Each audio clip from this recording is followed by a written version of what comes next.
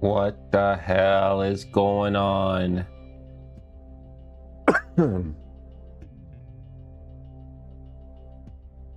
ET. Sloth Tech and chill and relax. Hanging out, and Chris in the waiting room.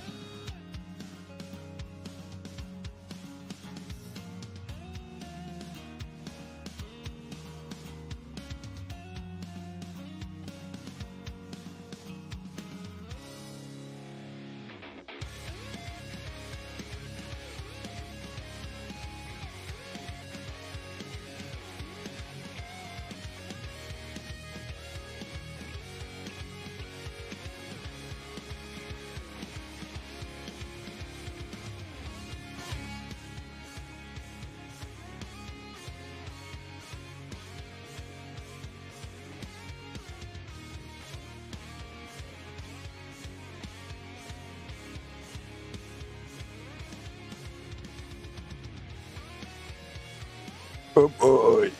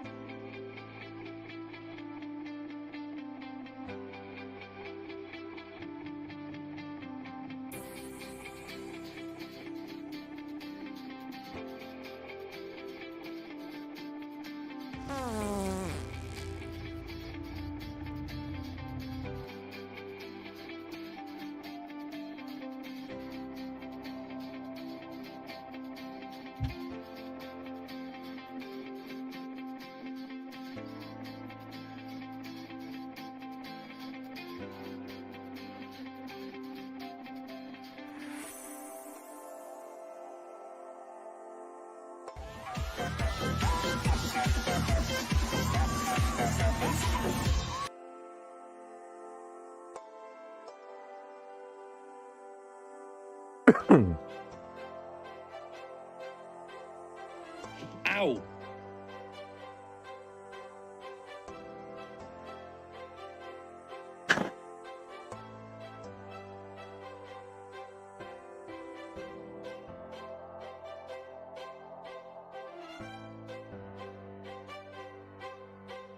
Hey guys, what is up? I'm absolutely chuffed to be back.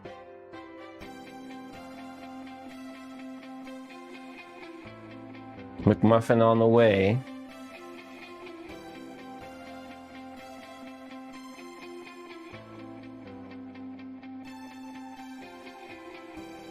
We got tons of stuff to show off today.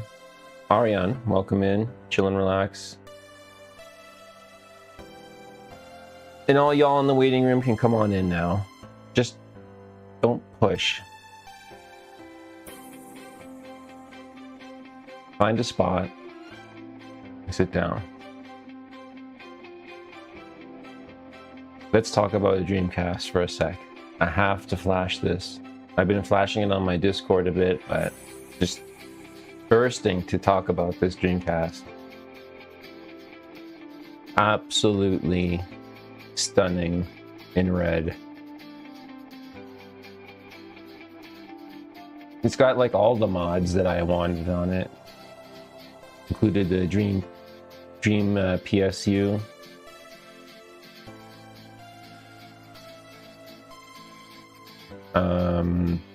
Yeah, and the battery holder. Should probably test that in a bit here, keep it unplugged. I had it charged up and running for a while. But yeah, got a 512 gig card in it. Works great. Yep, this is a BitFunks. It even has the shell for the network thing, and I have to say, it's deceptively easy to reshell these network adapters. Oh, it's easy to take off. But when you got to put it back on again, it's like, what the hell? How do you get that in there? But then once you get it in. But yeah, it's a full shell kit from, and it comes with a red and a blue logo on it, which is really cool. I might come back and do an LED mod on this one, maybe, to kind of do that, and then change out the battery to the Panasonic or something, but right now it's got a cheap one in it. But at least it works. There. Absolutely enjoy that.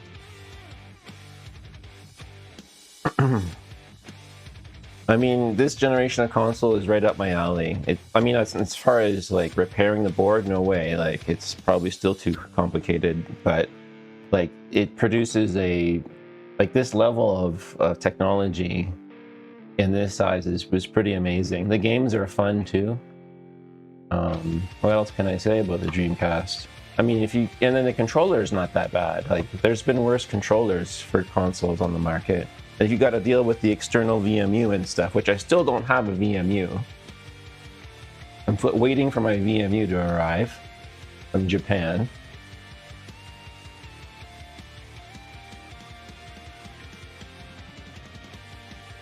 Anyways, but yeah, I'm just really chuffed about all this. So all this came from a really good bargain Dreamcast that I happened to find. Amazing. Lots of mods in one on that one. In a small shell. Okay. But what's all this shit on the table? Yeah, I've been printing out a lot of stuff. All these are brackets for this, which is for the GameCube, for the Noctua mod. And this is some crazy... I've been getting some weird filaments lately. This I thought was going to be orange, but it's like peach. This is some other filaments I've been using before for this stuff. All this stuff we've seen before. The wood, type 1, the gray, the default green. Then we get into some of the other things here, like this is the support brackets for the HDMI adapter. Just got this filament in today. Look at that. 3D filament. Is software loaded? No, usually always forget to load it. Hang on a sec.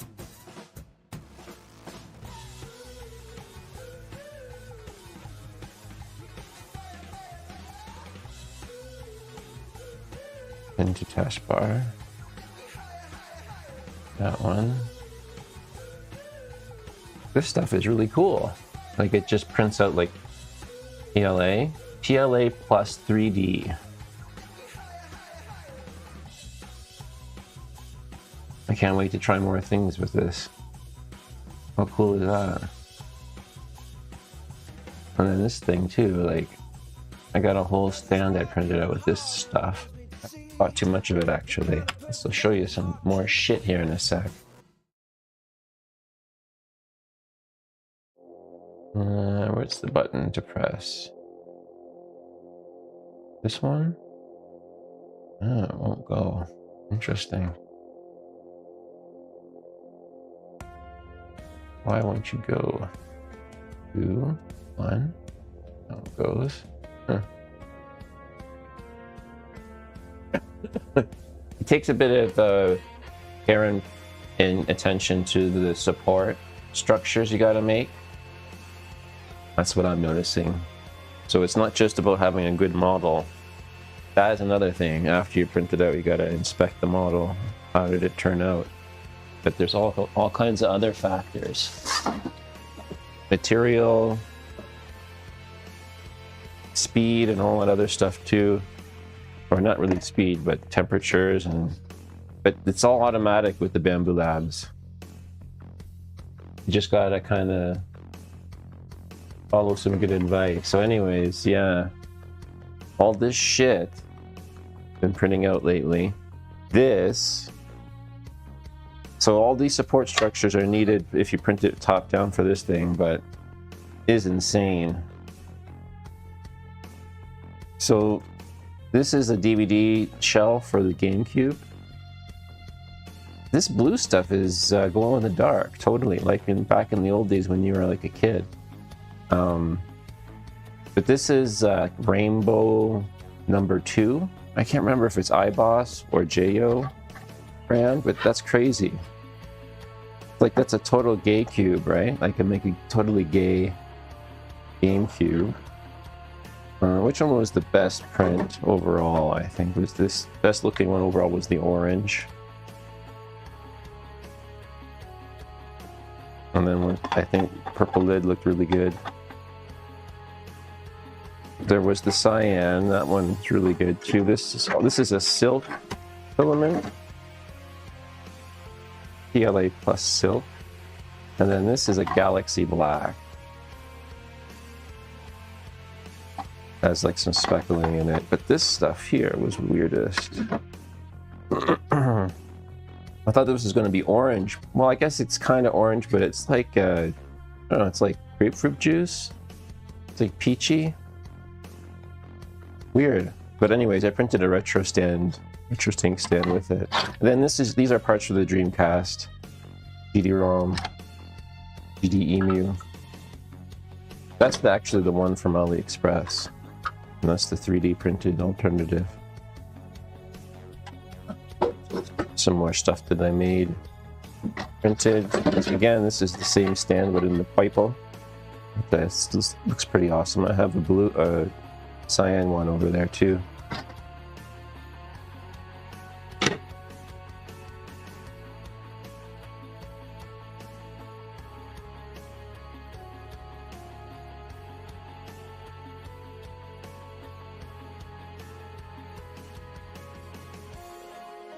Radium paint? Yeah, I heard about radium stuff. Crazy. Yeah. Anyways, I got plenty of this shit. Just using up some of my green filament. So some stuff to take off. All this can be put away. Yeah, and then this is a bracket for, so this is a 101. Okay, maybe I should show the GameCube in a sec here, but then I'll show what's this, all this stuff here. But this mod is something we've done already.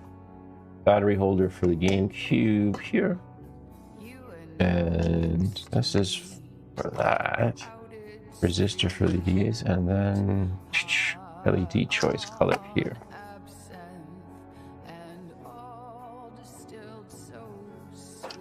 These are for the Pluto.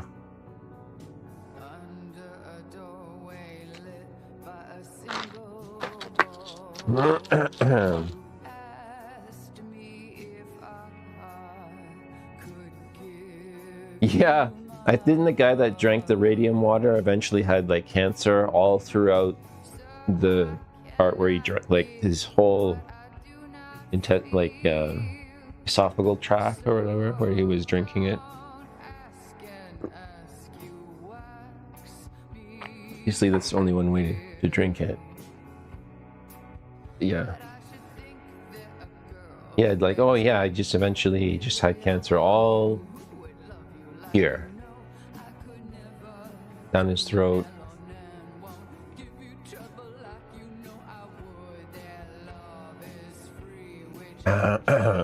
Knock to us.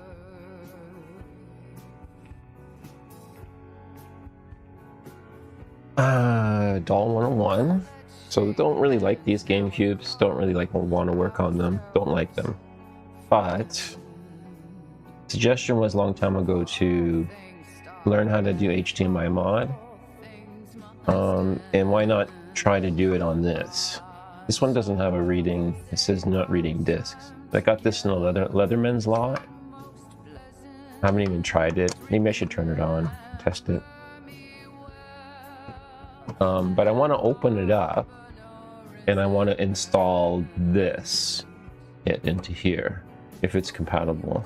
It probably is. Probably no difference between a 001 and a 101 in terms of this shit. That's a little dirty. But install those mods. She's probably gonna still work. And then we'll take a look at the board and see about this Pluto mount. Anyone that knows HDMI mods would know that this is probably the board that you get. You need to mount on here somehow, properly line up with this port. And then I'm not sure what this is, but I think this is a jig for something else. The drill. But I want to do something that just fits in there if possible. I'm not sure how that works. I think they have to take the port off anyway, so that's another thing to do with this mod, is to just take the AV port off completely. We're not going to do all of that, obviously. Baby steps. So, but yeah, it's good. It looks like a good condition silver cube. Haven't hooked it up yet though.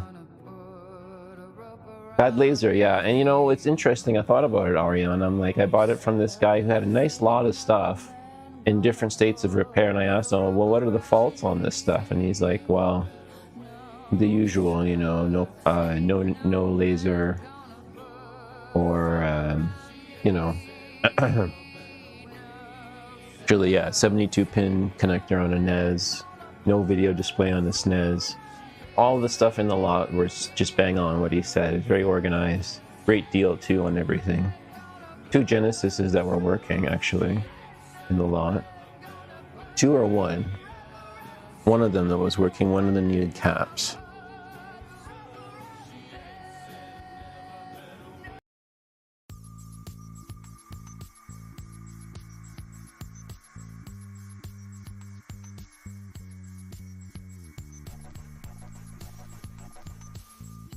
Anyways, yeah, there's lots of stuff I got in that lot, just getting through it. Like, oh, how am I gonna try and dovetail some of that stuff into things that I already know how to do? And also, like, you know, trying to do something new. So this is, this Noctua mod is similar to the one I did before, except now we're gonna put in, and now I'll start showing a little bit of what I've prepped up here. A resistor in it to make it go slower.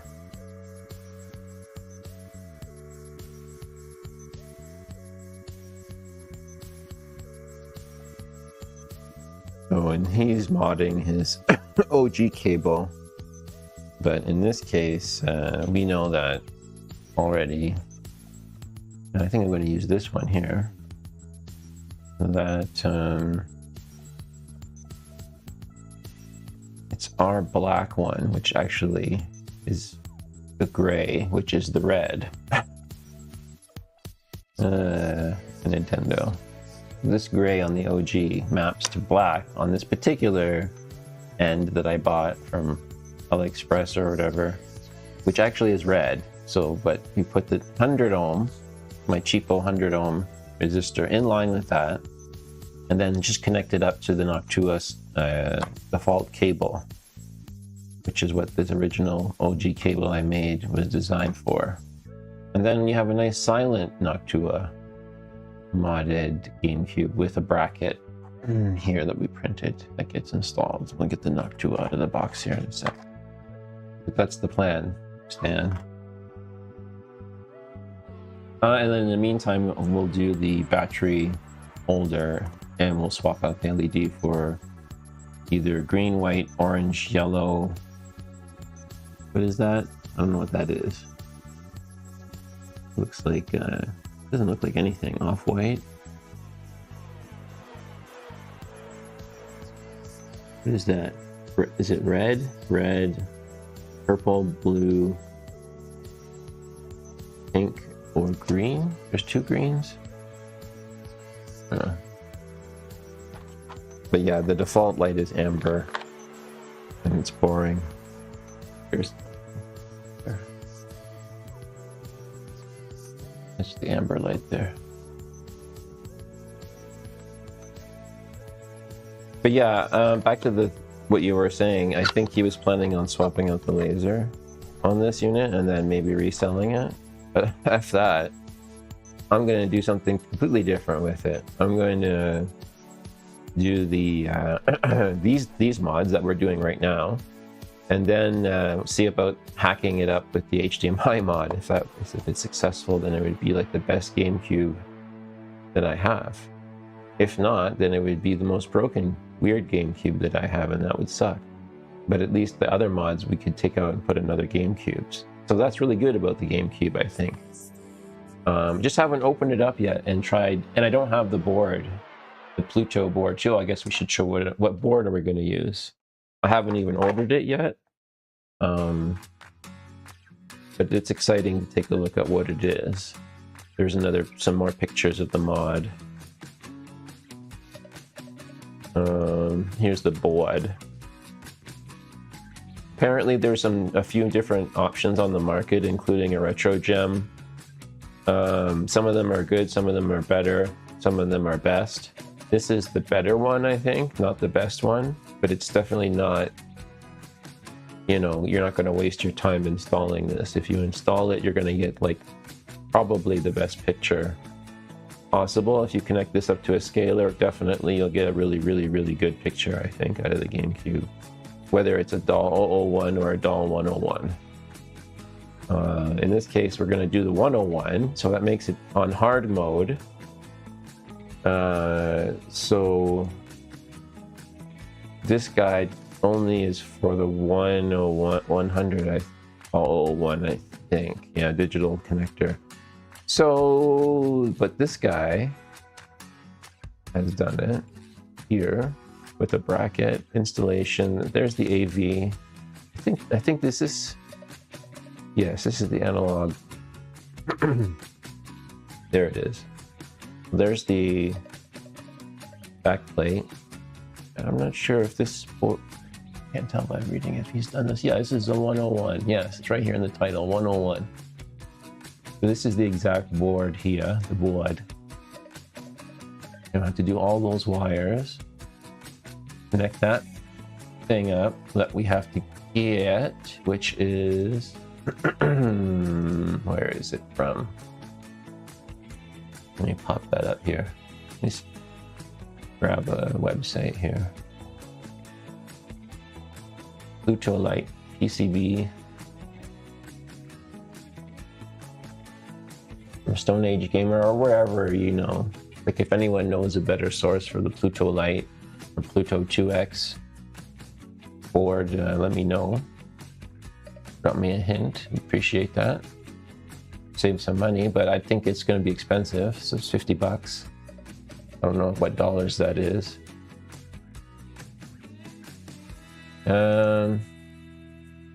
Anyways, yeah. Oh, and then back to the original point, like how is it going to play games? We would just put like a PITCO loader in. So it's like a solderless, wireless. Just use the loader port on the GameCube with the PITCO. I have one already from another GameCube I could put into this one. So that would be stupid easy to do. Just a matter of moving a flex from one console into this one. And then that loads all the games. This would be the HDMI mod. Bob's your uncle, it's like the best GameCube ever. However, this is the pickle right here. It's getting this installation and the mounting. But the mounting with the bracket should work. So, okay, anyways, back to the installation. Yes, all those wires, Pluto board, mounted to the bracket, done. And then there you go. And I'm pretty sure this piece here is this. Looks pretty close. Not exactly close, not exactly it. This just little corner piece worries me, but the rest of it looks pretty good.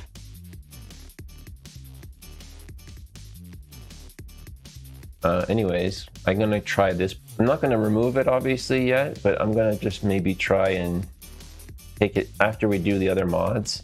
Just open up again, like, just keep it open and take a look at this bracket, how it might fit. But I think it's obvious that you have to take the port off, but yeah.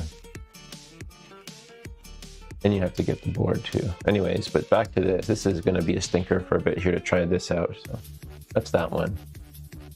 Anyways, wonderful GameCube stuff.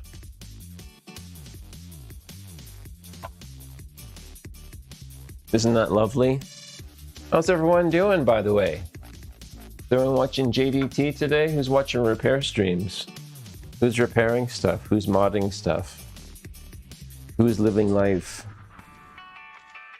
quarter mile at a time? Am I checking the right chat window? Did I miss anyone on Twitch?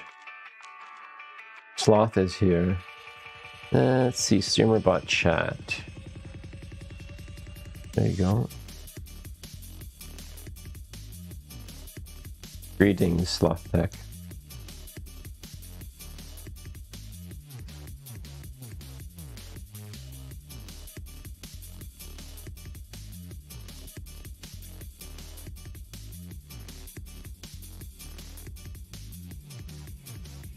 That was a pretty good monologue there. Kind of went on for a bit.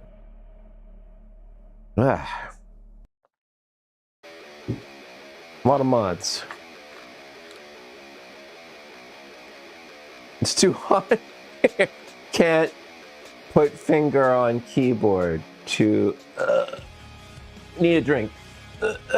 Can't move. Need Mr. Too hot to chat. It's actually cold here. My hands and feet are cold. 14 degrees maybe.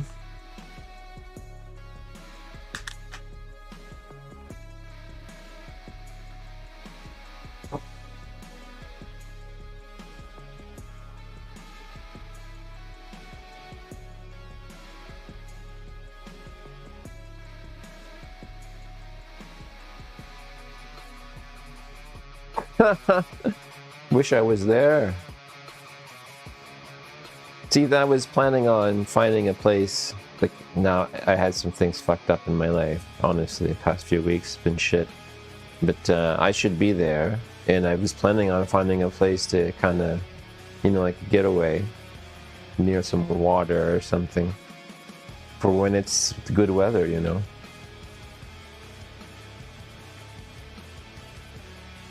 Or when the time arrives.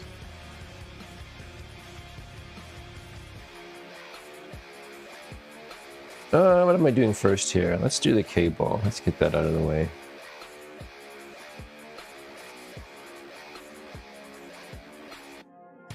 I think maybe need a little coffee.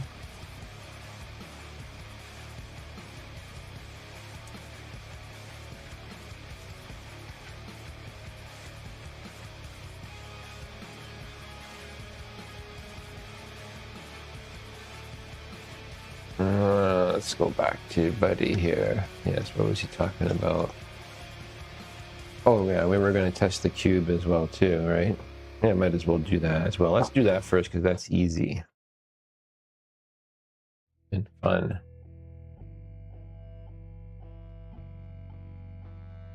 I need to get my AV.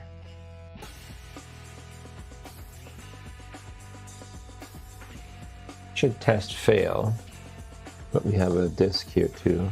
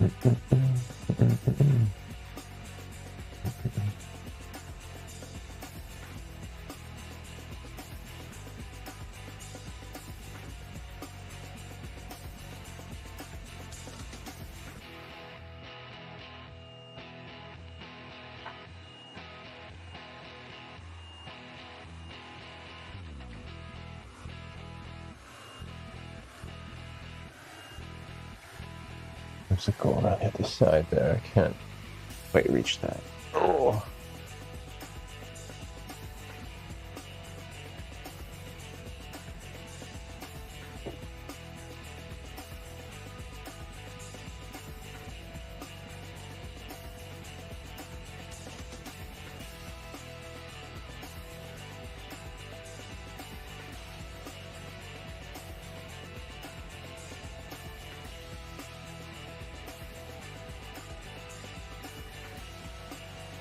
Un momento.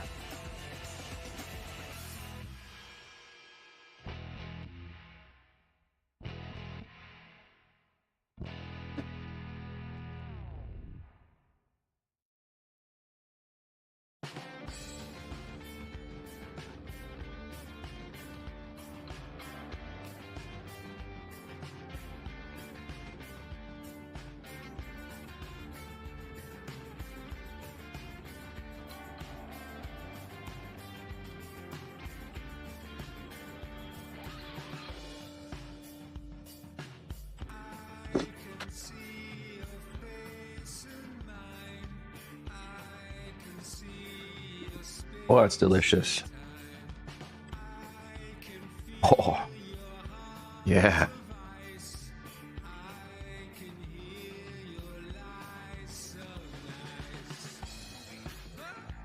What was I looking for? Controller?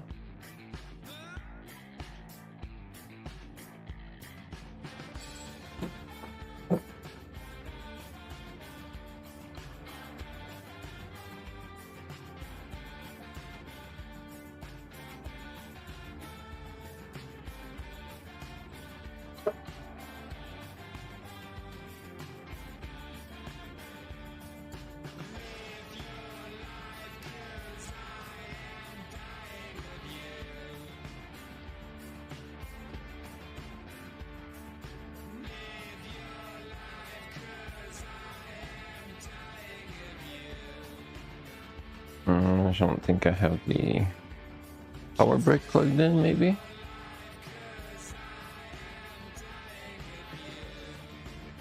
No.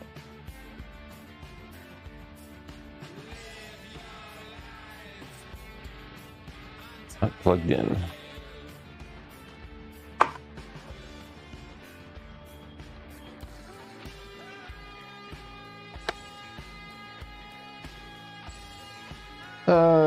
Which one can I unplug? That is a good question. This one, maybe?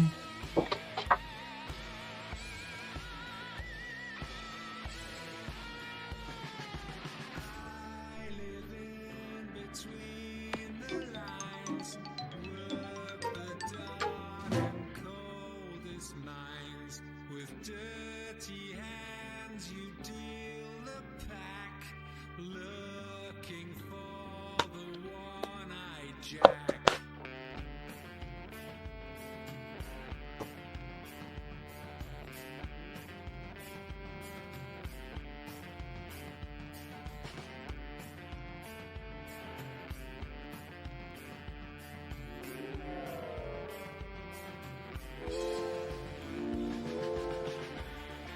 No.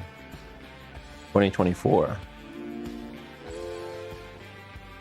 I wonder if it's still got a good battery in it. Who cares? It's gonna get replaced anyway with the holder. But interesting nonetheless.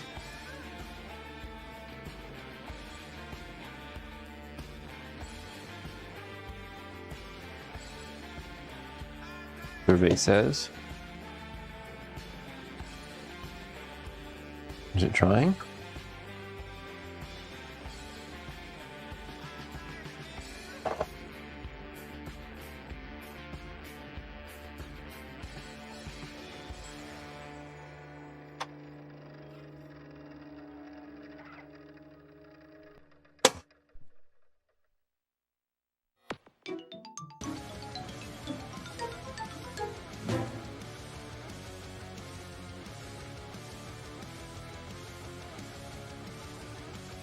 Is it trying? It's like it's trying.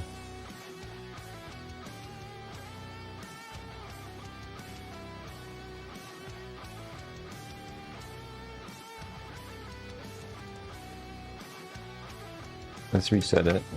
Wait a minute. Yeah, let's just reset it and then let's hope it doesn't freeze like that with no disk in it. Yeah, all the more reason to just fucking not bother and disable it in this case. Don't need it. Who needs that disk drive?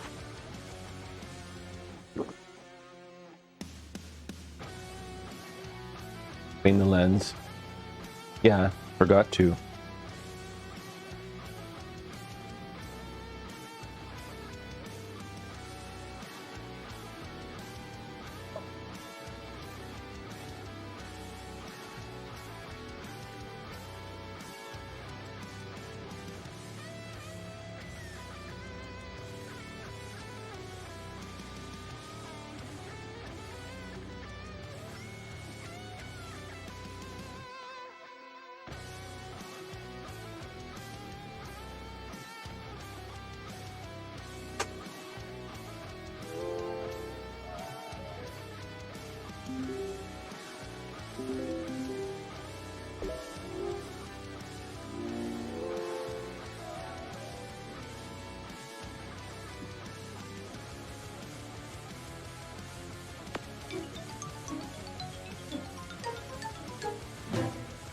Oh, that's itchy.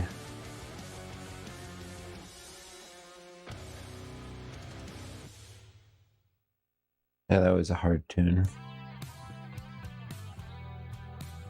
Piece of shit. Not even trying.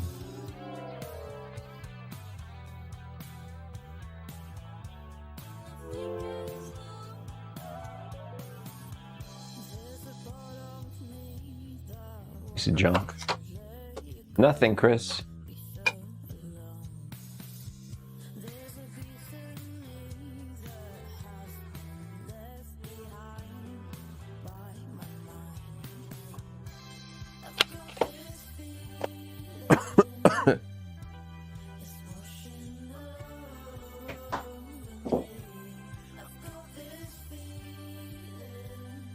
Recap the drive board. How about swap the drive board? Can you swap the drive board for our DAL 001 or does it have to be for that model? GameCube. I have another drive board I could just swap in from another unit.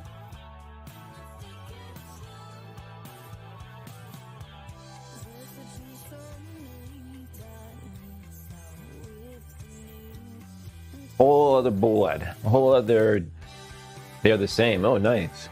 That'd be cool to try, hey?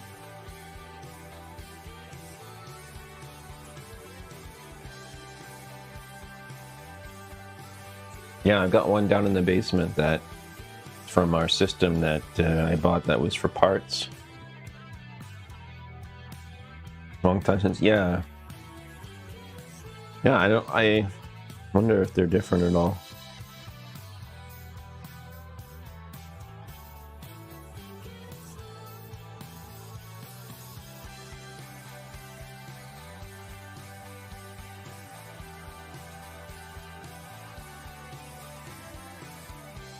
That system is a silver doll one, I think, yeah.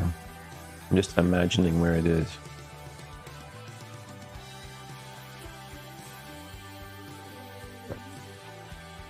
Well, before we bust it open, probably should just make that cable anyways, so we can drop that in and test it.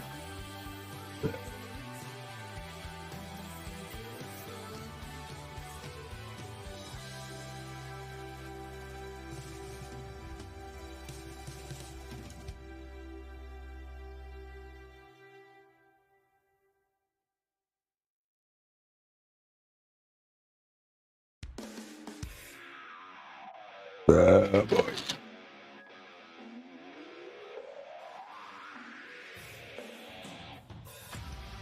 Oh yeah, we could try the X store as well too. Anything on the X store of note that you found lately? Oh, I have a hash brown too.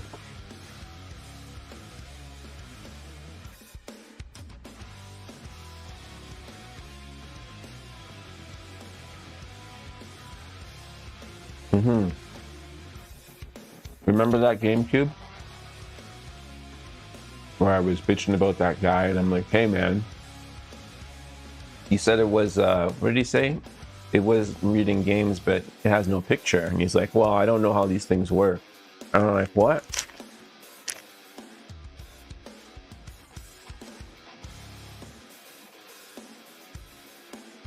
.022? Oh, okay.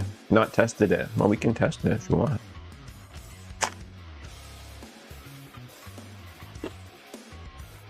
We can test it here live on the internet.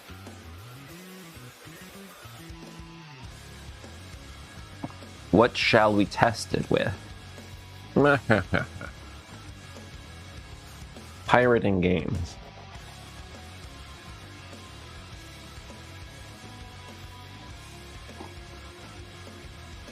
As we mod the Noctua.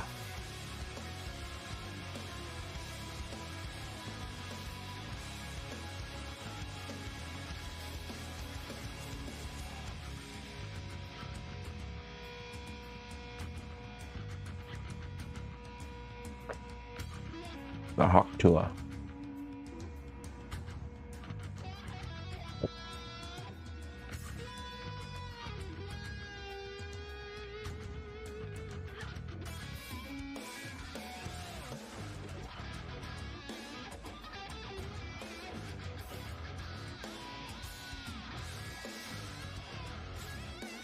It's too bloody hot here.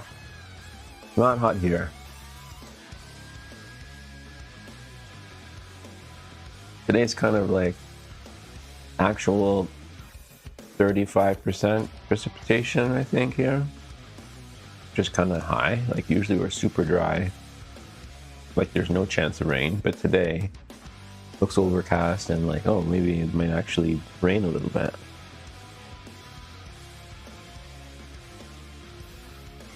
Oh, yeah, 14 degrees.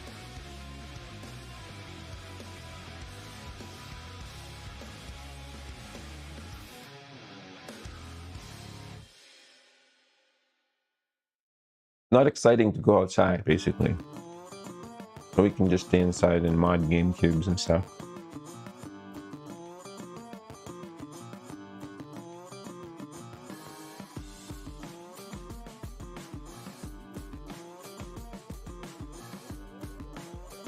Oh, there's this really cool game that I wanted to play on Steam. I gotta bring it up and show you guys. I saw it on a video. There's a demo on Steam. What the hell is it called?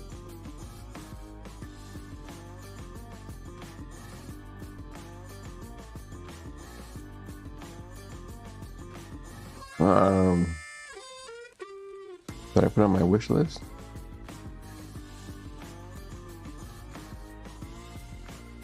Damn it. hate that. You're like, I keep forgetting the name of that game, and then you have to go back and look. Oh, I can see maybe on my Xbox history. Maybe not. Jump back in. What the heck was that called? Why doesn't it show on Steam? Because it's a demo? Library. Recent.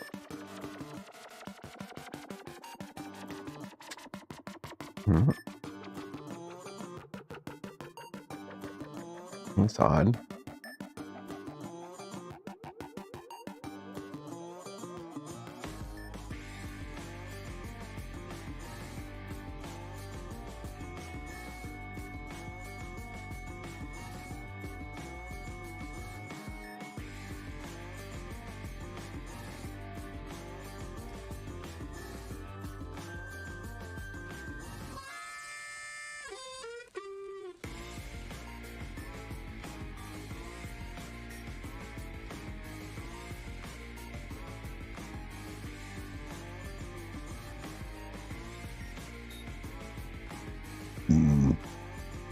Wow. That was Egg McMuffin. Really felt like a McMuffin today for some reason. Is it Tuesday? Must be Tuesday. Yeah, it's Tuesday.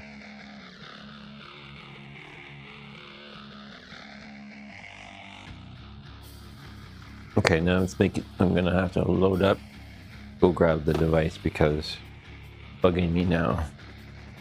Why I can't see that? Or maybe it got deleted or no.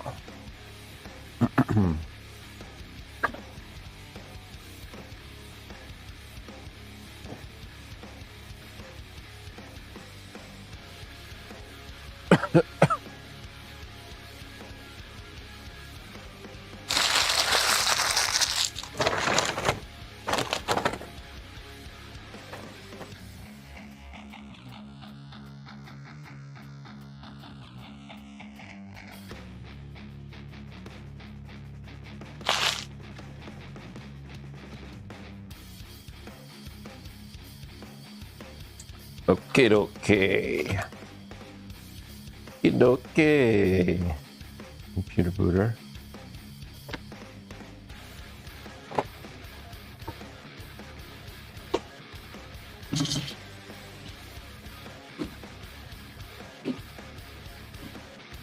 Grab an Xbox.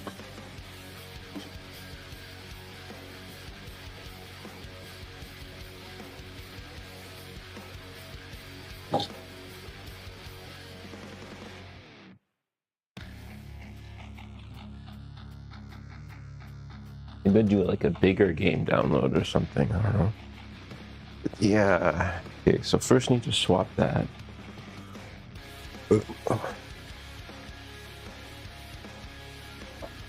Hard drive out.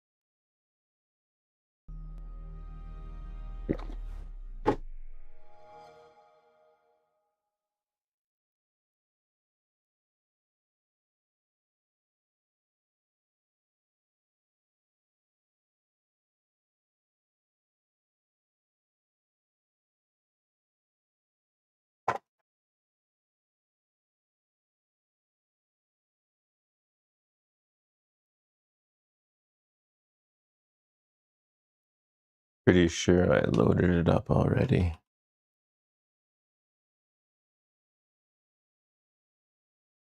Nope, I didn't.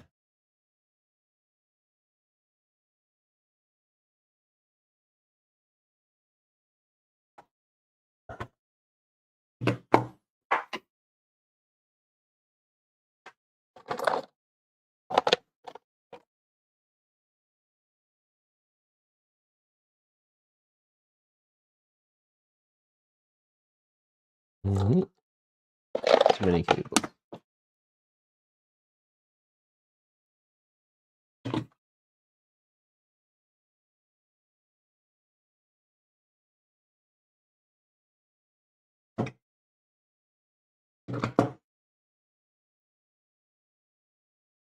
Here we go, Xstore. 2.2 beta, I think. Yeah.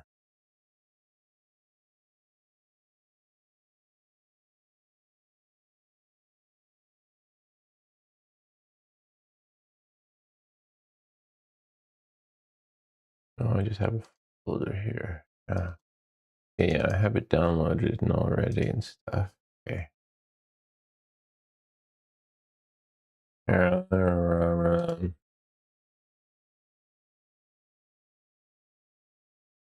That boy.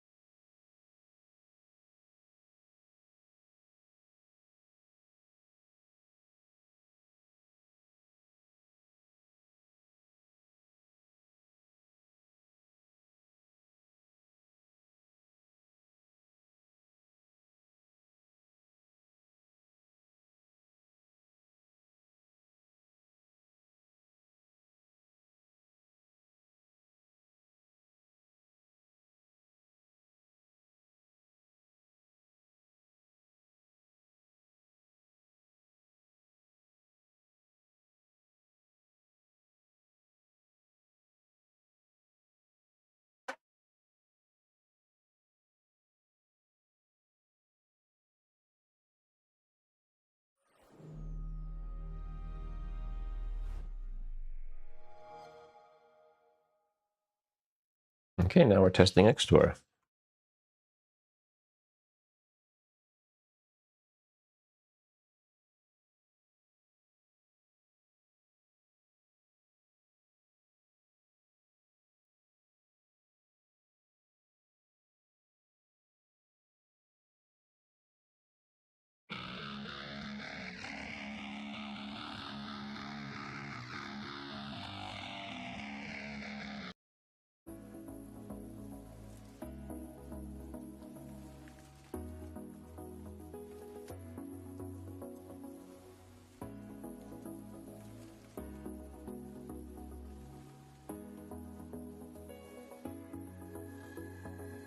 Still think that it might be possible to install a larger game, maybe. Well, let's try all the different options on it.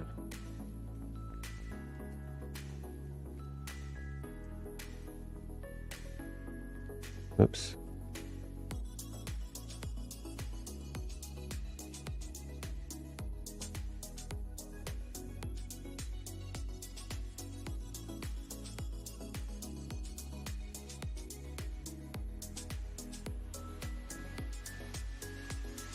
Okay.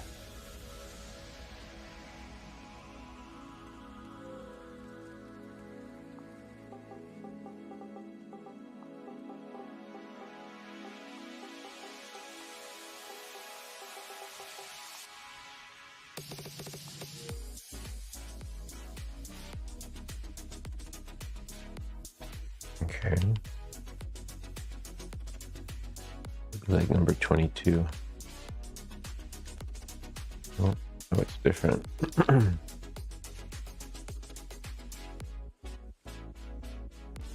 Ooh, look at all this stuff. Dead or Alive 5.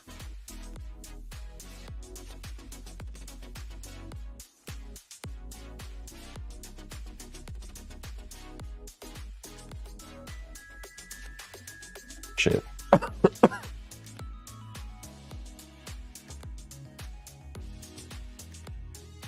All this DLC stuff. select back and go back. Let's go back. Press Y to search again. Nice. Okay.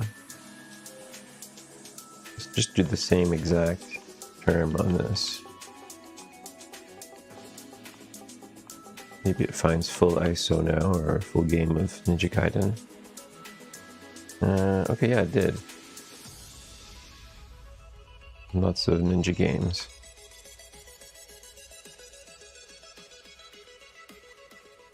Okay, 22, yeah, that's the one it was.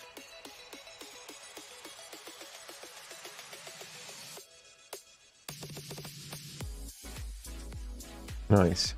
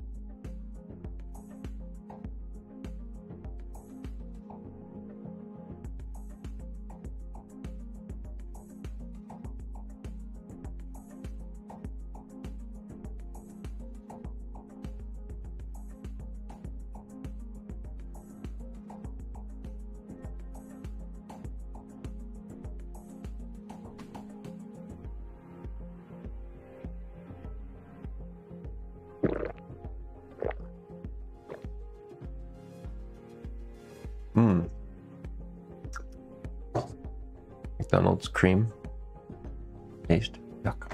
Yum, yuck. What was I doing? Yes, I was checking website. Tom's here. Coming in with a belch. Belching inwardly and outwardly. Welcome in.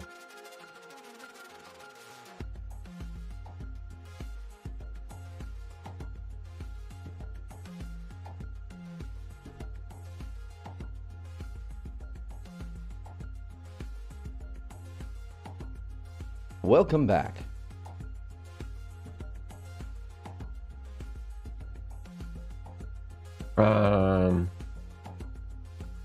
Gray is the thing. That is the thing. Which is the black, which is the red.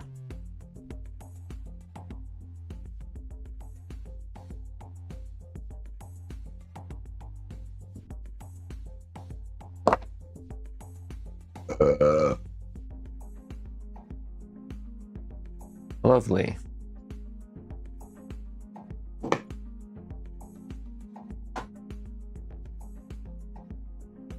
Everyone's saying you guys are scorching, man. I'm so jelly. It's like so, I guess, mid. It would be totally like a midday, you know, for summer or spring. It's like 15 and climbing slowly. It's like it's only 9 o'clock, 5 to 9. It's overcast. Not really exciting. The excitement is right here on the channel in Calgary today. Maybe there's other things happening in Calgary today, but maybe there's smoke. It almost seems like that color where there might be wildfire somewhere. That could be. And that could be a problem there. There's your problem right there.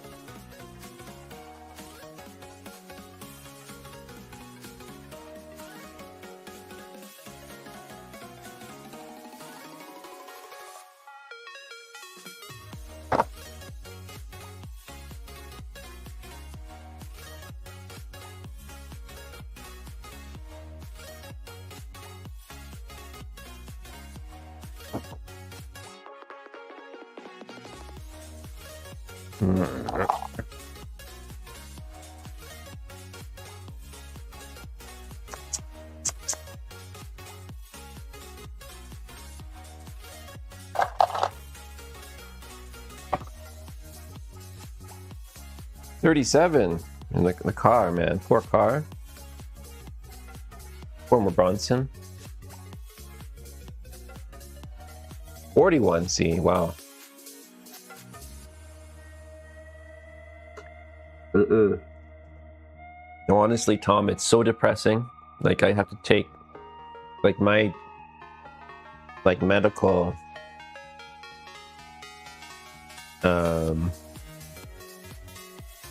supplement plan includes, like, oh, for your seasonal affective disorder, you know, and as a side, you know, metabolic support vitamin pack, we've included your seasonal affective disorder remedy, which is a vitamin D tablet. Because it's true, it's like, wait, where's the sun, man? Like, we get lots of big sun days and stuff here, we do, like, but it's only for the hardy soul people who want to go outside when it's sunny but cold. Not used to be me, but I'm not too chuffed about that anymore. It's great if you want to layer up and do different, you know, cool and cold weather activities and stuff, mountaineering and whatnot. Actually, there's a lot of days during the year that you have to really layer up if you want to go camping and stuff in these parts of the world. Really, because you're going to freeze your nutsack off at night. But actually, our big camping season is coming up here in Canada. It's like June and July. Well, actually more July, August, because even sometimes May, June, you're going to freeze your sack off depending on where you are if you're not equipped. Or you would just be very uncomfortable.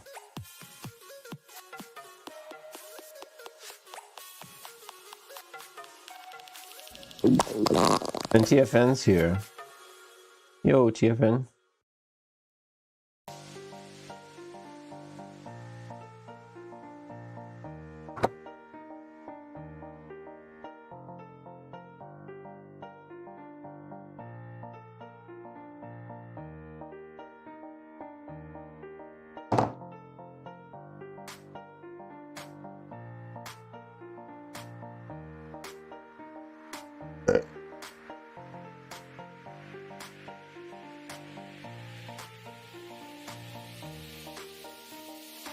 Just about to get the soda out. The soda. I know that gets everybody's panties wet around here. The flux and the soda.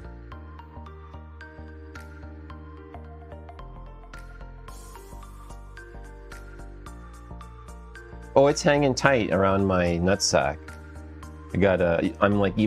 I'm sitting very, like, protective of my heat, because it's like balls they're up tight. It's not warm here. Another person that used my email address as theirs, Marcello. It is stupido.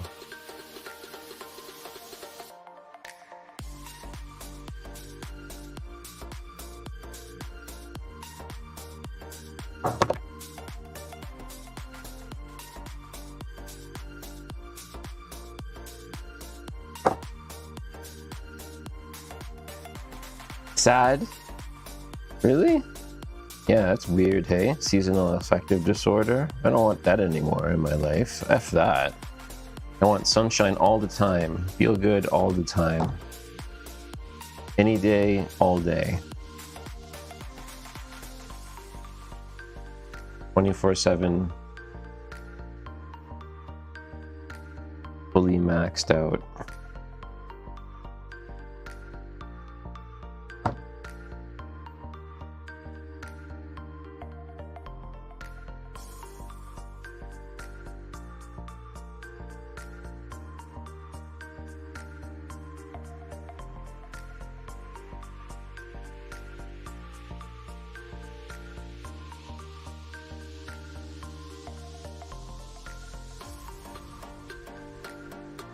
A lot of days just kind of people I think here, I don't know if it's just me, but there's a lot of people that are like, yeah, maybe not today.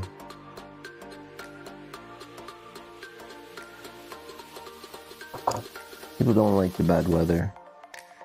But then again, there's a lot to do. Crazy fucks. Crazy Canucks, they call us. Crazy Canucks.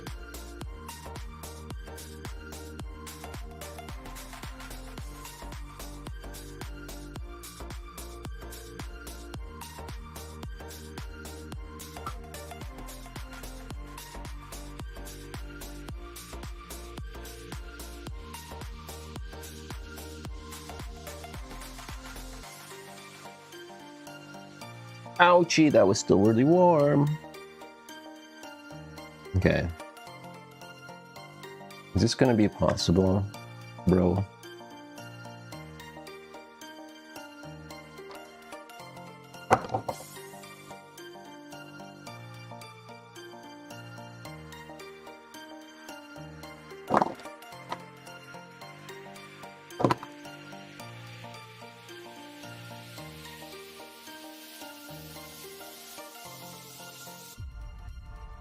A senior, oh, that's a good question. TF, I'm sorry, missing chat. Oh, Clorslug is here.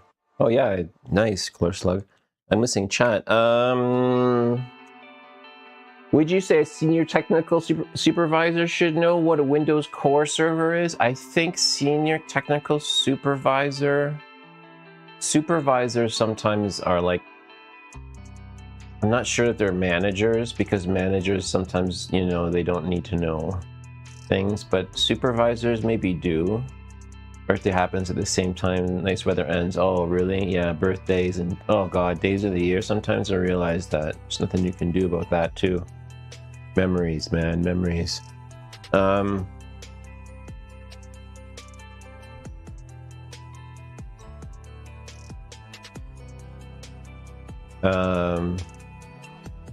Windows, okay, back to the Windows core server.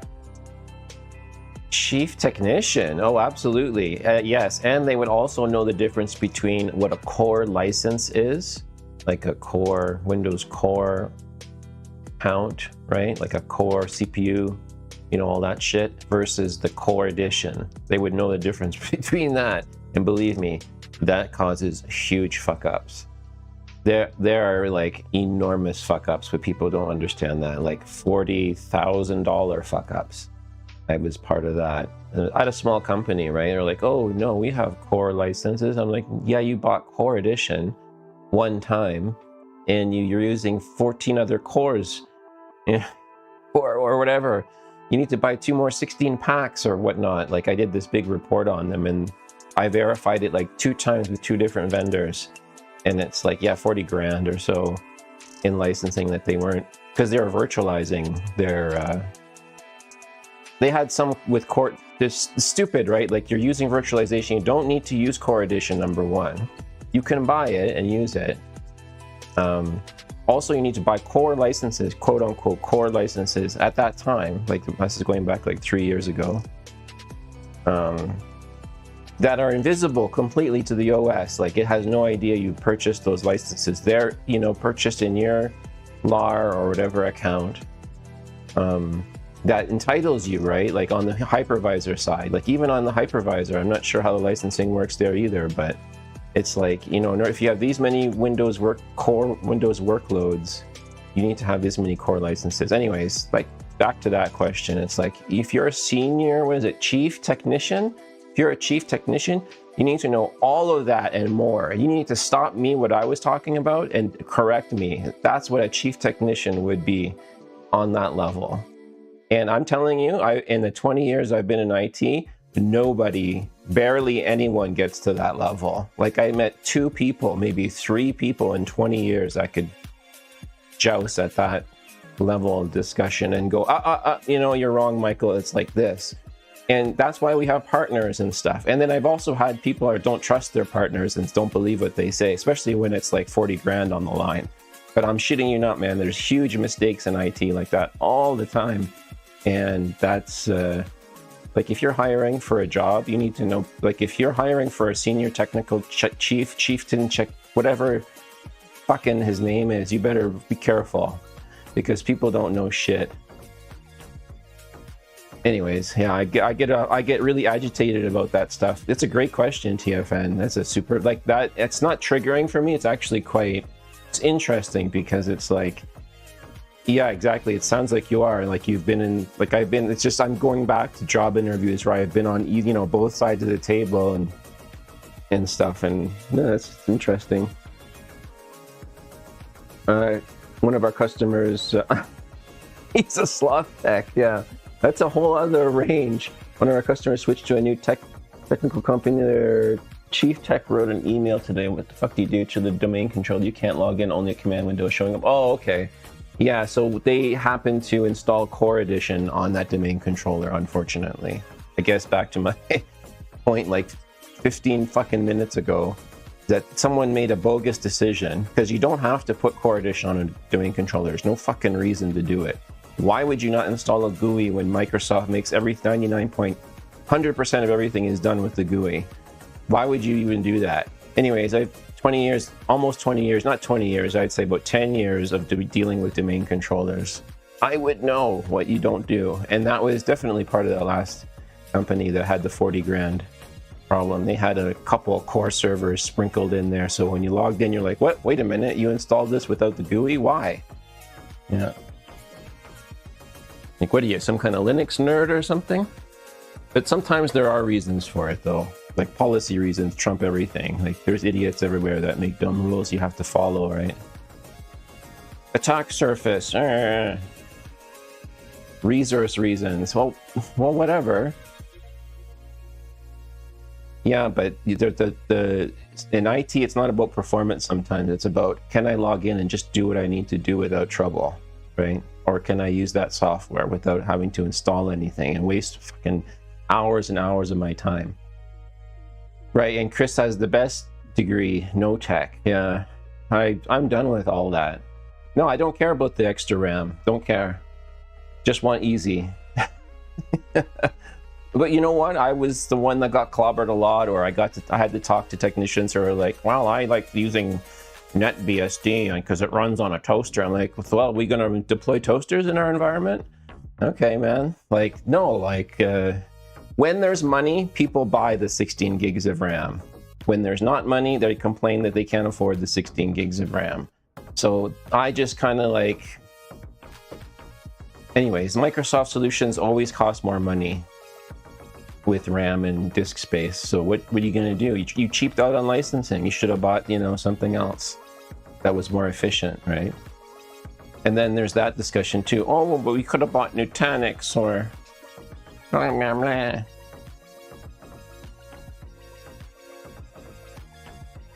think this is Ninja Gaiden. We're downloading Ninja Gaiden 2. I wanted to see if that title that I tried for so many times on the alpha has actually worked on this.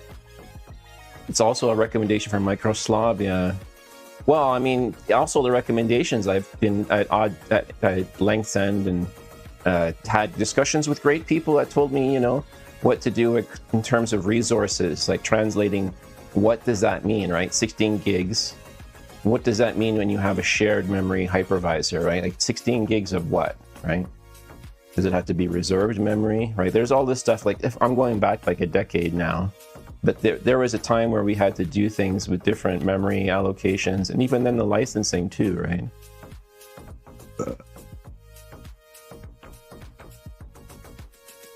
That old chestnut. Well, now I think that the extraction problems are fixed too.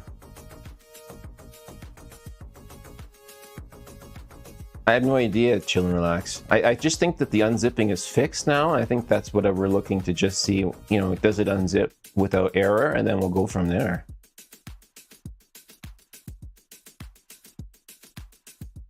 I'm going to get more and more of a Linux. Yeah, you know, I always bag on, this is directly from hard drive. Yeah, we're not using USB anything. I just stuffed a hard drive in with it all, with the Xstore latest beta preloaded.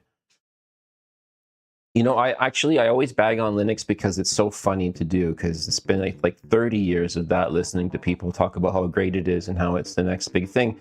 But you know, it definitely does avoid all of that which we just talked about, TFN, right? The extra memory, the licensing, you know, it puts away with all of that. And what it puts in its place is 1/10 of the support that you would get with Microsoft, right? 1/10 of it. You can't even buy the support for the mess that you'll get into with Linux.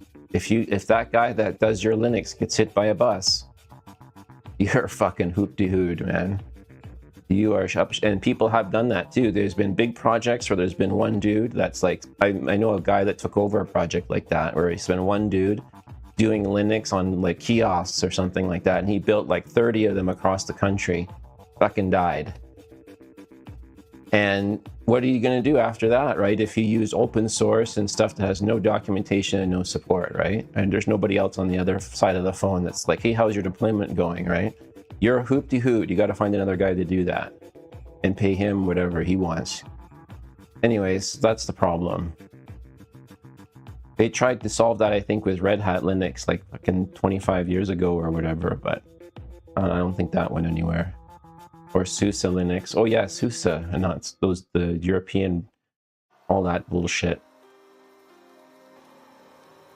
But yeah, it's just almost like it's just one bullshit, or SUSE, yeah. It's all one bullshit or the other, right? But the worst bullshit is when another company buys it out and eliminates it, like they did with VMware recently, but what Broadcom did, or like what happened with Novell, the other companies didn't partner with them or whatever, waited for them to stall out, and then fucking eliminated them. So there was no more Novell. Well, that happened to me, like almost happened to me twice in my career. I kind of missed the VMware one because I retired, but.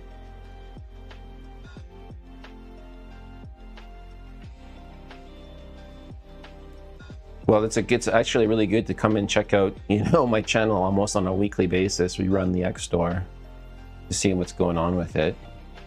And right now I'm pretty pleased. But the thing is, we're talking about now, TFN, yeah. There wasn't 10 years ago, or 15, 20 years ago, there definitely 25 years ago, 20 years ago, there was not. There was a concept of pay for support, I remember, like I was just saying, and I didn't see that. All I saw was a check mark on someone's fucking, and then the one guy that hopefully doesn't get hit by a bus is happy with his boss. You know, he was like, oh yeah, you know, we're supported, boss. Here, you look at the thing I purchased. And he's like, okay, great. Like, that's how it works, right? Like in schools or private, anywhere, right? So, but I also worked in environments where I learned ITIL stuff, where it's like, you got to have backups for everybody's role. You have to have support. You have to have renewable licenses. There's a software life cycle. There's a product release team for everything. Servers, desktops. It sounds like a lot, but it's actually not hard to figure out. Like the managers and directors that are doing all this, they don't have degrees in computer science. They don't know anything like that. They don't know what Windows Core license is. I guarantee you they don't renew their licenses. They don't know what they're doing. And it's up to us, if we want to teach them that. And that's why we have to charge an insane rate. And if you underpay me, that's why I quit a lot of things, or I'm not going to do it anymore, because it's just never enough money. You know, 100K, 200K Canadian or more, I just can't do it anymore. There's so much remedial work to do when you walk into a job. It's just months and months and months of fixing those domain controllers you talk about. It's not just the licensing that you have to figure out. It's that you have to go in and fix them. That's why he has to go log into it. He wouldn't care at what, you know, if it had a GUI or not, if he didn't have a problem to go fix. If it wasn't doing something that it's supposed to be doing, he wouldn't care about that unless there was a problem and then he had to go log in and see that. Especially the chieftain, if he has to go log in and see it, that's a real problem. The underlings should be the only ones doing that and dealing with it. Oh God, I worked in environments where there's hundreds and hundreds of technicians working on stuff. It has to be done that way. The chief people can't even know about stuff like that. Anyways, it depends on the size of the organization, but... Yes, exactly, TFN. You know, there's people like you, TFN, thank God for you, that logged into my home, not talking corporate stuff, but like home computer. I went on IRC and got home computer support from Europeans because I have insomnia or whatever back then, or I'd stayed up late at night. Hang out in IRC channels, randomly met people, and they helped me with my Linux installation. They're like, oh, okay, just, you know, port forward this and I'll log into your computer and fix all your, you know, C libraries, your desktop environment. And, oh, okay, you know. Sat there and compiled kernels for hours, right? But, you know, most people wouldn't do that, right? Not today. I don't know what they would do today, but I guess today you would use virtualization to do all that, and then you would use AI and YouTube, and you would do all that in a VM. But yeah, I did all that live on my computer, and then I used VMs and stuff. But yeah, the chatting with people was awesome. Well, no, a lot of people don't deserve, or they haven't earned the title as well, too. They have the peng, but it's like in some other thing. Maybe, I don't know.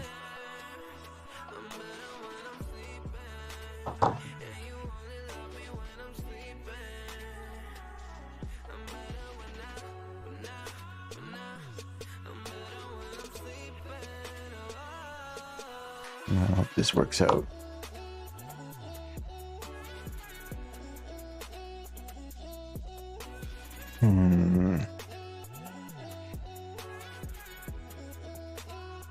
He saw, oh, he thought it was broken. Oh, I see. He just, see, there you go. It's like he caused his own support or kerfuffle, and that's even worse, right? Like just misunderstanding. That's actually a support issue, right? Is not understanding, you know, what has been installed. Oh God, don't get me going about that. Oh, what did you do? Oh, we did this. Oh, really? He may actually not, you know, wake up one day and go, I don't like that. And then, oh no, we got to reinstall it, you know, for whatever reason. I've been there before. Fuck's sakes. That's a pisser. But has to be done. I've seen other technicians that have got away with not having to do the work. They're like, they just shrug their shoulder and they kind of shuffle away and go grab a coffee. I'm like, how the hell did you get off not, you know, fixing that? I don't know. This is why IT people are so depressed, man. They're always avoiding work.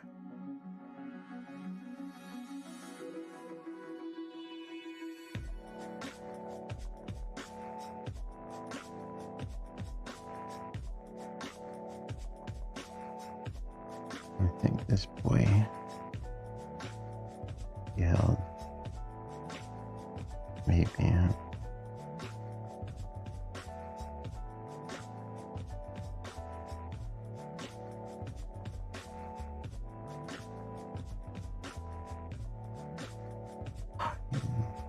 I got it held on that now, at least.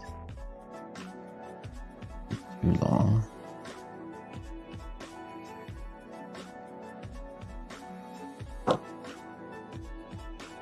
I hate Windows courts. It's far too unflexible. Yeah, well, I mean, they make varieties for a reason, bro. Not talking to you, TFN. I'm just like talking, you know, to the proverbial manager. I'm like, bro, they make varieties for a reason. You just got to figure it out. You haven't figured that out yet. You know, like there's a whole training path that you haven't taken. And I'm talking again to not you, but to managers, right? And to me too. I'm talking to myself going, bro, you gotta, you know, bro, you gotta freshen up on your, what's, you know, they change stuff every year too, right? It's like, well, last year it was like that, they called it that, now it's this.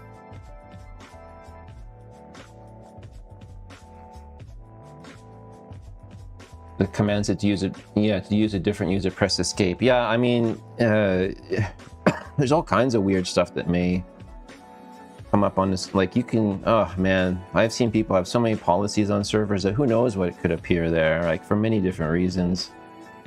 Jesus.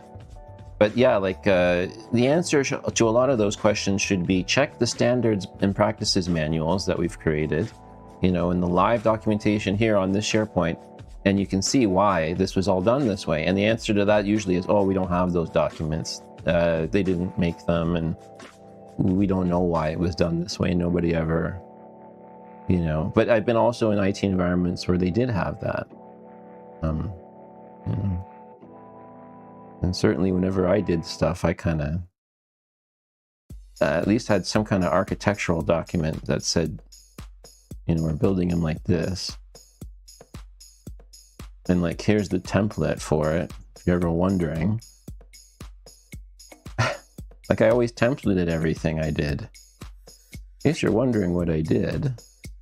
People don't, I wonder if they clue in about that. Like, why is he templating this stuff? Like, all software should be like that.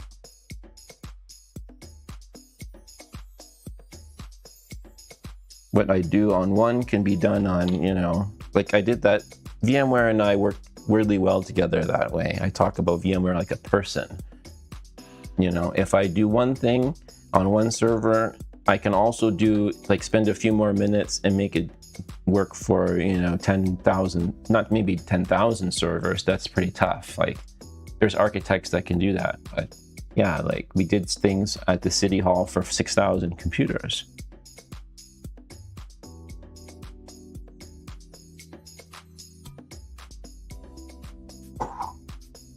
$233 group policies, yeah. And GPOs, each object can have thousands of group policies inside of them, right? Which makes it insanely complex. And does that mean that you have to do that? No.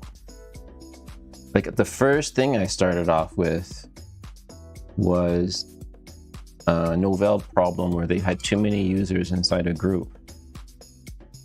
That was the first IT challenge that I had when I started my career, and I solved that fucker in like record time. People were like stunned at the solution. I don't know if that's gonna be big enough.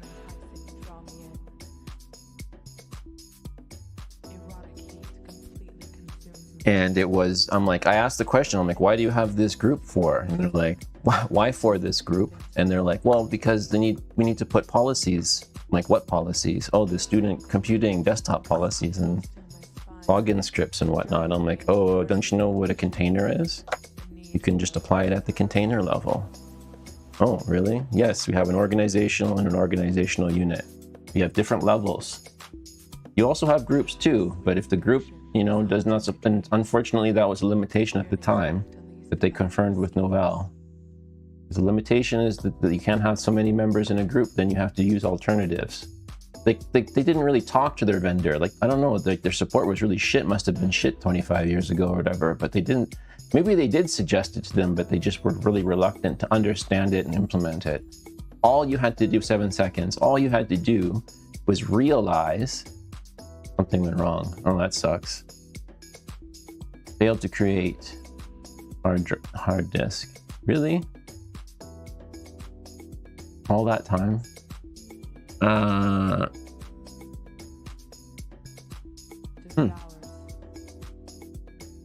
Anyways, to finish my point, all they had to do was realize that their products that they're using, like whatever policy software it's the same Novell software, it's compatible. Like whatever policy or thing that they're trying to do in the directory service can be applied not only to groups, but can be applied to the organizational units that you can create. And I know, cry for that. Or at the O level, if you want to as well. These are LDAP concepts that Novell implemented, by the way, in NDS. Back, it's a defunct directory service now. Anyways, all you had to do is go chat online, find a guy. It was very rare back then on IRC to find people that knew this shit. But I knew like at least 3, 4, 5 people, 2, 3, 4, that would know NDS so well they'd be like, well, yeah, I mean, it's good for these things and it's bad for the other things. So if you can't put that many users in a group, you just do it this way. Or this is how you know, deploy policies and stuff. Anyway, so I was off to a good start in information services. Error on installation, yeah. I was headed in the right place. But you know what? It only took a few years after that before everything in my life changed a lot, and including Novell went out of business. So I quit that job and had to find other things to do. Just kind of like what I'm doing now.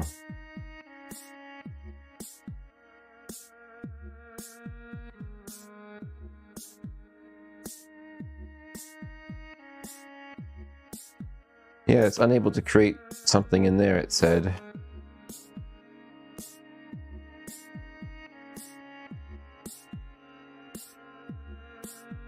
But it looks like it downloaded everything and was going to extract it there. Oh yeah, he says he wants submissions from the debuginfo.txt. So we'll have to just grab that then real quick and move on.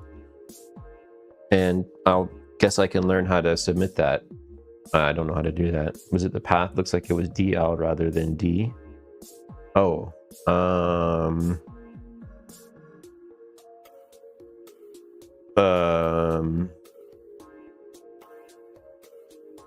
actually, I think I had this working in the previous. Yeah, actually, it's the first time I've used this version.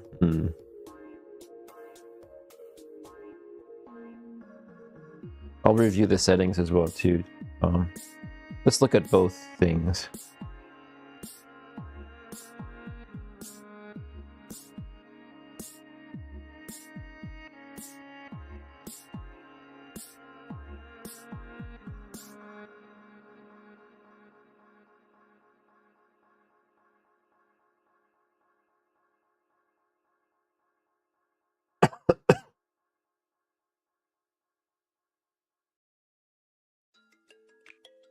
Yeah, that path worked on the last version, on the alpha.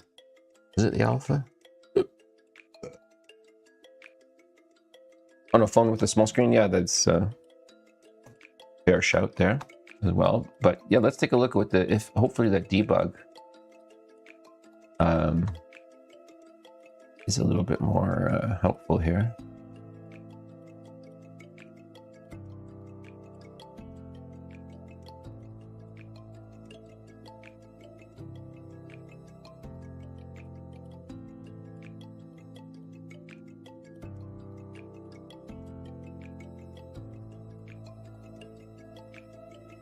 Okay.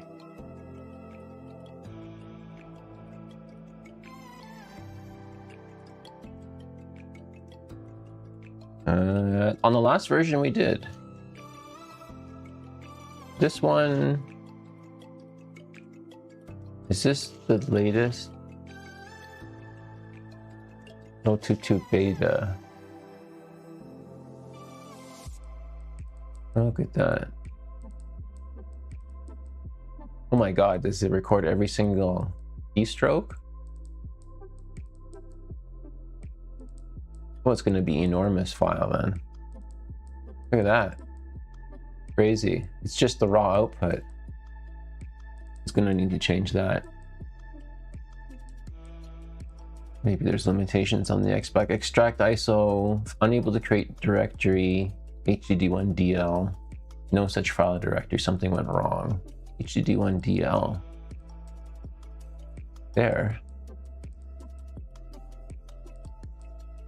XEL. Yep.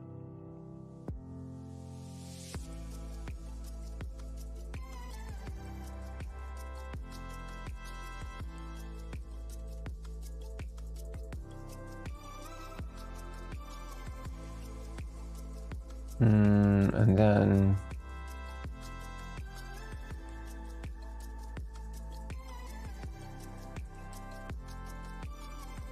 yeah, that's correct.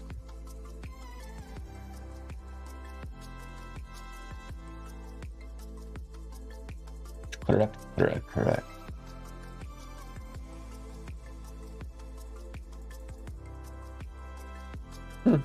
Do not know. Could try like something small from Xbox Live Arcade next, but let's take that and that.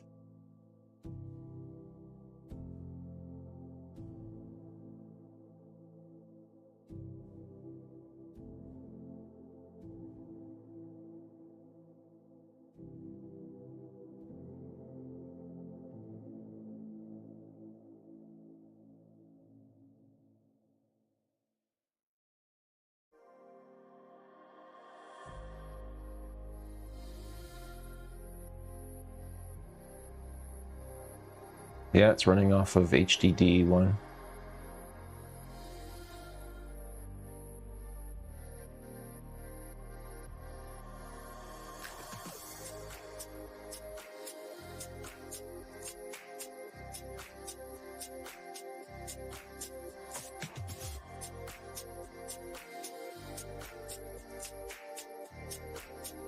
Oops, what did I do there? I don't even know.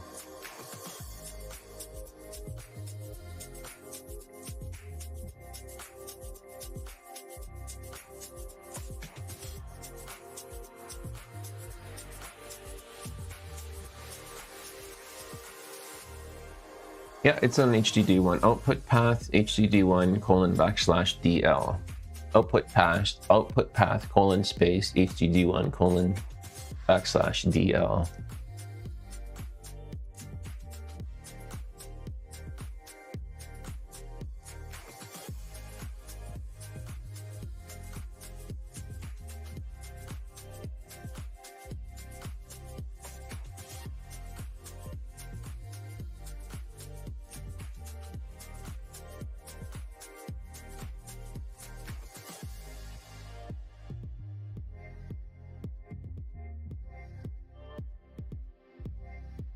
Next search suggestion.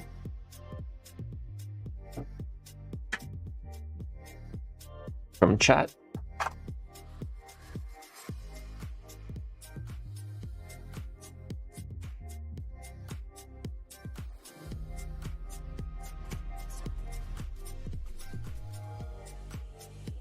Goat Simulator. Yeah, that's right. I wanted to get that one actually. Yeah, that's a nice, great suggestion. Bin it. Or it can go in the bin.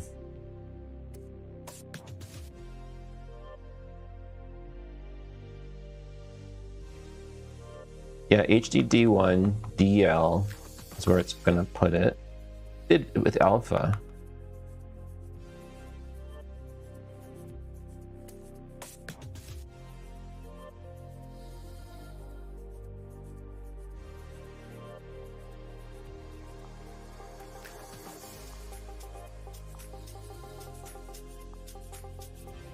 Oh, and I still haven't checked that game. I booted up my Ally and I still haven't found that game. Okay, here we go.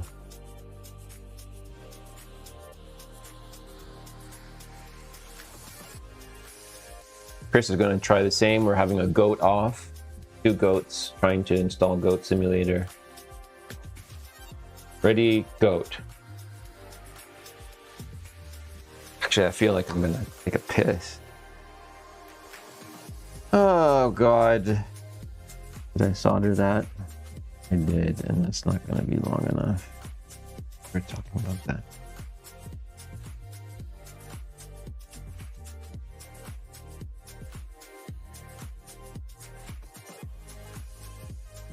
Here come the goat puns. Yeah, it's punny.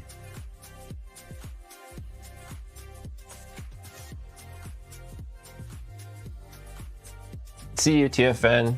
That was awesome, that IT discussion, man. Ah, so stressful, that stuff.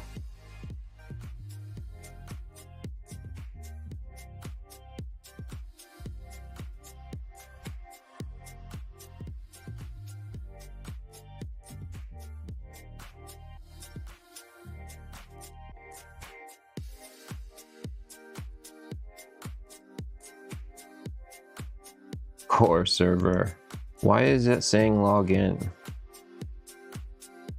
That's when most people just kind of go, they just sigh, right? They don't ask any questions, like the experienced ones. They just sigh and go, ah. So many things in IT where you just have to sigh, yeah. Screw this! Well, you would say that in your mind as you know, shuffle through the data center or wherever you are in your office or data center zone and enjoy your money per hour as you suffer someone else's design choices. Oh, the design choices that they will make before you arrive. And continue to make bad choices. Again and again.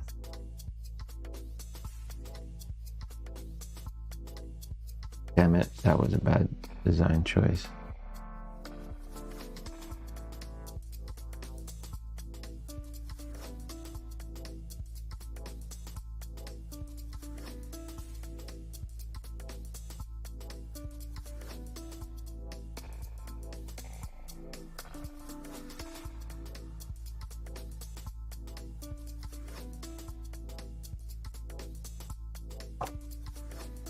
We'll try USB. Okay, good shout.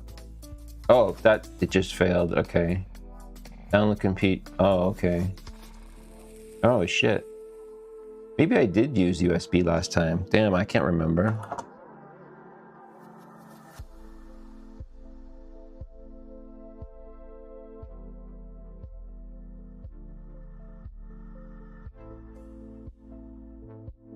Might have. Actually, I think I have USB. Oh, maybe I do have a USB stick here. Yeah, we're gonna do a full USB to USB. Run from USB, install to USB. Let's try that.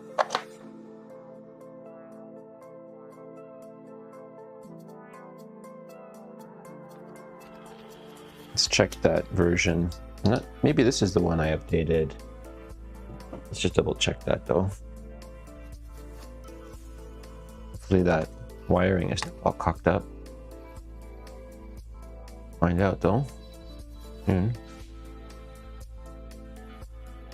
Okay, USB Xstore. Let's just copy it over. Copy it over. And glitch it over. Mr. No. Xstore. Beta. 2.2 beta.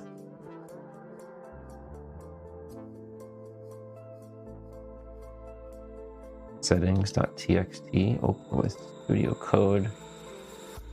USB 0 download. Okay. Right, we had Crazy Taxi. Okay, and how much space do we have left? Let's just check.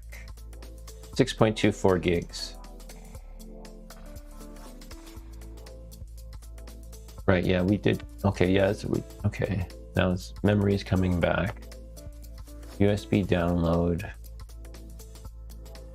You just copied the new version again into there. It's USB drive Xstore. And then yeah, our USB download. That was the Crazy Taxi.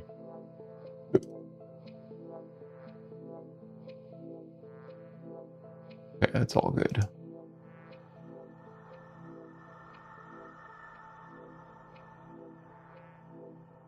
Downloading, okay.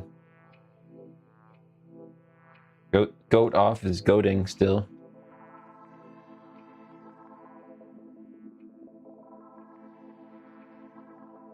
Let's see if we can goat this out.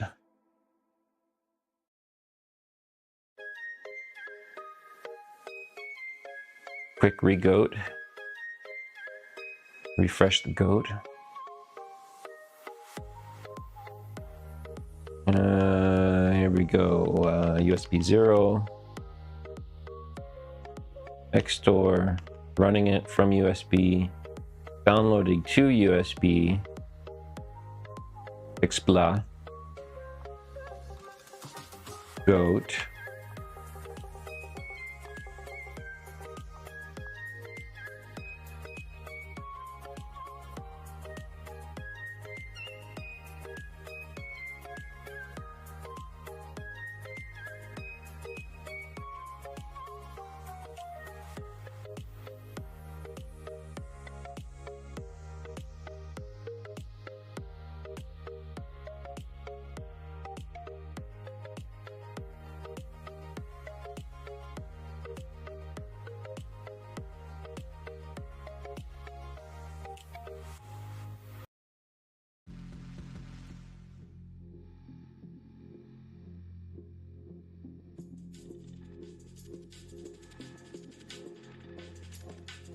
That worked.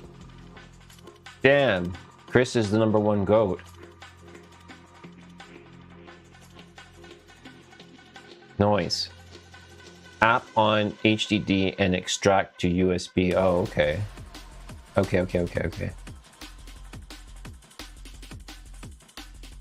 Actually, what we need to do is just copy over this config file onto the hard drive, and then it would be the same.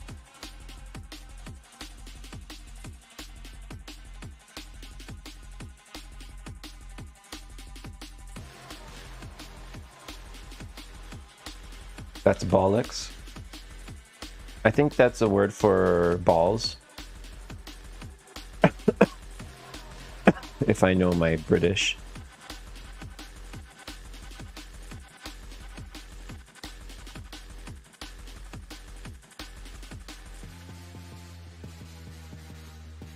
It's getting bollocks hot in here now. Is it? Is it really that warm? It's only 0.5 degrees. Too warm. Let's put that air conditioner on. Yeah.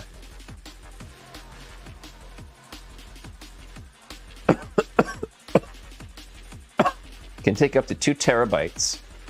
You have 2 drives. Nice. But you can mod the NAND with the new patch to get up to 16 terabytes. Nice.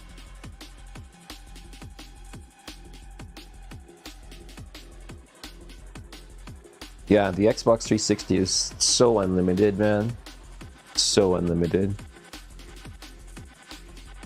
I want to do the 360 3D print for the 2 terabyte or the 3.5 inch drive mod. That would be cool to do. Super big drive in it. I'll put a 16 terabyte drive.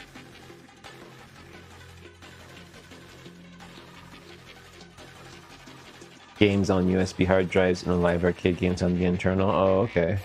Really? I thought that the USB would be too slow or shitty for when you have access to the hard drive already right there. Like I just thought it was like I just like the caddy in the slim. You know, just easy to just slam in a drive. But Chris has always had games on USB hard drive, so okay. There's no real difference? Oh, okay. Well, that's interesting. Because, yeah, again, okay, yeah, you can't compare with other consoles, right? Because with the PS2, there's all this, but this and that stuff. I guess with the 360, it's just more awesome. You can use USB.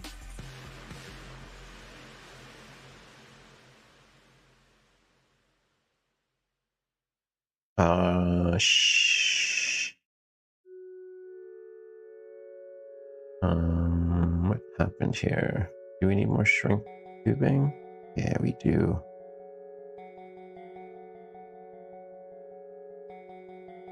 I'm wondering, instead of fucking with that for now, maybe I should just tape it and test it and then make another one. That's what I'll do. Yeah. This will be like the prototype. Can't really see what I'm doing though. But it's like pretty much done. Resistors in there. Is there a resistor in there? Yeah, the resistor is in here. Is it?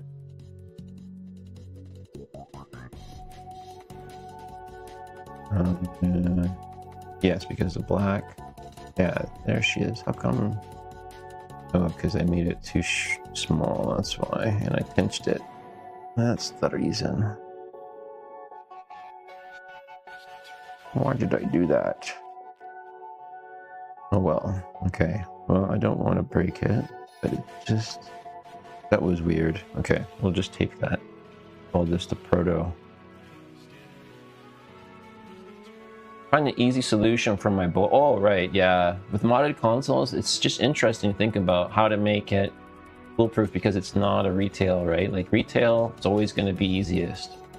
Pay for games, right? Get support. Again, like I was saying in IT, pay for support. Wait on the phone. My game doesn't work. You know, stuff like that, right? But as soon as you get out of warranty or, you know, otherwise my boys want to be able to download and play games on their RJ8s, yeah. Easy solution. Easy solution would be just to load up a big drive full of games, Tom, wouldn't it? Like I can send you one if you want. And I can give you the list too on Discord. I keep forgetting to pin the list of games that I have. So I have like a pre-populated list of games on a 500 gig disk and a 320 gig disk. for 360, all their choice games kind of things, right? Like there may not be games, like I understand maybe you want ongoing new games. USB hard drive, like Chris was saying, might be the best. Then yeah, Chris, whatever Chris says. But yeah, like I would just anticipate whatever games, like since you know the whole library, right? You could just put, okay, here's all the games that you can possibly play, you know, on this Xbox. Play all those. If you can figure out how to put more on, if you can play all those games, then you have to do it, kind of thing. That's what I do. And by the time you're old enough, you'll figure it out. Something like that. But that's why I wanted to have curated games and include them with the console, right? You just turn it on and they're all there, right? There are a few ways to do it. Yes, there's that. I don't know if a kid can do that though. But again, that's like I was trying to say, is that you can download them in God format already. The problem is that they're in these numbered formats that few people would understand how to use or where to put them. I remember it was easier for OG Xbox. They had, what was it? JFIXX? Something like that.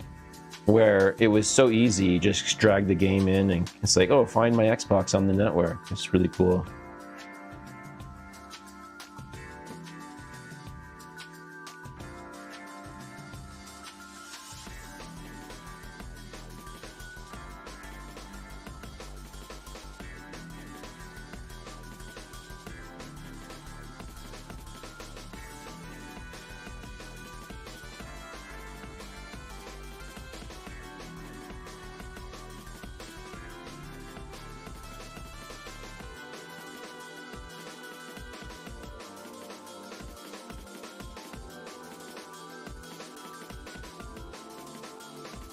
Yeah, and then that really sucks when you do the ISO to God. Like, not saying it fails, but like, let's say you get the wrong ROM and then you run it through the converter and you spend the time and then it's like, oh, it doesn't work. You know, and you're like, did I mess it up in the converter? Or so I just kind of went, F that. Let's just get them in God format already. Let's just, you know, spend some time, grab a big library, and then save it out. Like, I just saved them out all on God format on an SSD. And then I just clone that whole drive, like including Aurora and everything. Bash launch, the whole fucking thing. I save it out and I think it should be good enough for testing. Then just copy it in just to avoid the hassle of it all. Because it's like you already know all the games in the library. Like it's a definitive or whatever. It's a complete list. It's not going to get bigger. Right? Oh. Just preload it. Like, it would be really hard to do that on other platforms, like anything with bigger games like PS3 and stuff. You need enormous hard drives for it. And then you'd have to still install the game even if you preloaded the ISO. So it's such a pain in the ass. But with the 360, you could maybe do something like that. Oh, the Stewart hard drive, fuck yeah. Like, you need a second hard drive, chill, just to extract some of that stuff from the Stewart hard drive. Like, if I had a Stewart hard drive, I had to buy another one just to temporarily extract stuff and use things from it. Like, I think even my NAS would be clobbered with extracting and using all that stuff. But yeah, that'd be an amazing archive to go through and see.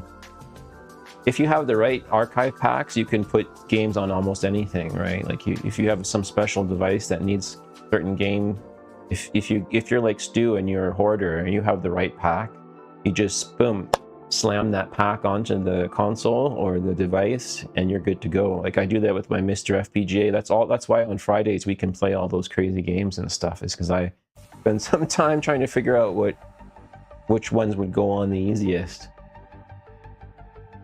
And still not easy. And by the way, Friday's looking good already. There's some neat stuff to show off.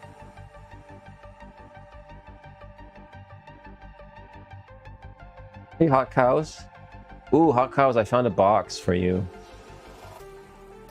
Just a matter of me taping it up now and getting an estimate. I'm gonna need to get your address in a bit here, but not just yet. I've just got to tape it up and weigh it and... Yep, I got a box. Actually, the box came from Heber. It's a box from the UK. It's coming back to the UK. It got some packing noodles in it. Don't worry, I don't think they're styrofoam, but it looks like it'll work perfectly for those shells. Yeah, I want to make sure that the shells are not damaged in transit. Yeah. Hotcows is gonna get a gift bundle from me next. Trouble with boys is that their tastes change rapidly. Well, that's totally normal in gaming, Tom. 100% normal, and you're just doing exactly what normal people and everybody, like, that doesn't change, I think. Even the 500 disc, yeah, no. Download something else on I'm away, yeah. So the exploration, this channel is about exploration too and stuff, that happens. Game consoles are kind of a way, even like the hardware itself is a thing of exploration, right? Like they might even ask you, hey dad, how does this console work, right? And you're like, well, you know, son, that's a world that we can unpack, right? And maybe that helps explain why it's difficult, or maybe seemingly difficult, to get the game on there, right? You can explain to them all the stuff that we just kind of casually went through. But then again, they might just want to have more gaming, and I don't know what to say. Like, it's weird the way the world of gaming is right now. There's lots of options, but it seems like there's a real cost now associated with a lot of it. And that's kind of a weird thing.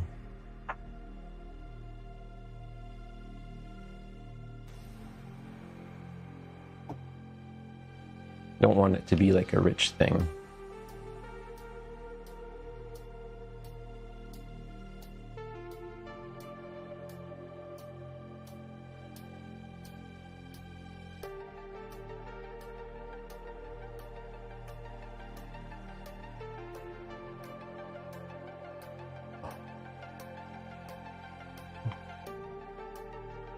What happened?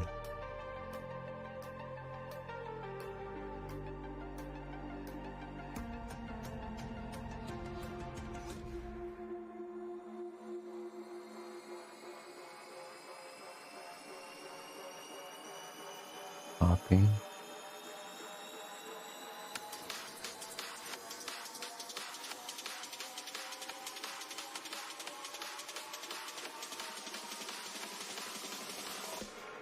Yes.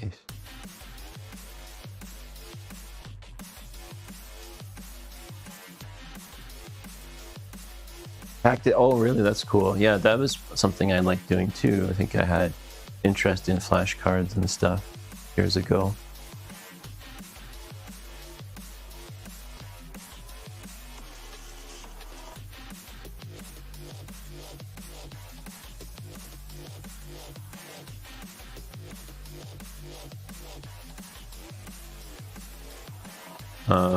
I think I have to.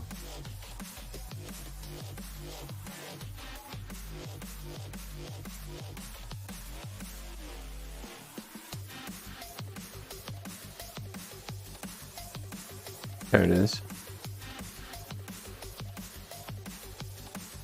Done deal.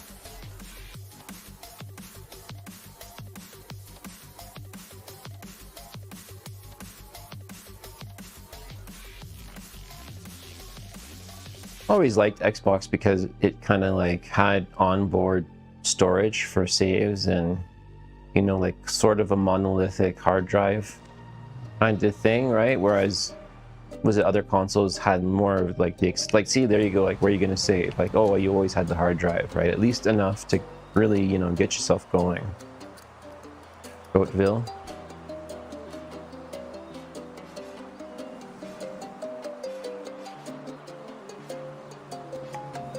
Actually, you know, graphics are good.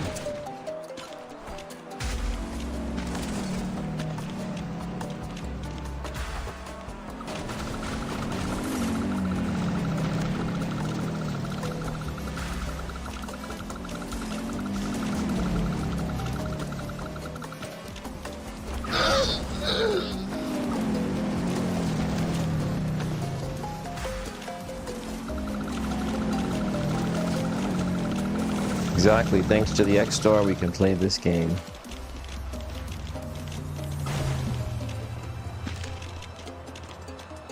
Oh yeah, we're just gonna go around and butt people and drag our ass on the pavement. Look at that, surprise attack. Get into the job site.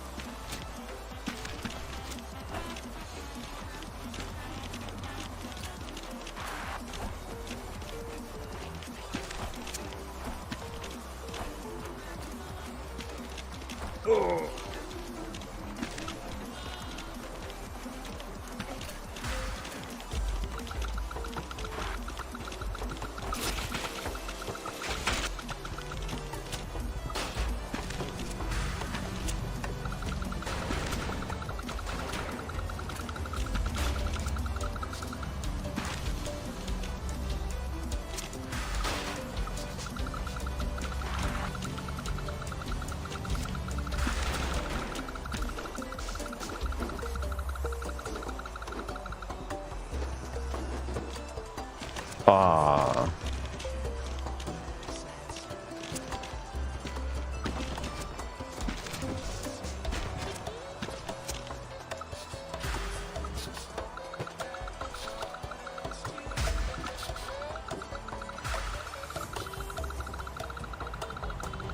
Go!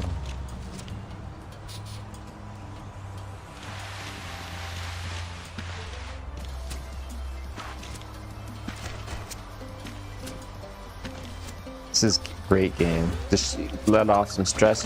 You just come home from work, fire up your Xbox 360, modded, load up Xstore, search in the goat, Xbla, watch it download and install, copy and paste into your content folder, refresh assets and Aurora, and you're good to go.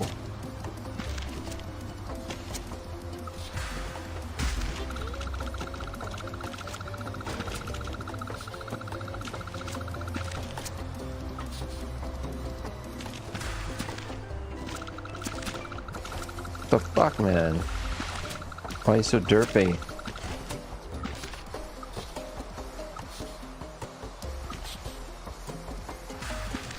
Wow, you got some good height there.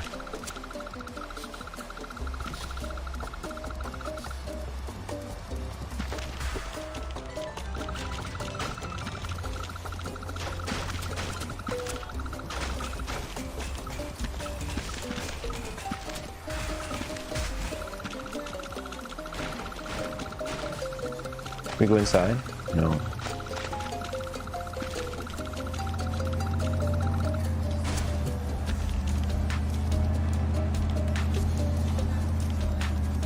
Can you hitch a ride on that? No. What are these people doing? Oh, let's get fucking fuck shit up. Don't care. Not goat related. I want my mommy. Steal it.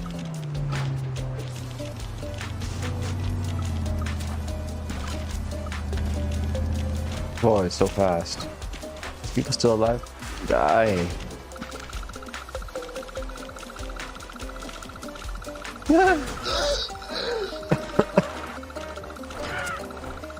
Nice. Oh yeah. That we just crashed the party. Perfect.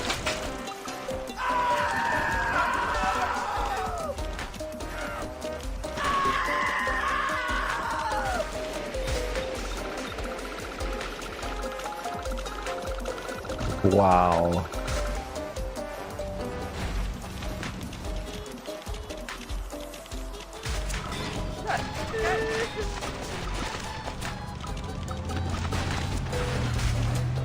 Goat kebabs? Mia, isn't it goat already?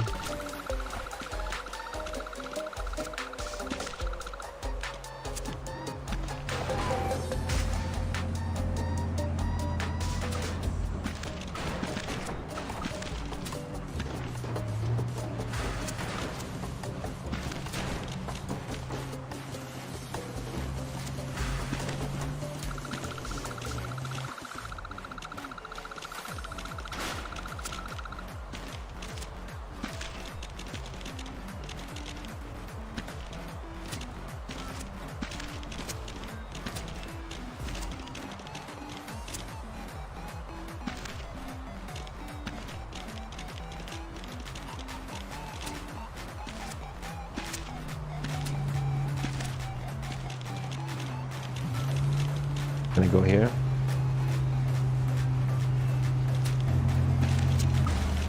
Whoa.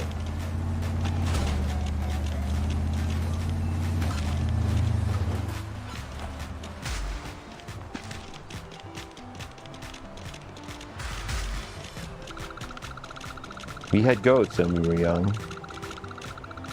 No F's given. Oh, I was... Aw, man. Messed up the shot.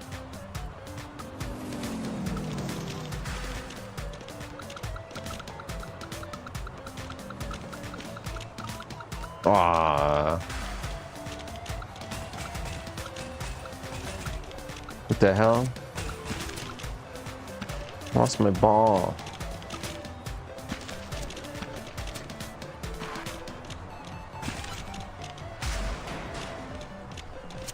We just do some B&E. What's inside here? Nothing. Whoa! Fuck! You kidding me?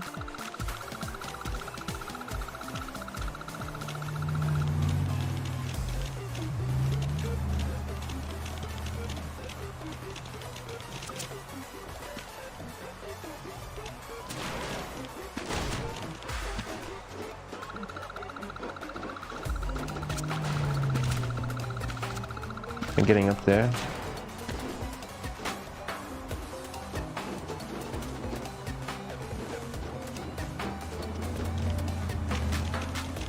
Anywho, that's super fun.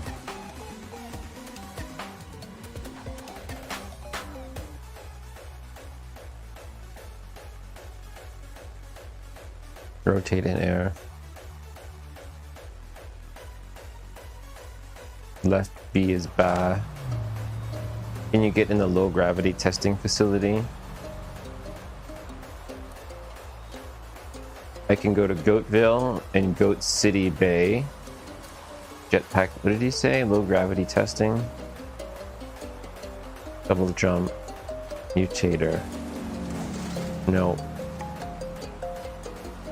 Selected mutators. Oh, I see, you can mutate.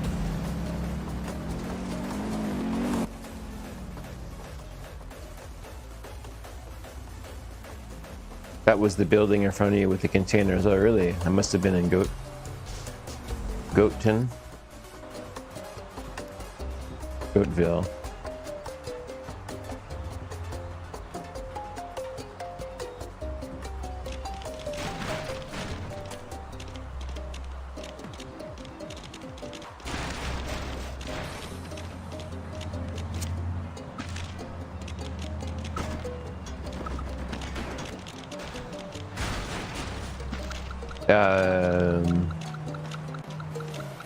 Oh, what's up there? Oh, I didn't notice there was a high dive there. What's up there? Oh, it's like a big water slide? Wonder if we can turn the water on for that. Yeah, is there a way to turn the water on though? Like the water is off.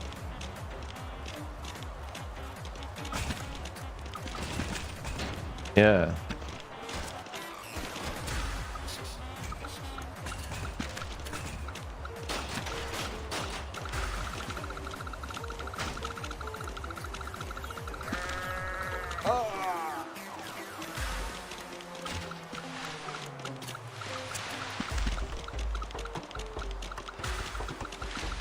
Where is it? Where would you we're up here. It's awesome. Is it? Oh, there is water. Yeah, boy! Woo! Nice. Again.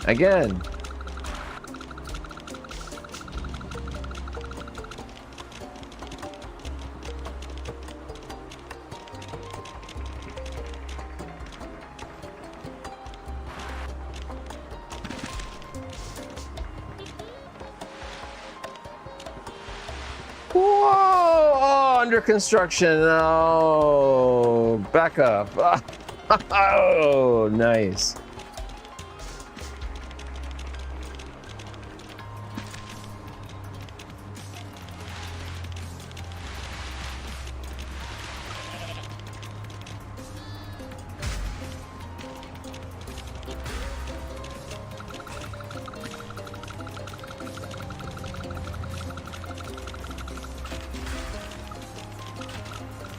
Maybe we can do more rotations.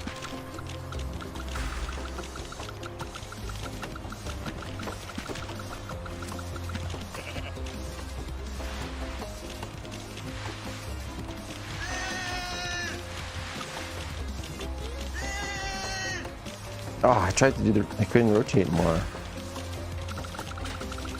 Anyways, that was good. Oh, there is the gravity testing facility. Oh, there's a convenience store right in front.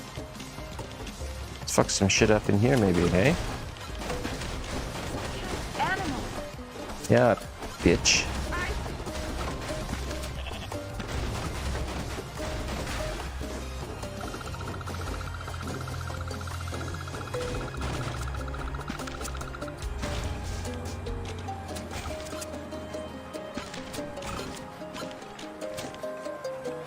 Alright.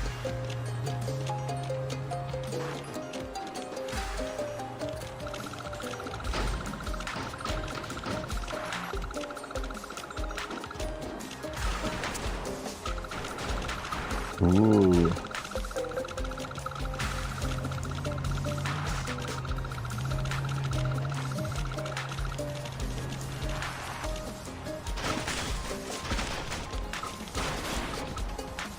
Well, I hope there's no ongoing experiments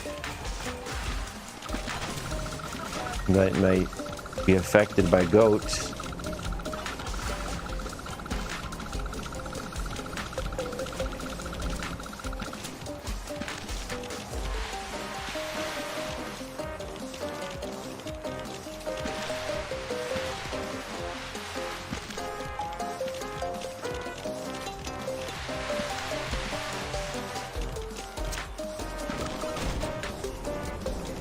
Let me guess, I shouldn't probably hit those, yeah.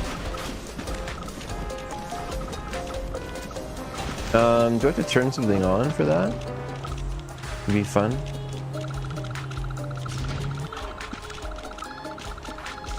Oh, here it is. Woo! Hey, whoa! Easter egg. Oh, come on, get it. Oh, no! Holy shit balls.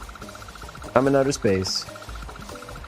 I am in outer fucking space. And we're down.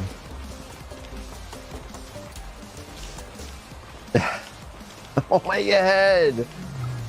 Ah! Well, that was a great idea.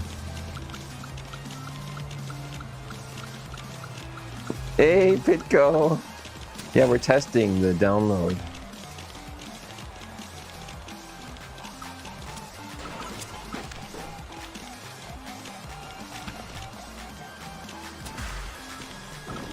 That was very funny. I'm so glad I know how to play Goat Simulator so much better now.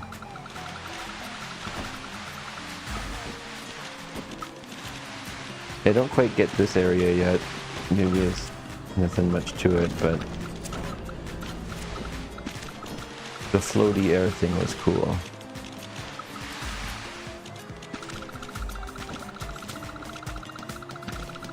Yes, I'm the goat at the goat.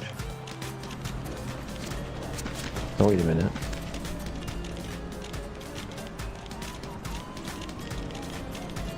Is there an actual entrance here? No. Like a balcony.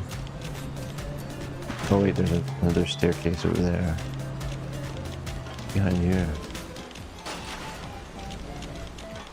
Nothing.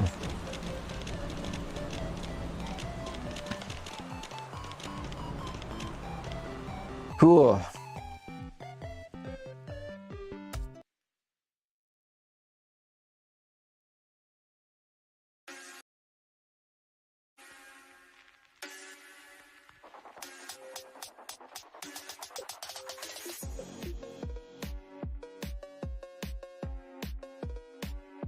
Excellent. Excellent test today. Yeah, same. Whoops.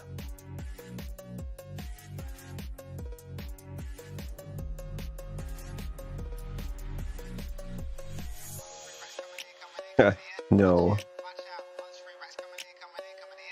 No. Off.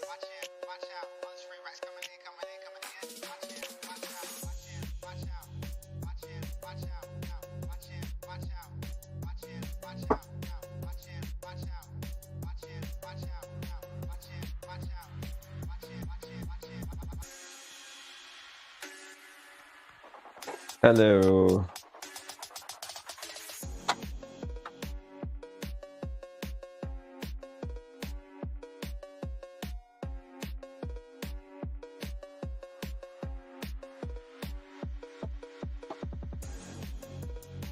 Let's see if we can make this mod work.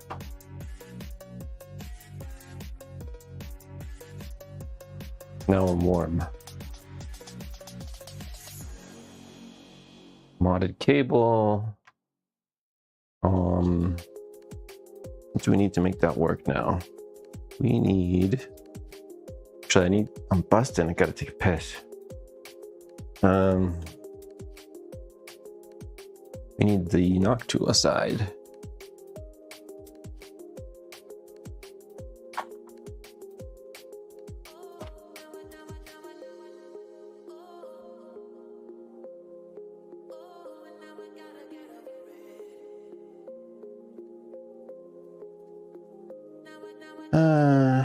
And then one of these.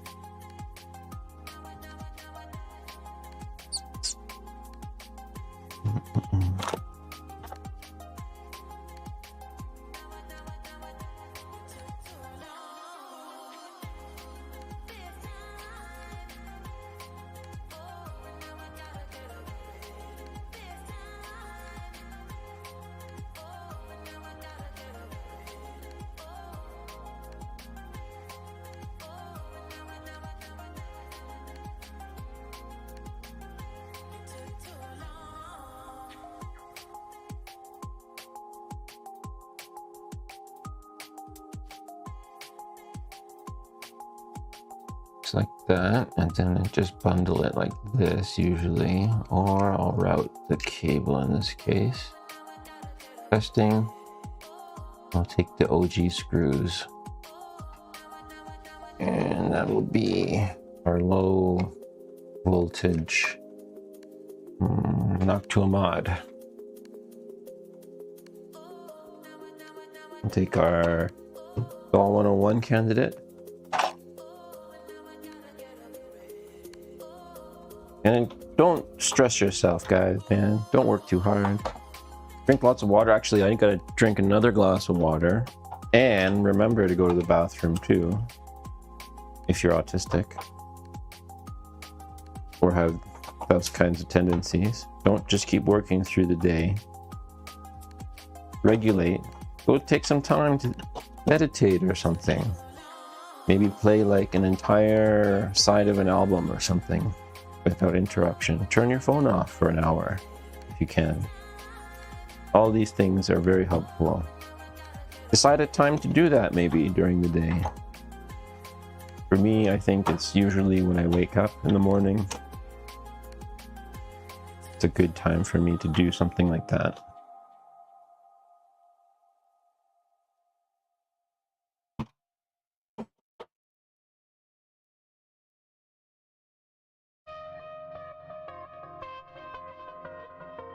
I used to do that with my music room too. I still kind of do that. Like I turn notifications off on my recording Mac, you know, stuff like that. You know, this room is, you know, different. Although with the streaming and stuff, it makes it extra hard. But I guess with the streaming, there's like times where I'm like, nope, I just want to regulate today, you know, no streaming or something like that.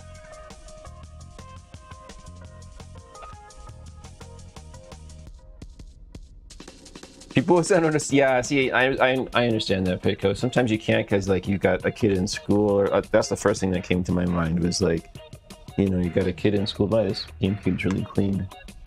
Kid in school or something like that. Business to run, sort of thing. Alrighty, let's get to the screws.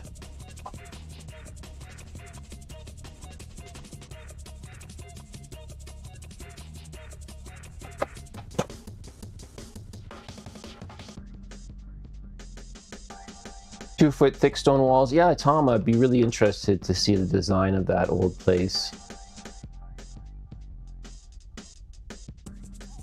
It's quite an interesting place to stay off the beaten path. But remember, yeah, if you have one device, don't turn it off if it's this channel. Yeah.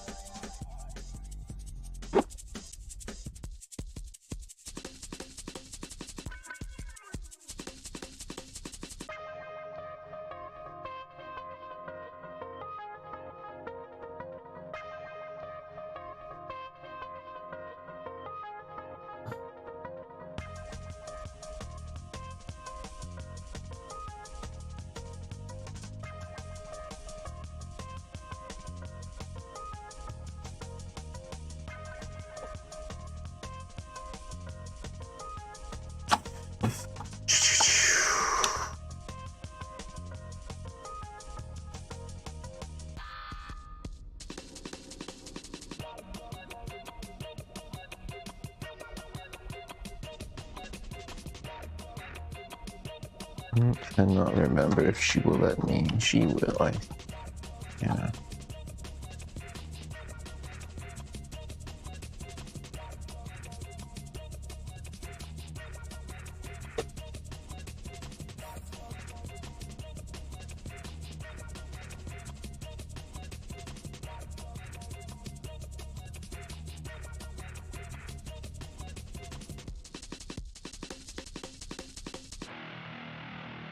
Just drum and bass, I think.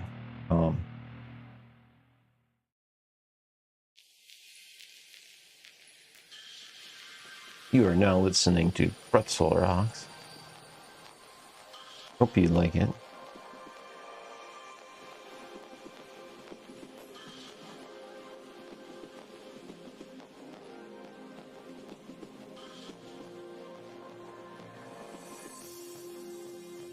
Like to have some good tunes on and maybe like a task in the background if I'm doing something boring.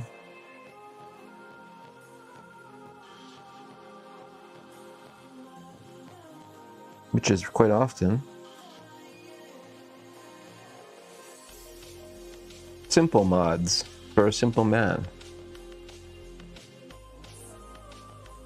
Simple Simon.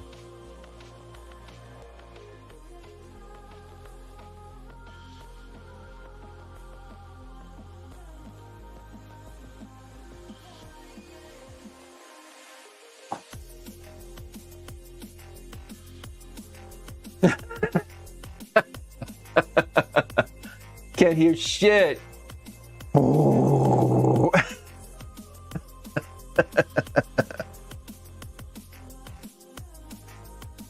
It's that buffeting. You need to have a Dyson anti-turbulent machine from Dyson Laboratories, Chris, because of the buffeting. The noise of the buffeting. There's no buffeting in our fanless blades.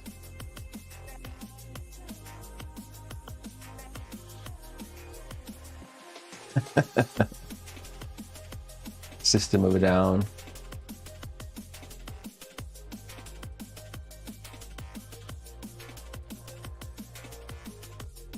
Oh man, the struggle is real to regulate that body temperature. Upgraded to full YouTube Premium. Oh, okay, nice, Tom.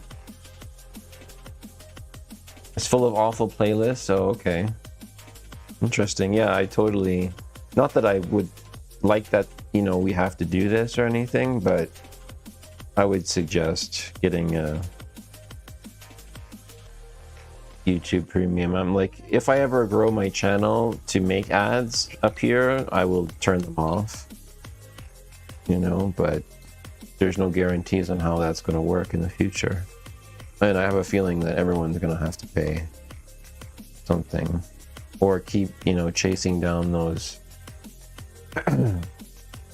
alternative browser apps.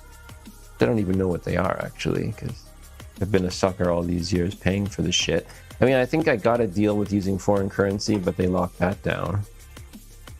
And it's not flush mounting.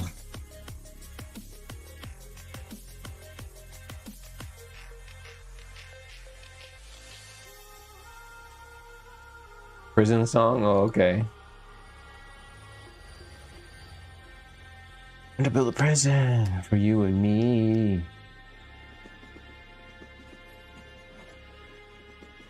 PCDD had a good recommendation. Place use was, oh, okay.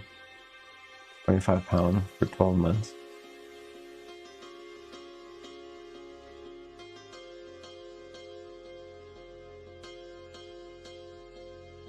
Yeah, it should be that cheap, you know, or it should not be, but I don't know where the money comes from, to be honest. Where does it all come from? Where does it all go?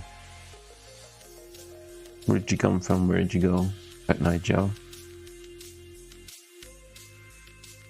Scads and scads of money flopping around in the universe.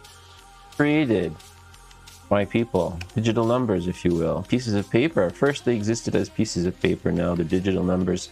Meaningless digital numbers. For you and me. Tokens of gratitude and goodwill.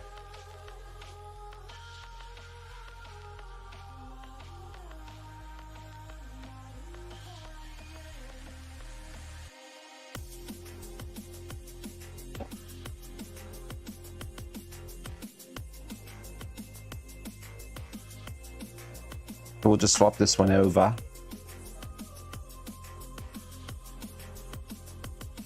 And usually the cable management ends up being something like this. Bullshit. It's kind of bullshit, but it works when the case is on. The final connection. The connection is made. Copyright, copyright.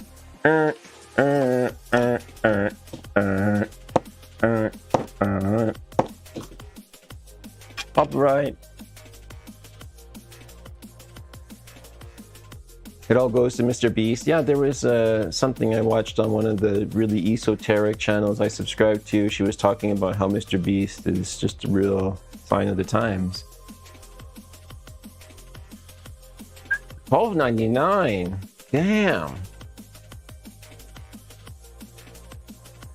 Oh yeah, Diffmark. Nice, nice, nice. Yeah, I was on Diffmark for something. I can't remember what I purchased. It was either a game or some software. Something. Some software. Well, let's see if the Noctua mod works. Noctua. Right after I take a piss.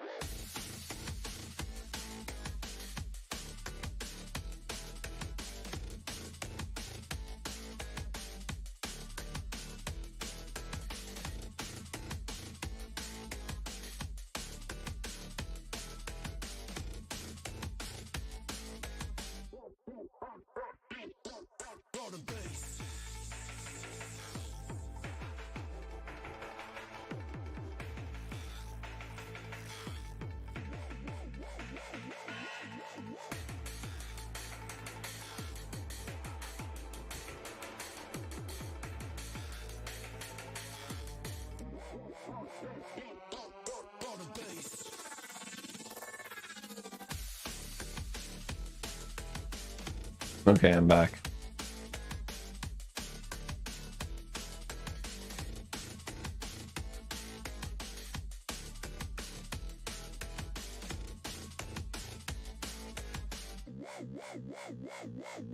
McAfee? McAfee?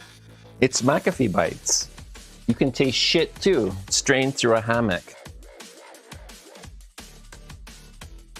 Loaded on delivery vehicle. Oh, sweet. Looks like my Super Famicom might be arriving. Look at that. It's a turd nuggets directly from John McAfee's asshole.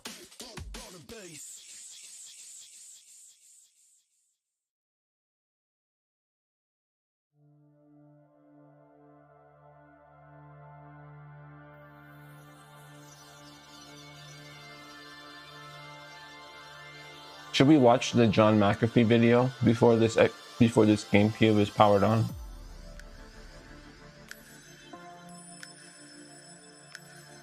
I really want to watch it.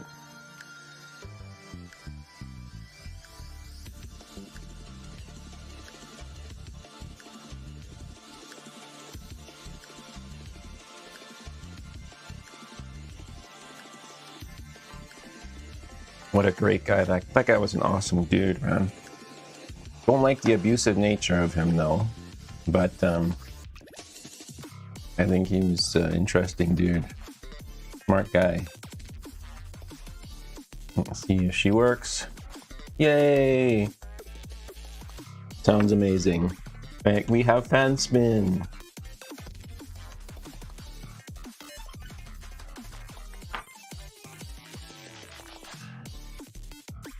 That sounds just as good as the Dreamcast does. Perfect. I will install that on all of the GameCubes now.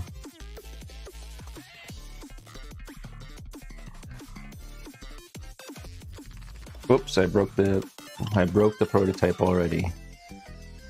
Prototype is broken.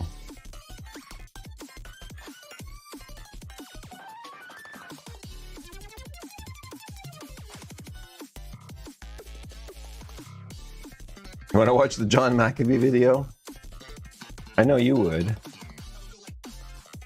Tom.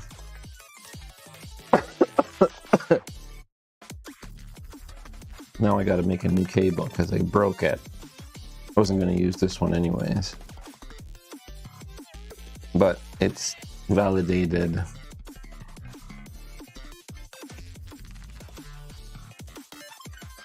Okay.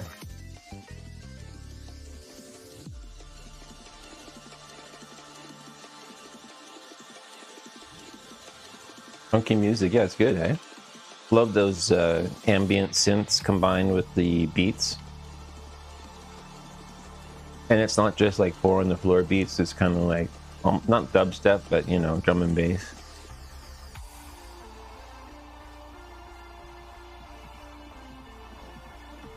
Yeah, if you watch the John McAfee video, no matter how crazy you think you are, if you watch the John McAfee video, you'll think, wow, I'm 10,000 times less crazy than this guy. That's what you'll think immediately. You'll just sigh in relief going, wow, I'm not nearly at all that crazy, and I'll never ever be that crazy ever. There's always going to be somebody crazier, and that's him.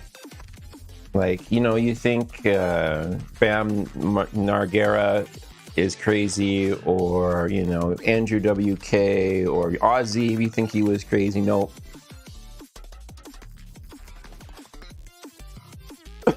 John McAfee. Of all the people, an IT guy that created your antivirus software is by far the craziest motherfucker of all time.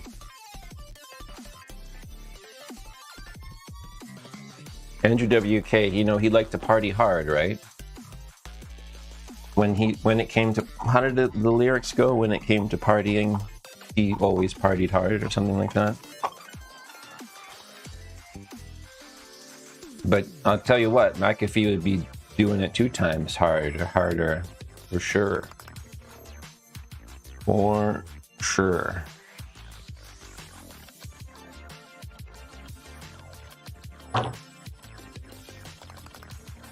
And longer and harder.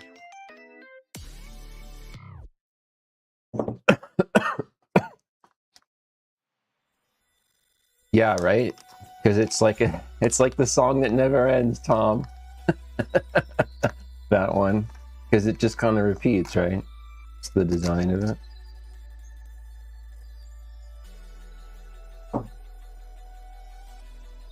It just never ends in your head. It's a party that, when it's always time to party.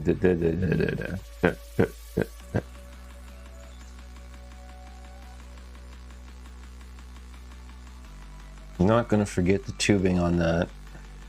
It'll be long enough. Hopefully.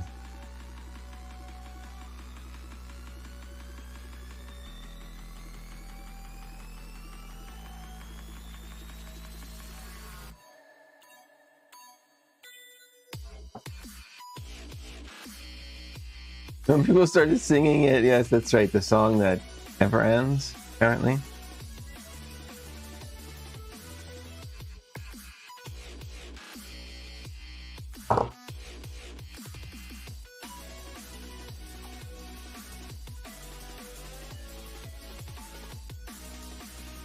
Yep. Like that. And what about the 99 bottles of beer song? Take one down, pass it around. 98 bottles of beer on the wall. Remember all those songs?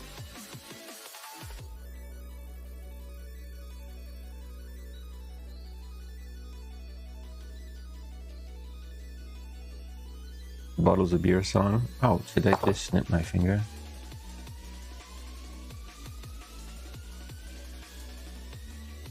Andy's here. Hey, I was thinking about you, Andy. Worrying about you. Kiss, kiss. Cheerio. How you doing? I'm gonna break this wire for sure.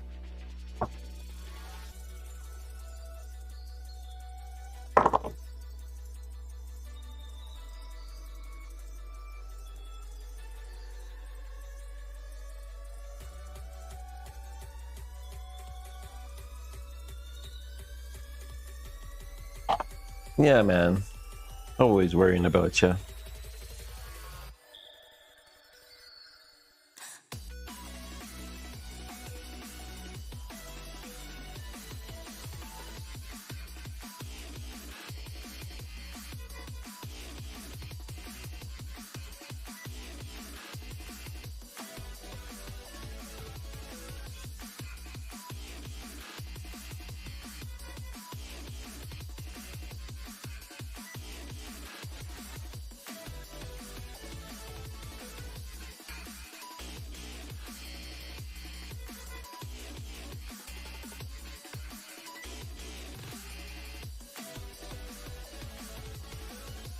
Little shit. There's so many accessories and plastic wrappers and bullshit. Donuts. Oh, where did I put that? I'm gonna waste two as if I already had one out. Where the hell did it go? Can I put it back? Must have. What would be perfect?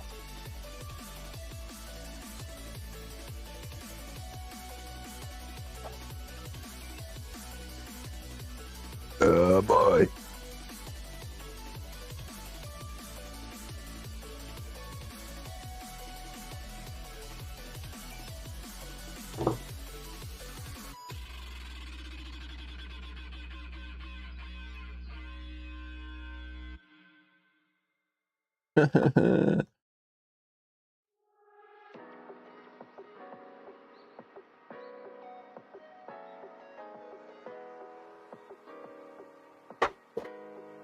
I hate doing this for the second time. First time sucked too. Oh, my balls. I gotta shave and powder my balls like Andy.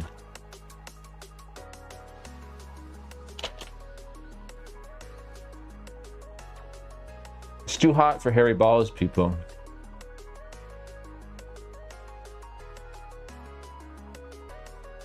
I stuck the base to a tile. Oh, that's a nice idea, yeah.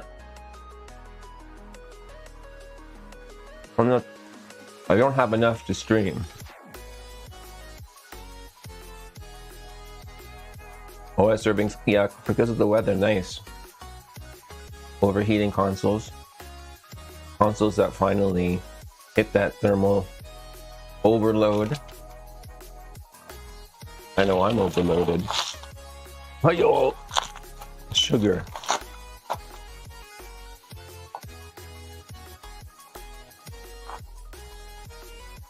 Sloth Tech said they went and bought a little portable AC unit. Oh yeah, you're in JDT. 14,000 for $100? That's fucking great. 100 American dollars. I've shaved my nether. It felt fantastic. And then the after skin. Yeah, I know, yeah. You gotta keep yourself smooth like a dolphin at all times. I remember I dated this one chick and she's like, no, I prefer my men to be hairless. You know what I mean? And I'm like, oh. And you too? She's like, yep. I'm like, oh really? How far did you go, you know, with that? And she's like, yeah, I went and did the electrolysis. I'm like, oh damn. Now we're talking procedures. Some people are into that. Actually, I should do this side first, before we get too far into this. Thanks.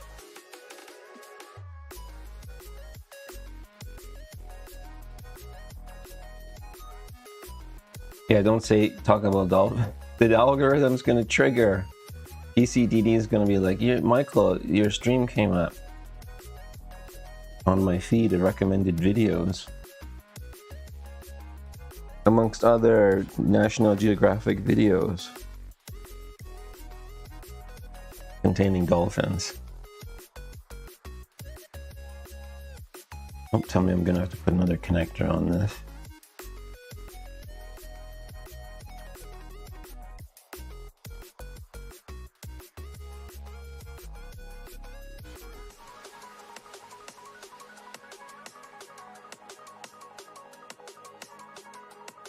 But dolphins are so cool, you know? Like, they're majestic creatures.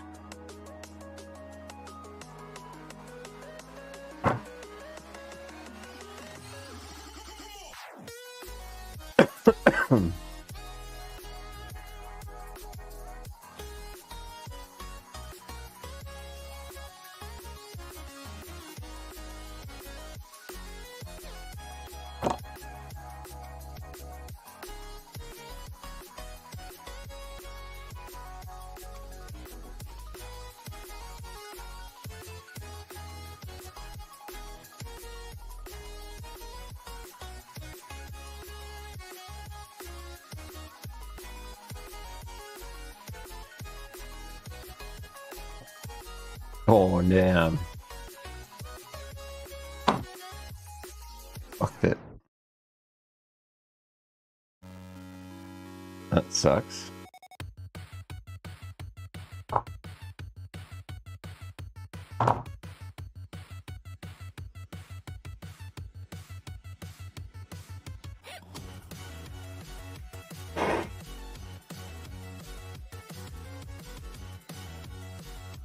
Nice. I remember running air cons like constantly 24/7 until they burnt out.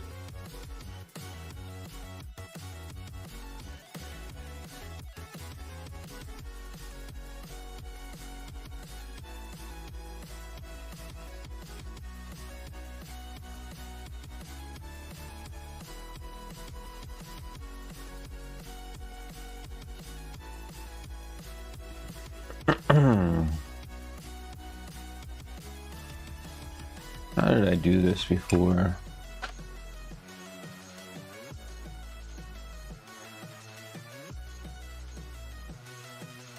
I gave it at least that much. And then this one now will be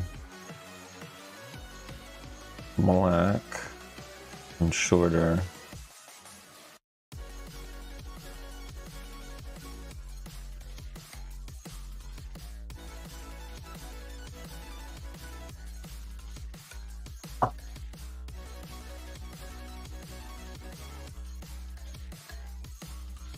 What the fuck is the...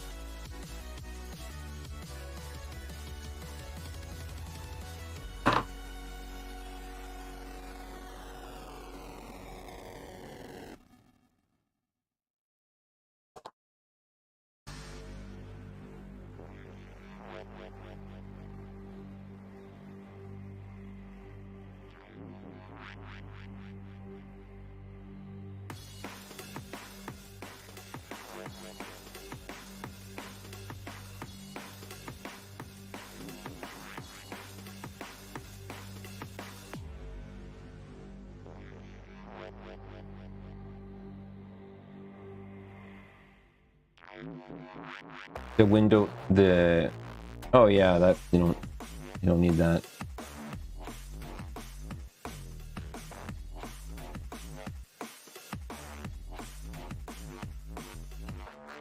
Interesting. So like as a repair thing, hey? Oh god. Hey, I have a aircon that needs repairing, Sloth. You just have to come up and get it. I think it's like 10,000 BTU.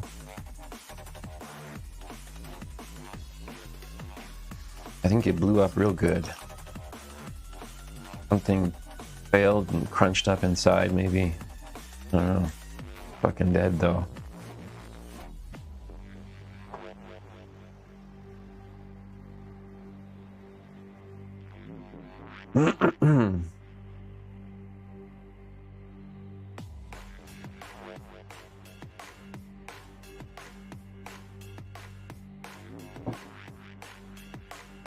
Like, I don't want to repair a high voltage thing like that.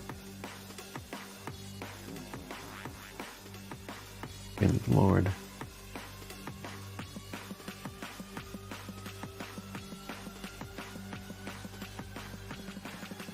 Five volts, 12 volts, that's enough for me. And I hope this cable works out.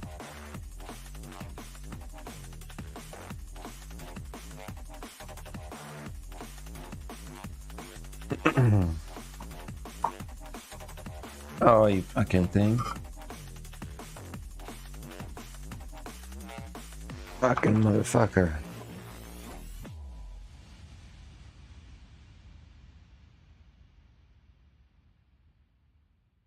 Oh.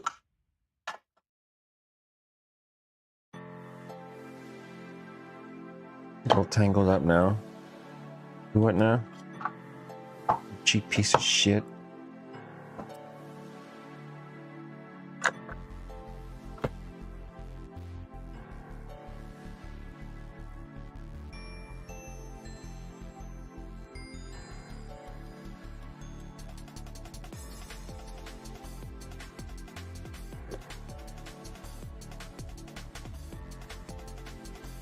Stu is here, ain't it? How's it going, Stu?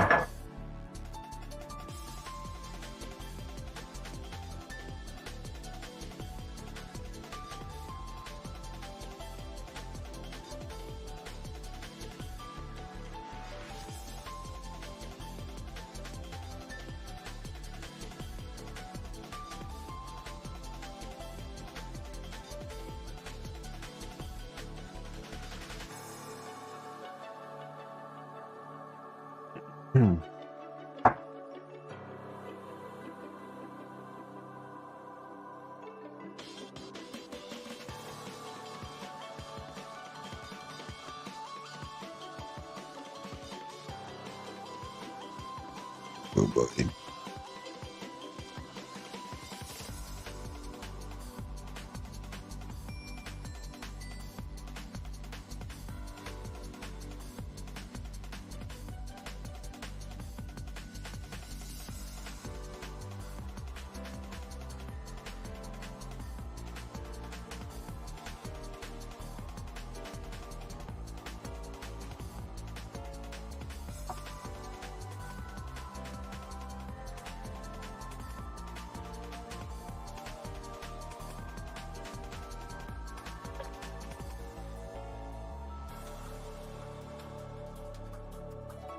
Why are you all crazy now?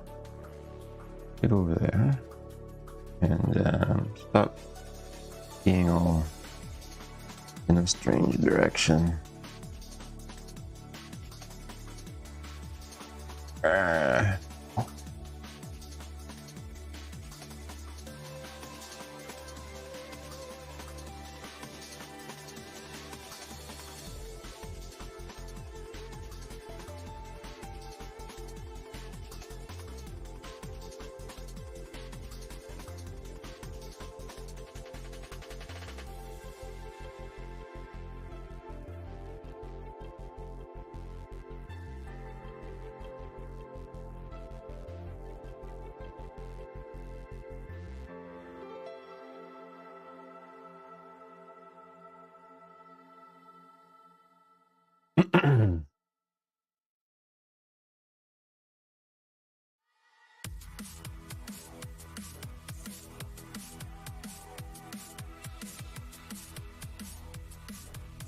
I don't mess this up.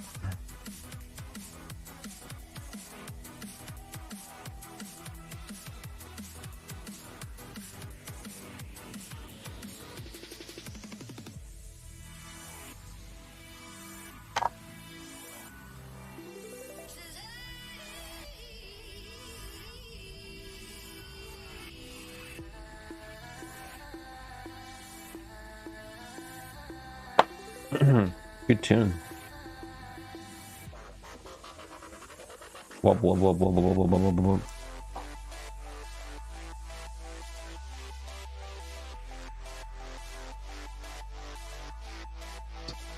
Phones.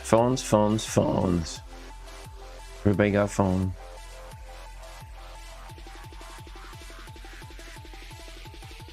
What's your favorite YouTuber?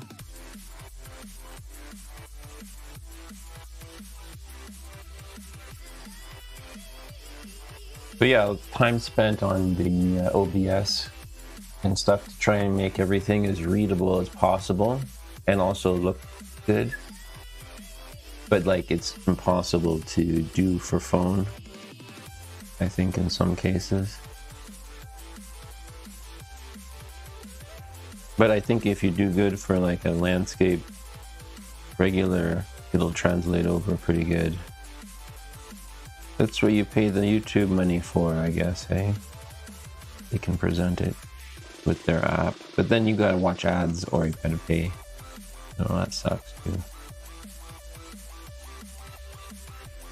Or you can go on Twitch and use your sub Prime or Prime sub, Amazon Prime.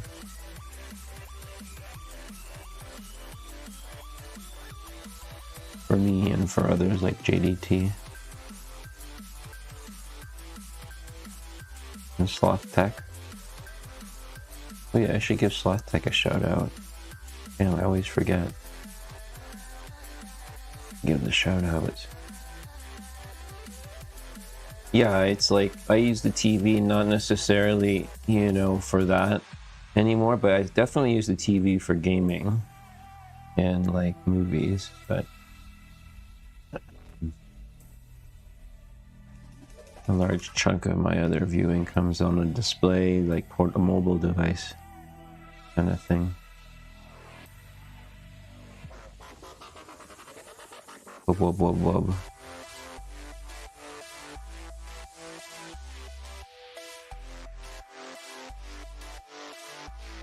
It's not coming together.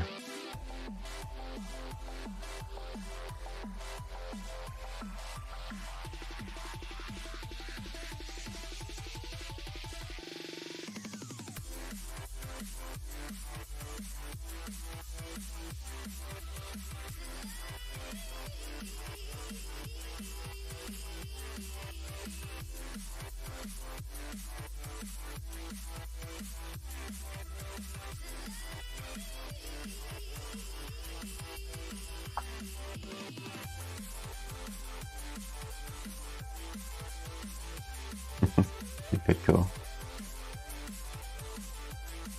They're all my favorites.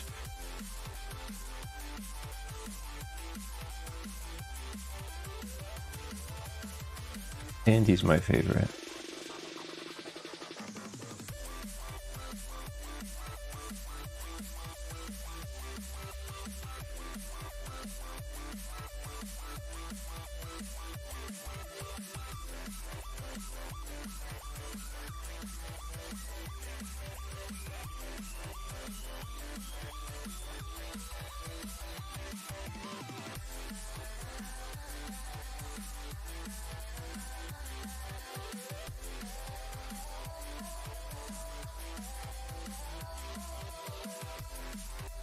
Man, oh man, that wire does not want to fucking cooperate. The other one did just fine.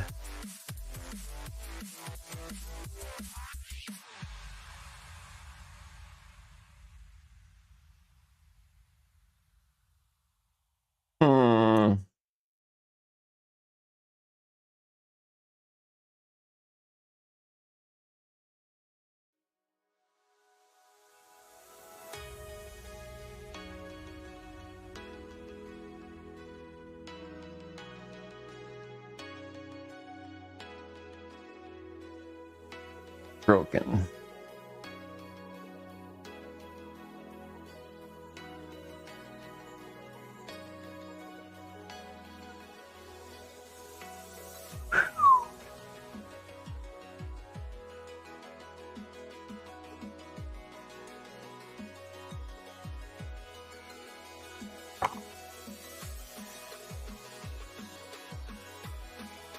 We should just not that. Now we gotta go short here.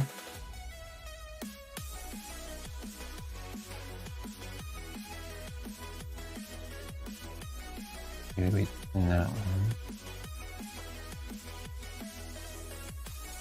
Or maybe just a little bit.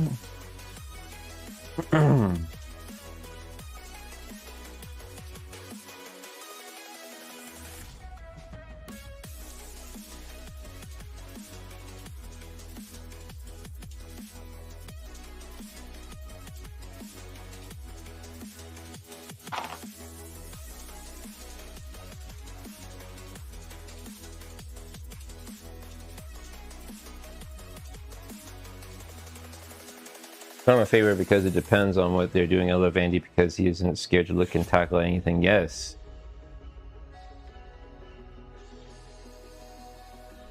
Yeah, like it's tough. It's like a sea of chat in JDT level, right? There's like huge streamers and stuff too that I popped in and I'm like, oh damn. You know, whether it's electronics or whatever. It's there's some interesting content that you want to jump in on, but it's like, it's intimidating. The community is so big and active. Like on Twitch sometimes too, right? It's like, holy crap. It's fun though, right? Like there are some IRL streamers that are just do goofy stuff. I mean, it's hard for me to tolerate them for long periods of time, but they have really loyal and big fan bases. Interesting. Variety streamers is what I'm talking about, but yeah.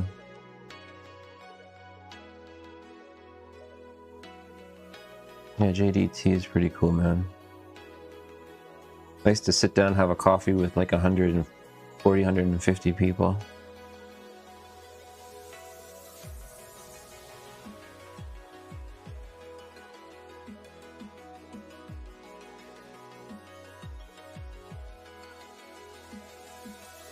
Now, if I was a girl, there'd be like 50 of you in the channel right now. For sure. That's another thing. I need to be a girl. Then my YouTube career will be much better.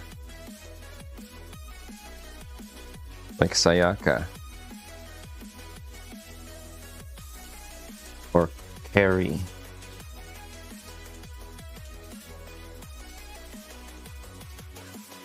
Fucking wire.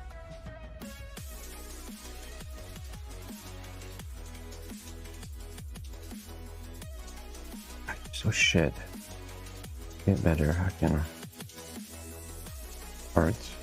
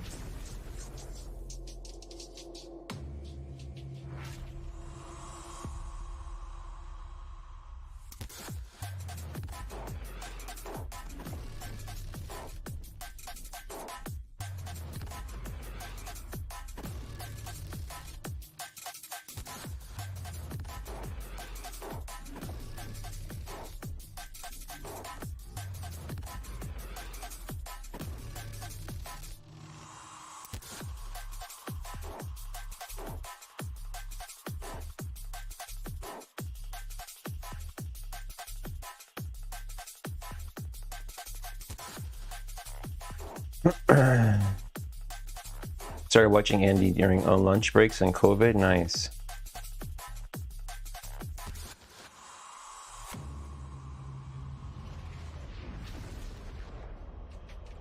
PITCO remembers when Joey chatted more and interaction was good.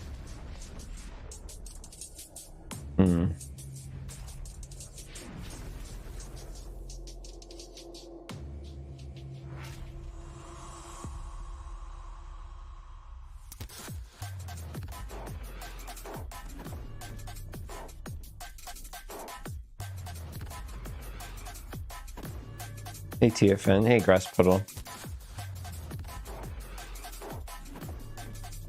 A pottery kiln? Aren't they like 1,000 Celsius or something crazy like that? I knew that was gonna be too short. Too short. Nice. There's a nice command to use. Gumi.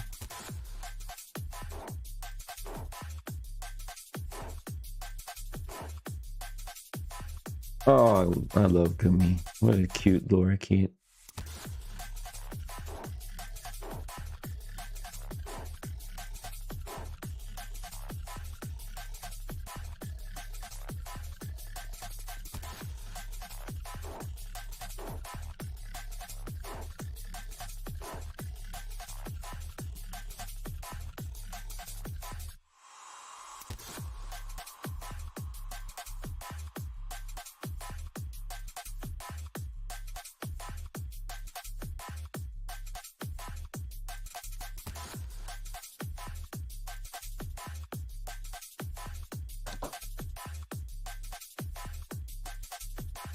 Please fucking work, you cheap ass, cheap shit.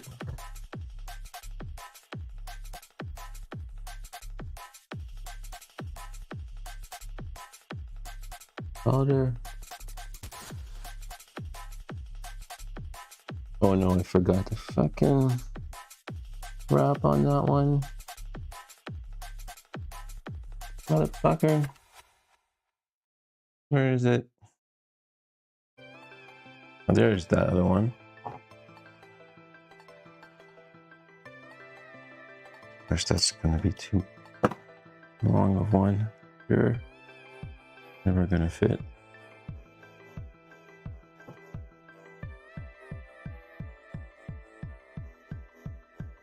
Gonna be too long too, yeah. It's so hard to do this.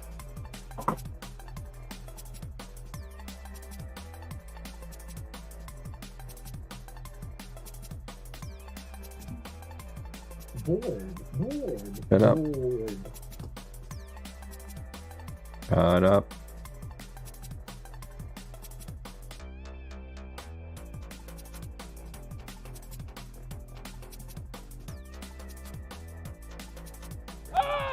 Yay.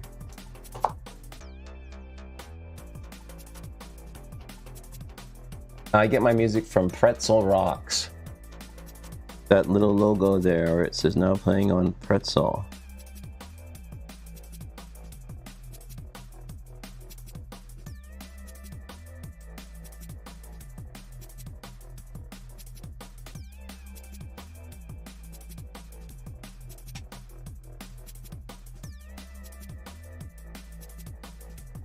This one's also sort of a fail, but oh well.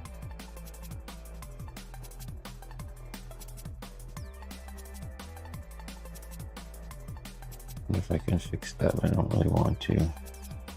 I'll just use tape on it. And I do.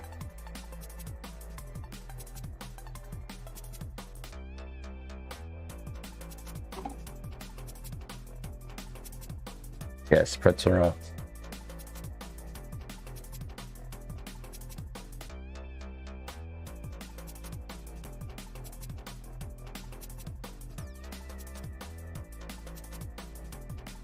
Favorite what YouTube is the Radio Cruncher? I watched a few minutes of that.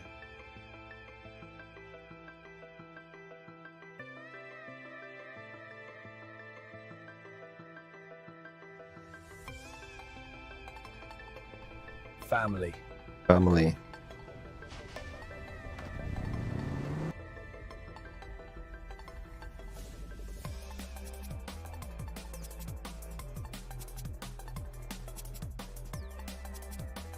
Where did that,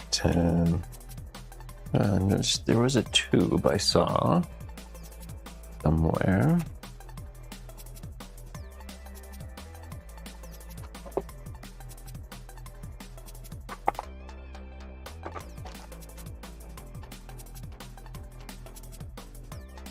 It's not long enough.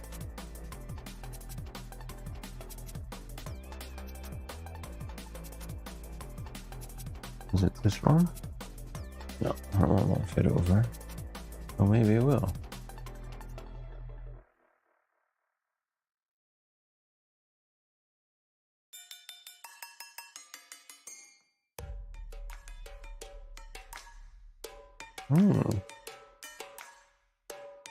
Maybe that will.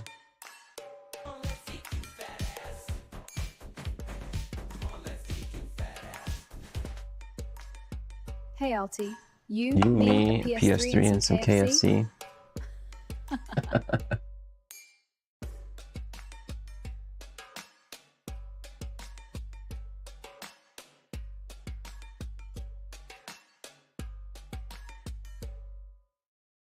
No. Gonna need to get the bigger one.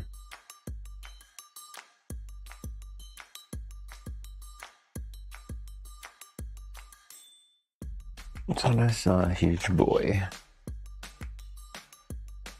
I wonder if that would work.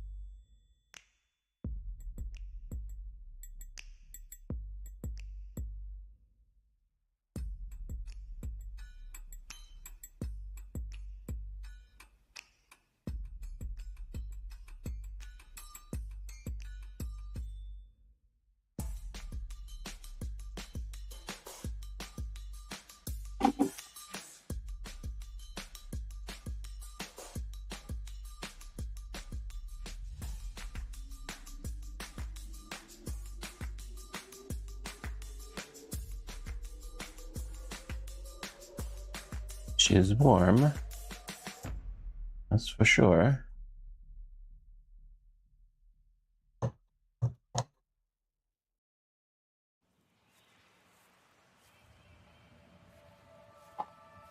But an improvement over the prototype.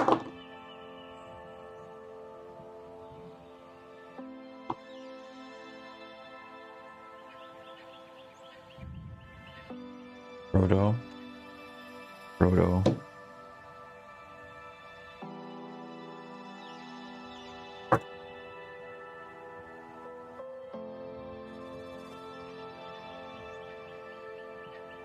Just give that a minute.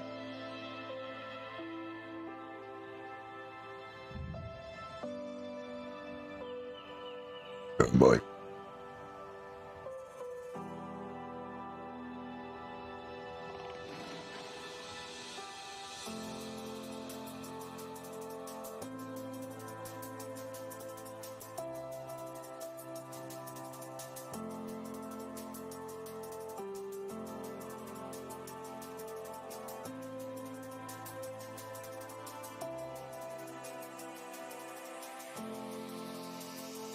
I think I like to do it like this.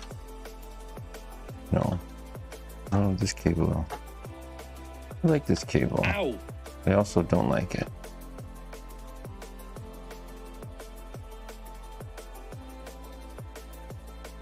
But we're just gonna look for fan spin. We have fan spin! Can't believe. Nice. Sounds amazing. Whisper quiet. And off.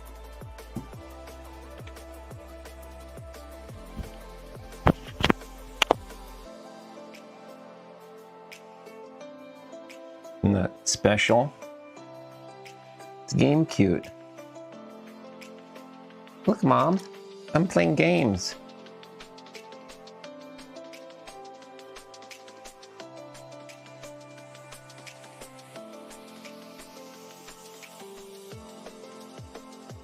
This will be a standard mod now, I think.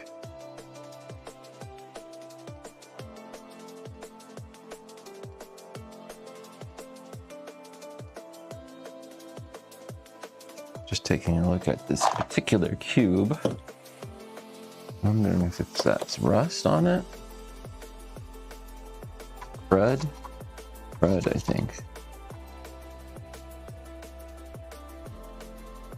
I think we need to do the panel board now. Oh, is it the same? Yeah, it's the same board.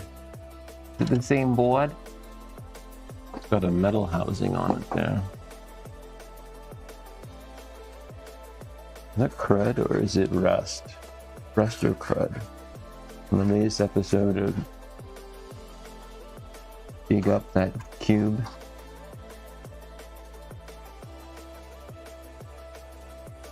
Any roaches? Hello? No.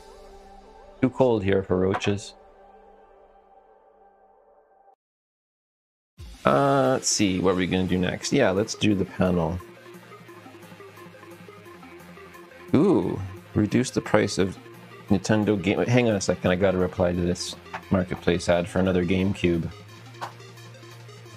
We need more content, people. On the other hand, Marijuana, yeah.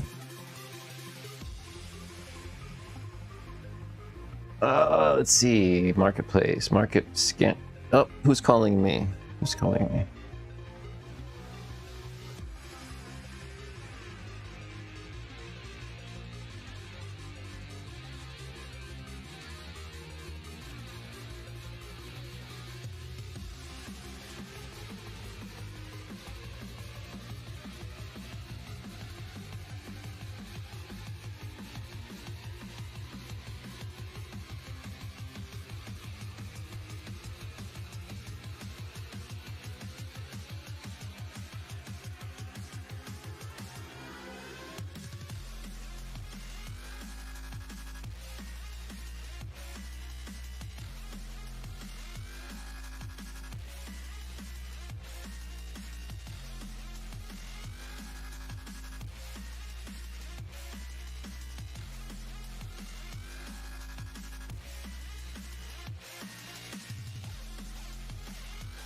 Hello?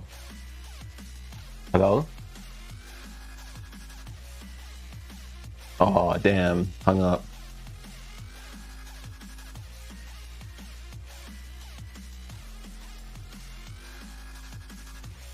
Tried to... It was, No, not yet, and that's a good shout. I have to log into that too. First marketplace, though, taxes can wait. No, actually, taxes can't wait. They're overdue. And there will be fees and penalties, but...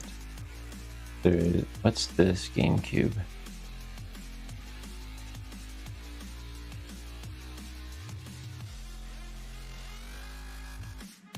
Oh, nice.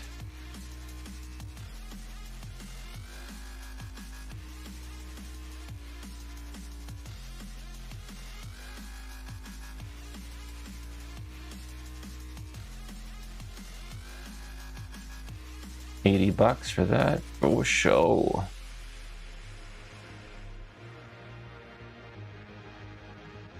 Fucking taxes. Like, you know, I'm gonna log in, but I bet you there's like it's blank as usual. Each in our block. Like, I don't even know if they're out for delivery. Oh, that's good. I don't even know if they're filing. Good for now. Now what? Is it asking me for a code? Sign in. Nope. Nothing. May 15th was the last time I checked with them. That was 1, 2, 3, 4, 5 days ago. 6, 7. They should be getting back to me. Technical support should be getting back to me today. I already filed the case, so I gotta call them because they haven't called me back either.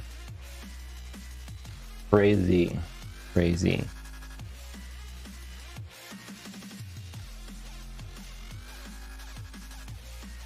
And then, yeah, the spam calls on top of it all. And then you're trying to do like soldering and stuff, and your mind just explodes. It's just like, whoosh, whoosh, mind explosion. Too many things.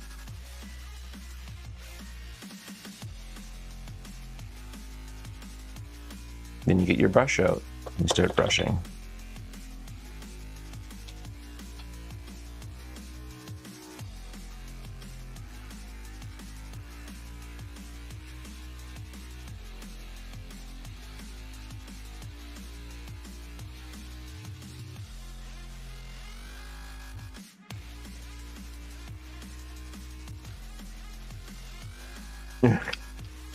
You're a cat trainer? Nice.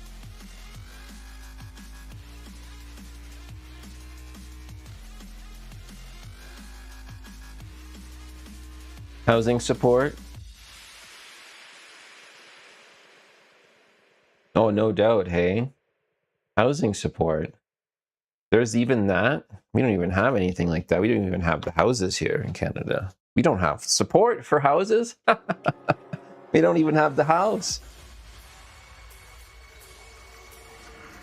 There's open land you can live on, but you might not survive too long. You can actually, Tent City is pretty much the only place right now that's like affordable rent in Canada. Tent City. Intensity in Tent City. What they call it. You'll get intense. Like scabies maybe, but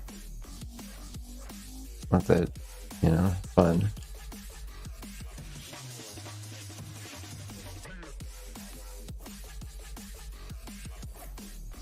It's a different design, hey? Oh, I should swap that back.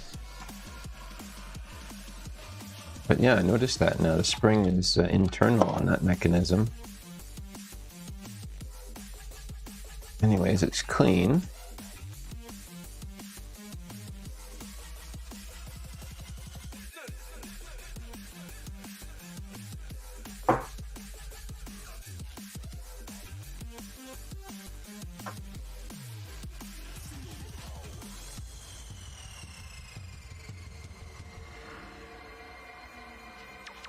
Oh yeah, Tom. we'd have a good old time sitting around talking about bear stories in Canada. Although I don't have a lot, but when I drove out to near Alaska, yeah, this is interesting redesign there. Hey, it's all internalized. The story about the guy who fought with his wife, right?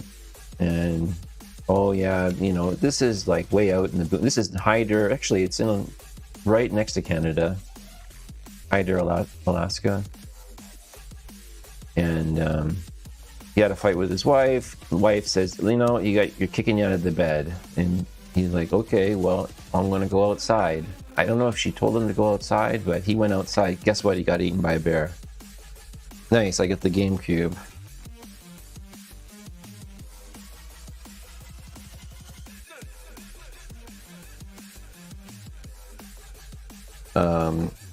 Then the little village had to get together and go find the bear and go kill it, right, at that point, because otherwise it's just going to eat more people.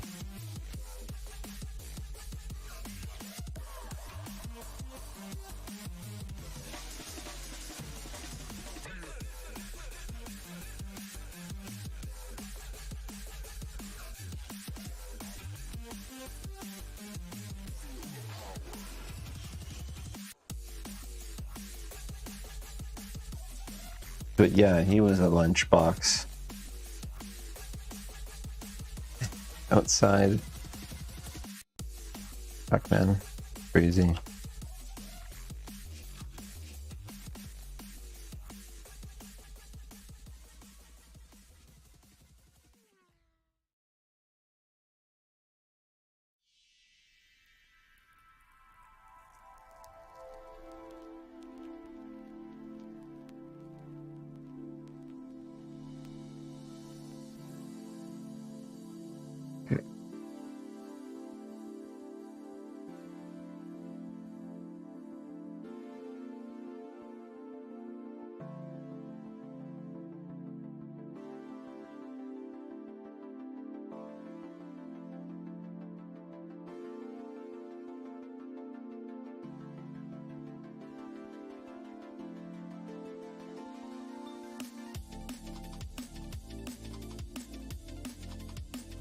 I don't think so, Tom.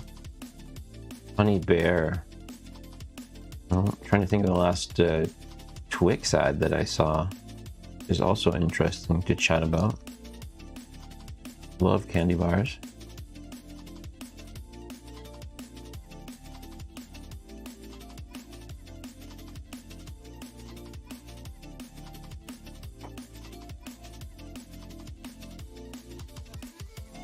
Just double check that this fucker works on this.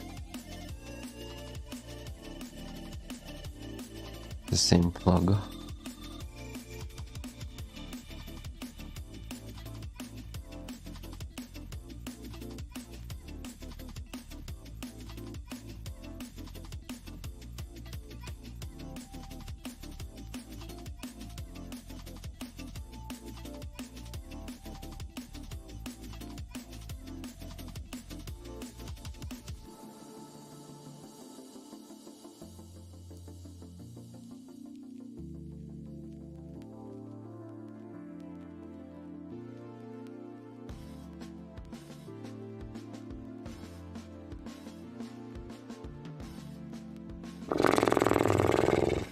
Okie dokie, Smokey. More investigation then. Let's just not assume that this is the same, and then either or and remove this blood. We'll repair. And try not to break this fucker.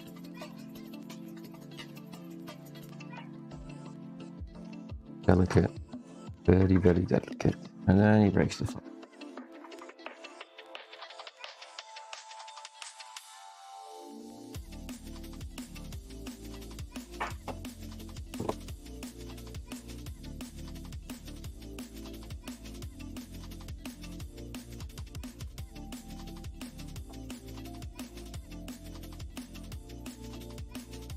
Yeah, I'm not sure, but I definitely got trouble for movie previews. They didn't like that at all. Twix has always been Twix. Marathon? Never heard of that. Bar candy.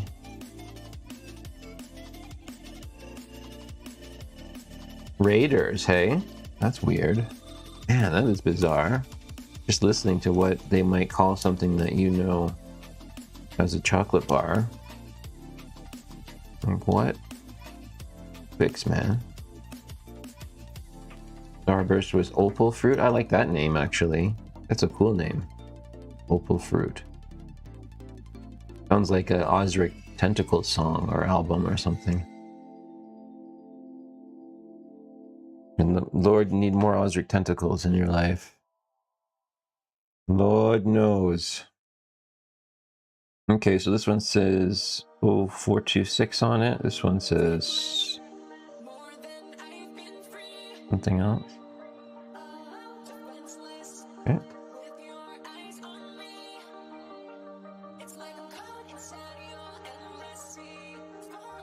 Doll front 10. This is doll front 10 as well too. Doll front FRNT 10. FH. This one's an H board. And then this one also has a steel finger there. So then F. I guess H comes before F in this case. But yeah, this is the F board. It's F'd up. Oh, damn. That would have been bad. Fuck, dude, be careful. And that's in good shape, too.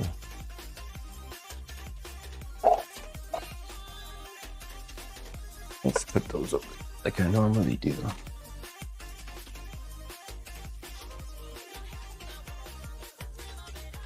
Was Twix a British chocolate bar? That's a good question. I always just assumed that the majority of them, well, I guess I shouldn't, because like, was it Cadbury? No, like, I don't know, like there's some major brands that are American that just seem to be a lot.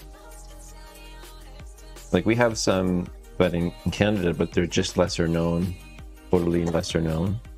Like Bernard Callebaut and Purdy's. But yeah, all those big names I always thought were Americans. Companies. I'm not sure. There's probably, like, I used to remember my grandfather would bring back chocolates from Europe, different names on them and stuff.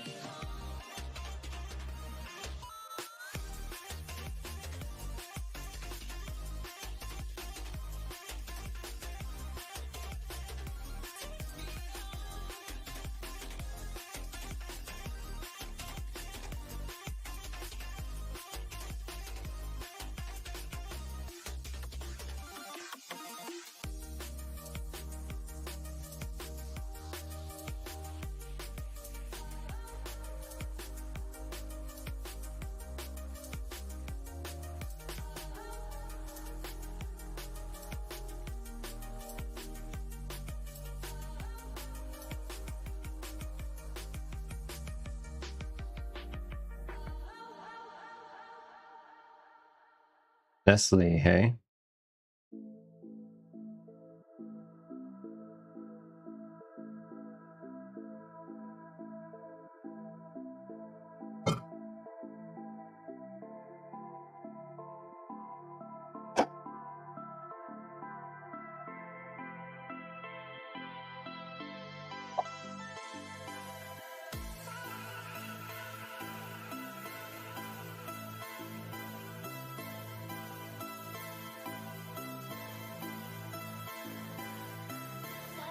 Aren't they like selling pond water to people?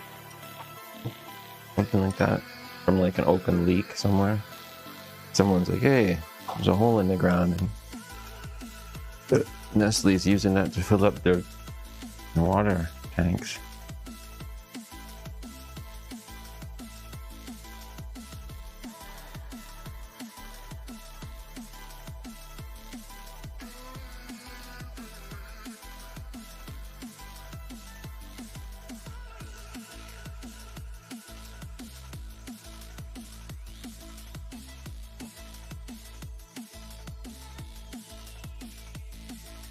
Scumbag Nestle.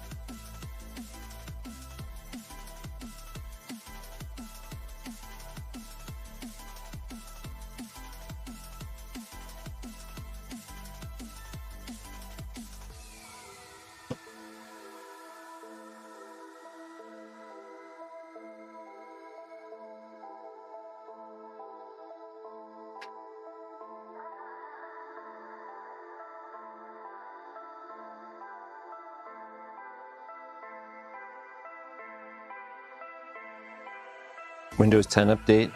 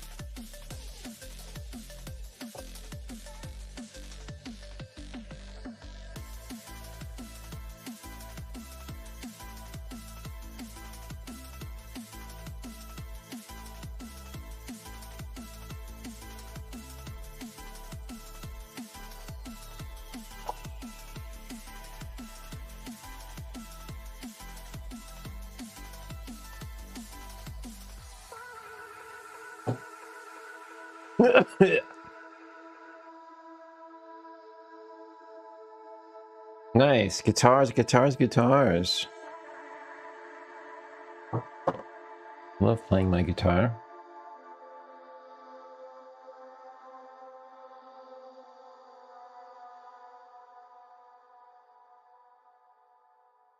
If you had like ketchup, doesn't that mean that you've eaten like 5% grasshopper already? So something like that.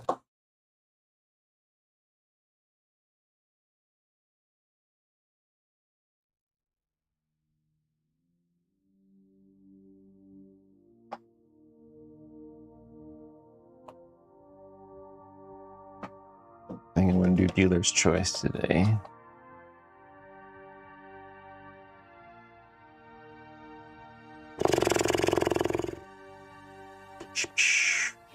Blue.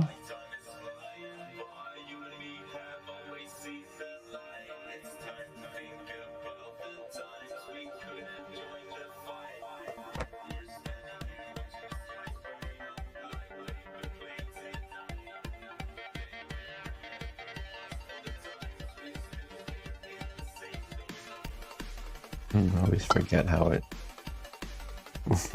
goes. It doesn't go like that. Now it's on this side, right? Yeah.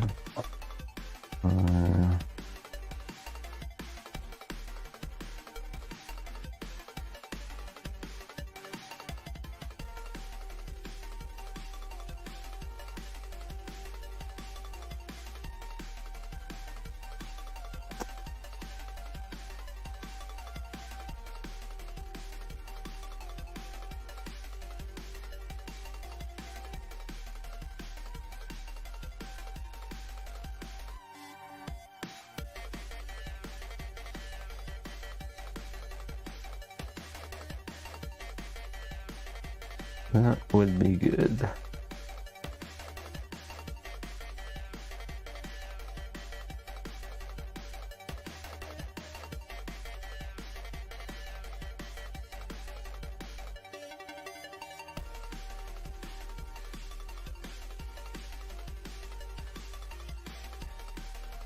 Something like that. Come on, man.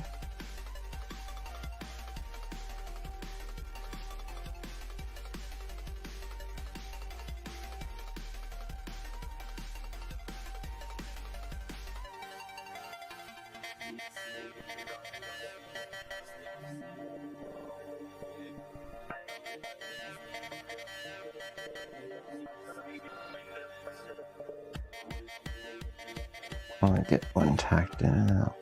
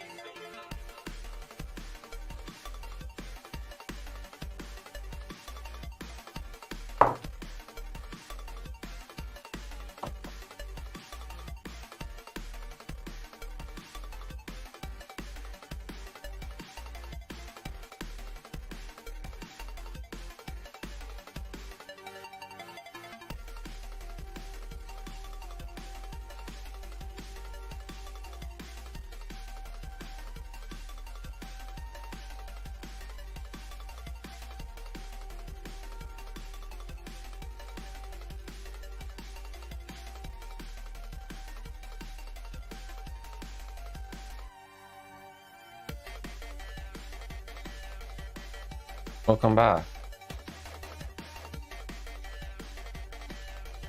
Hope everyone's having a good time today. 12 viewers on YouTube, 1 on Twitch.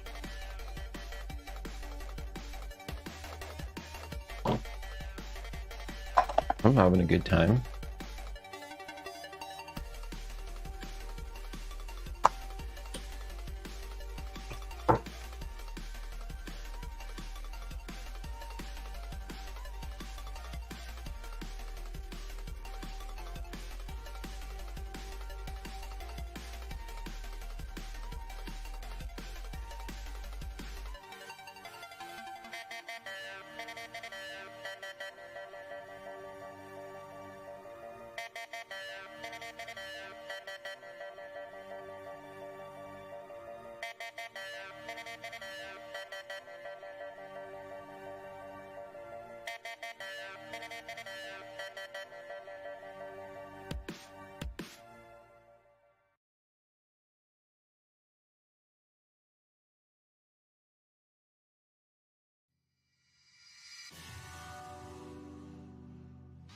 Okay.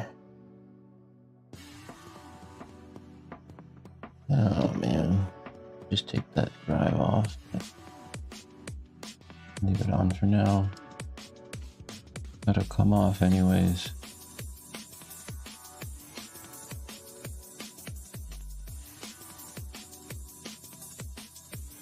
Come on, you bastard.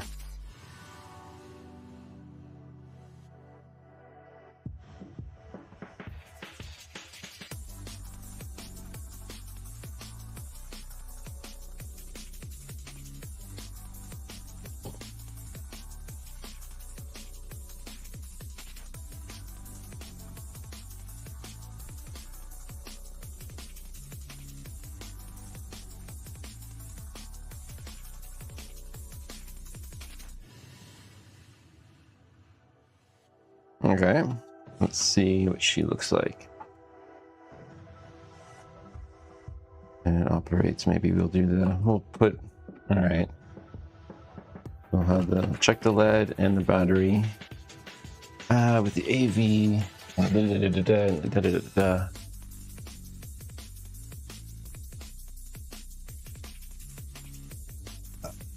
And what was it? Put S video.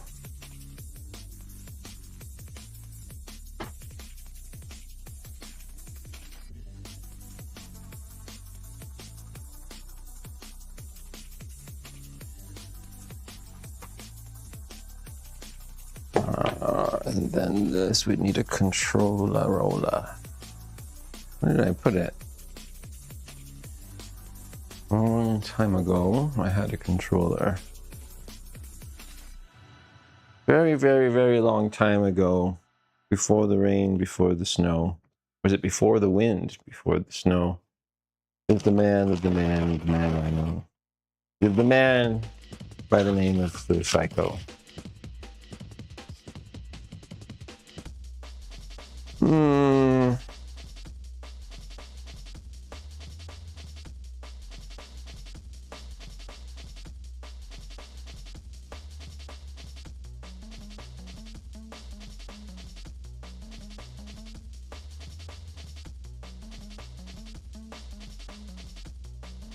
Just had it, didn't we?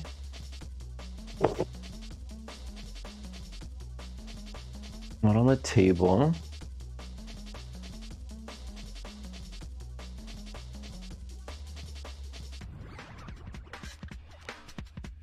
Too many controllers around here. My eyes are getting boggled. Looking for a GameCube controller.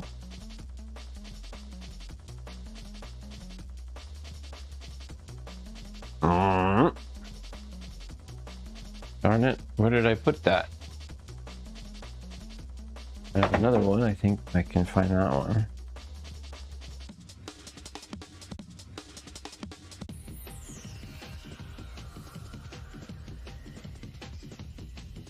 Let's backtrack to what we were doing. I had a GameCube out here, I had it connected.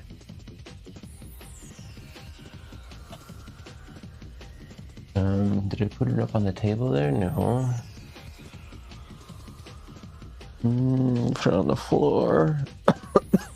It's behind me. Yep, it's underneath this bag. It's small enough to be hidden by things. And I really like the GameCube controller. I know, right? Behind the Pringles. Like, these controllers are really, they're small. Real small ones.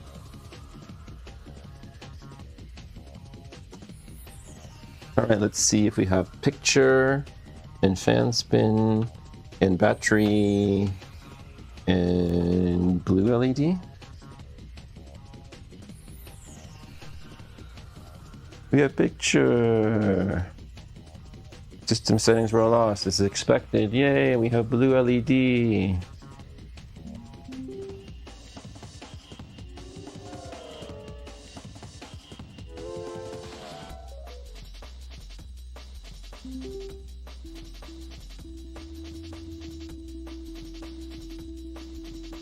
So satisfying to fix stuff like this. We have picture, huh? I know, right? Ha, can't believe. What's the date today? 26th? Whoop. May, right? And then what do we got going on here? 11. No, that's almost correct.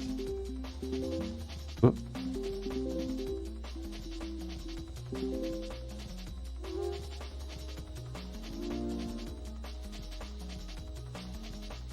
Lovely jubbly.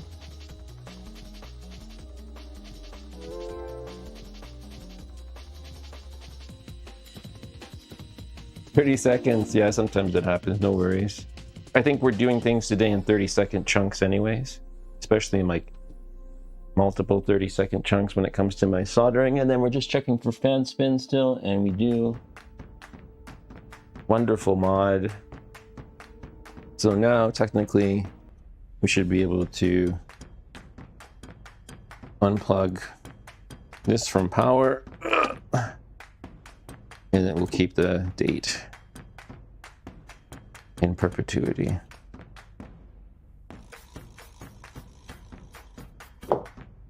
Fixed.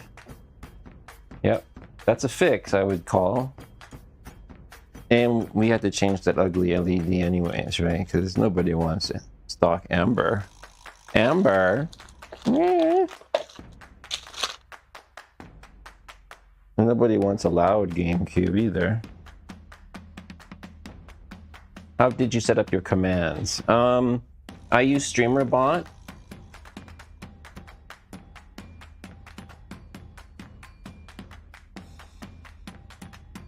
Can show a little bit of that for the people in the audience that want to do streaming or are doing streaming already. You can run this app on your streaming PC, and then there's a section for actions and there's a section for commands, and all these here, you can type the same name in chat and we'll bring up a command.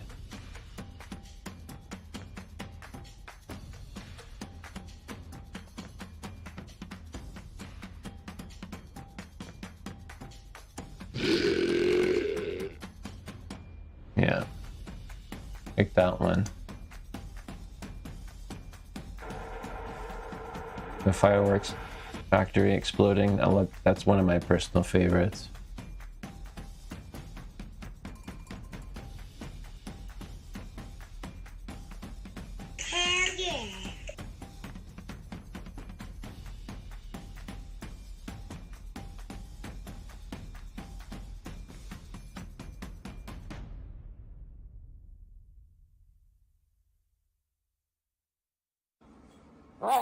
Yeah, gumi.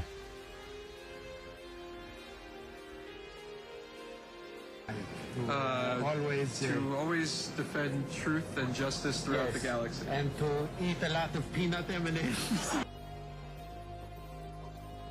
Exactly, TFN, and you're right. That I was going to go into that next if you're going to ask about that detail, but it's exactly just that. Sub actions is one of the key things.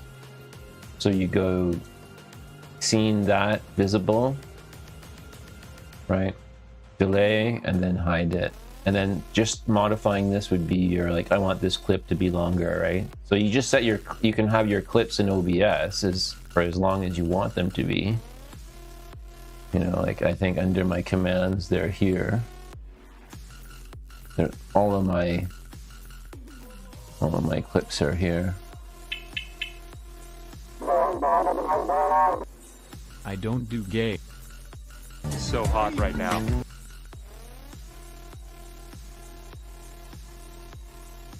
And then yeah, all StreamerBot does is just go through the API and turn them on and then turn them off.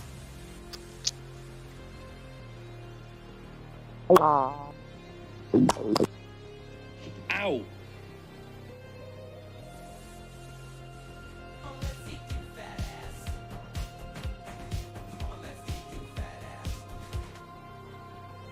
Yeah, there's a lot of hacks that people do too. Like they don't even, sometimes people, if they just want audio from a clip, they'll just put the clip on here in OBS and then put the video off screen.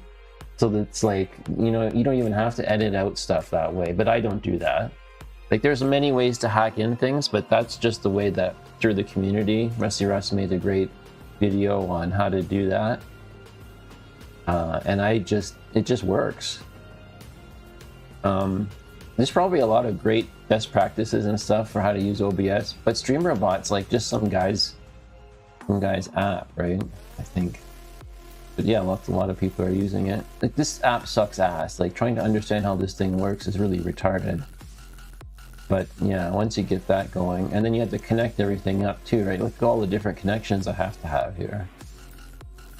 But once all that's going, then yeah, you're G to G. Oh yeah, well, yeah. Actually, I didn't know anything. The closest thing I got to broadcast software was working in IT at Shaw Rogers, which is like a big telco here in Canada, and I didn't go really use that software, but yeah, I can imagine the stuff that how all that works proper, right?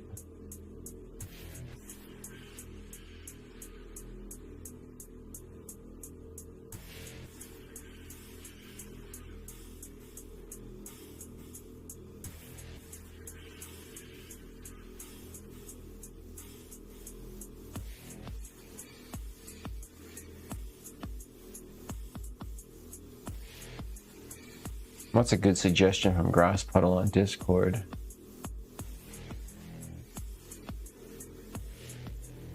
More Dreamcast mods. If I can find another Dreamcast, I will do the mods again for the Dreamcast that I did for my personal one. I will do it all over.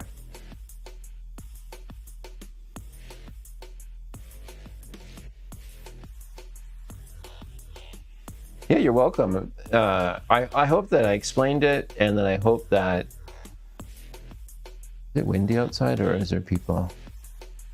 It's like the weather is improving. I hope that you know, like, is the ultimate fix for you for that, or the ultimate, you know, make that work. Probably do this blood too, hey?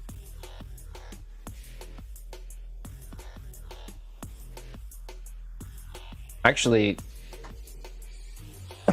the new streaming computer with this way I set up OBS is rock solid. It's totally really good feeling and very validating. MK is not in Canada. No, I don't. Still on vacation, so hi bye. Oh, 8-bit, hey, what's up? See ya.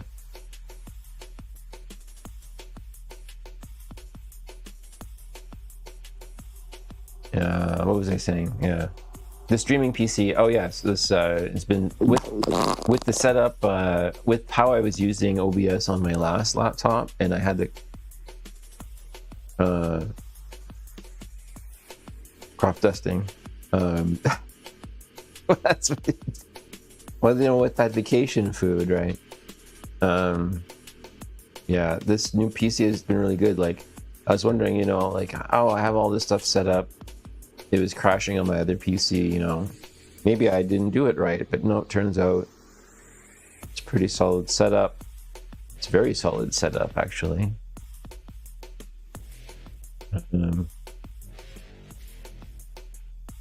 What do I have going usually? Like, not, well, I have a few apps. I have the Pretzel app, I have StreamerBot, I have the Insta camera app to change the camera angles a bit. Yeah. Oh yeah, the only thing I want to change is just that switch on the CPU fan so that it doesn't ramp up full throttle. And I tried changing the fan curve already. Maybe I have to set the switch and do the fan curve for that to really make a huge difference. But yeah, otherwise the new computer is doing great.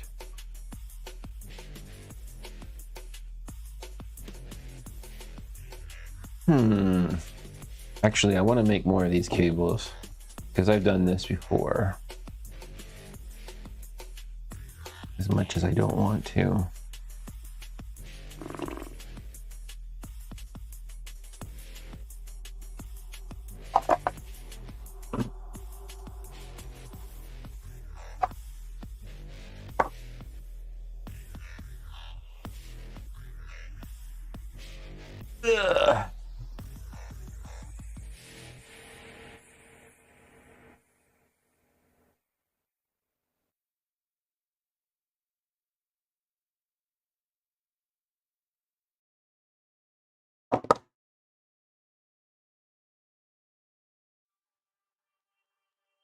Nice. Well, I hope it does.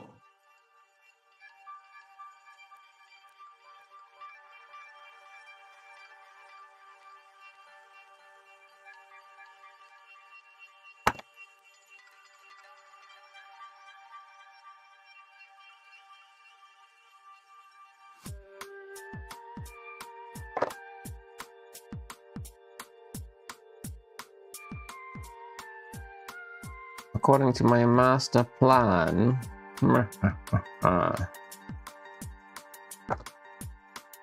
Ooh, sounds good.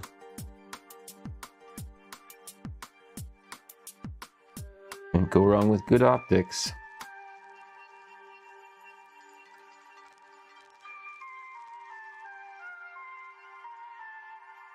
Just ask Ace Console Repairs. He spends like $6,000 on cameras. No, not that much, you know. He has like $1,000 camera, something like that. I have $1,000 camera, but I want to sell it. I don't like having expensive cameras anymore. I think this cable's fucked now. We'll see in a minute.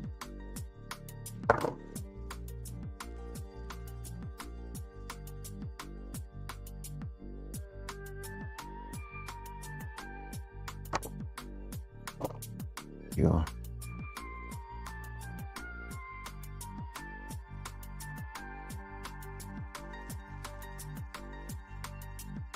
Okay, yeah, the cropping factor. It's always a factor in things. I mean, a factor. It always fucks you up.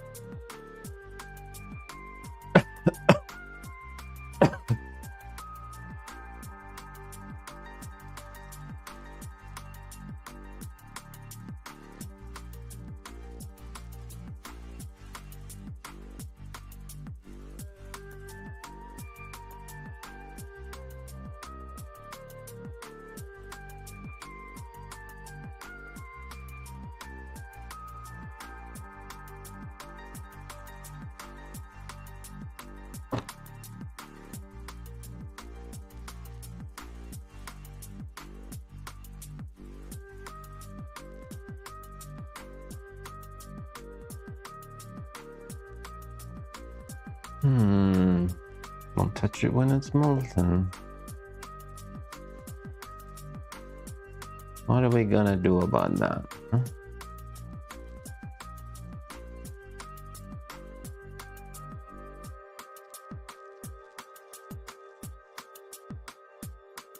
What am I gonna do?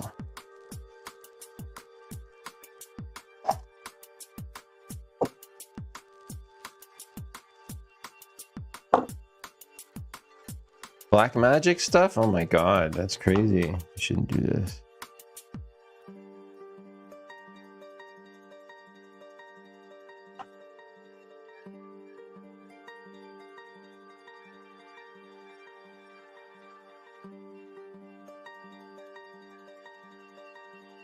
You're going all out. Balls to the wall. Full throttle.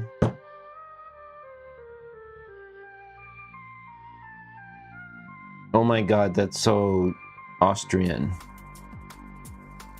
of you, EFN. Can I say that? Is it okay to say?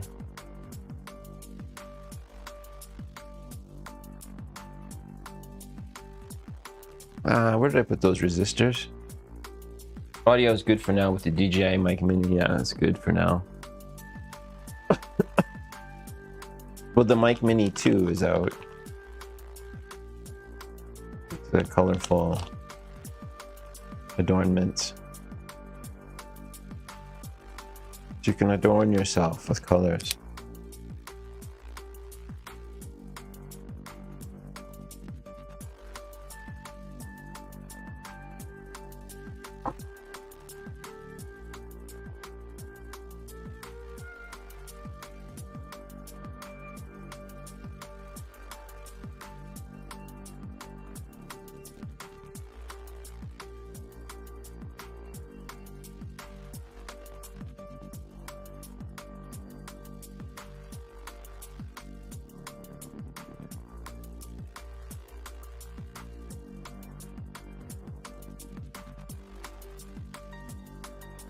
Many little bits of things around, many little bits of things.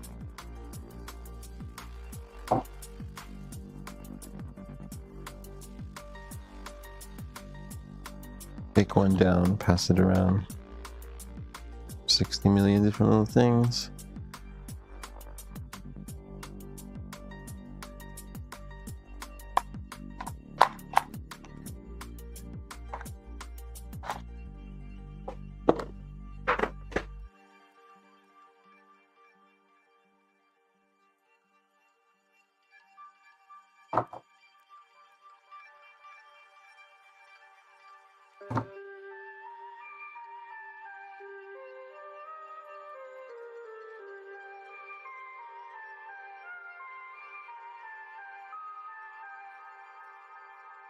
But the BM Pocket Cinema Camera 6 Pro has a full-size sensor, about 2K.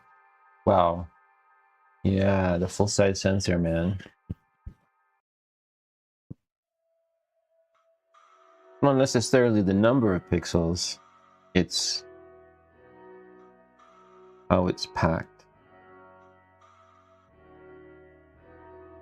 With a low noise.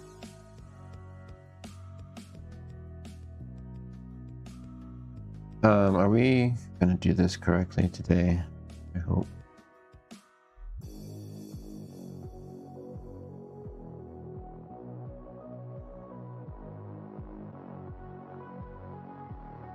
It's not the steak, it's the sizzle.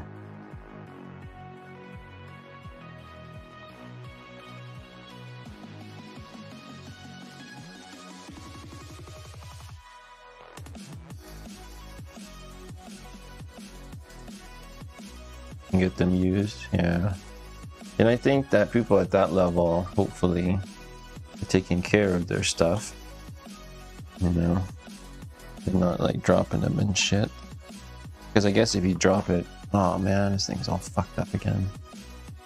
It's just pooched anyways.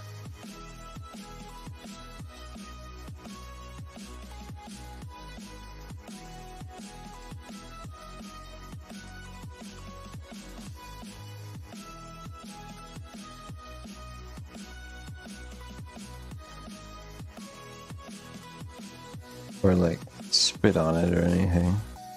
I think people sometimes they never take care of their shit, you know?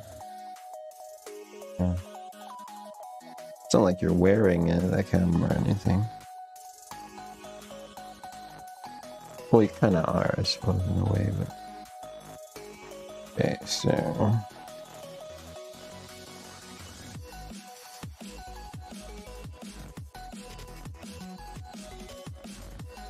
No, man, I don't even know about that level of stuff. And you know, if I got into that, if I stayed into the optics, like I had the 90D Canon body and I had lenses for it, but I sold them.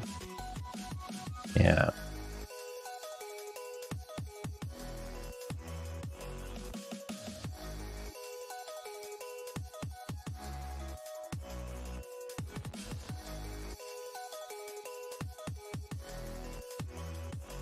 Am I gonna do this, boy?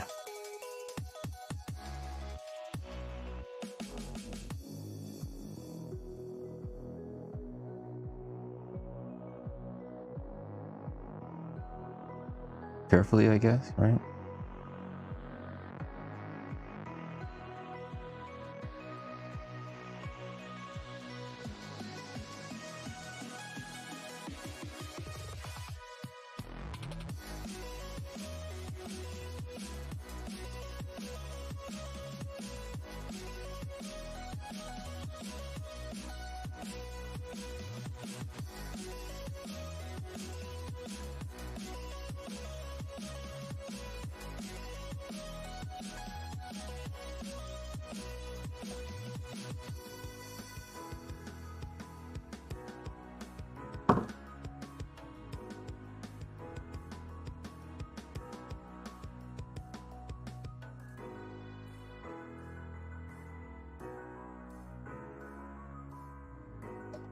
I didn't like that too much, how that kind of played out, but actually it's not bad.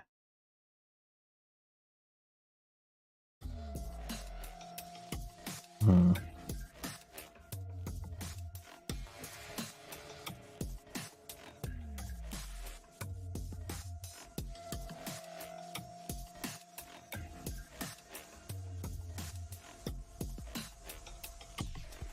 well, look, I'll have to just live with that, I guess. There. Put another tube over, as is before.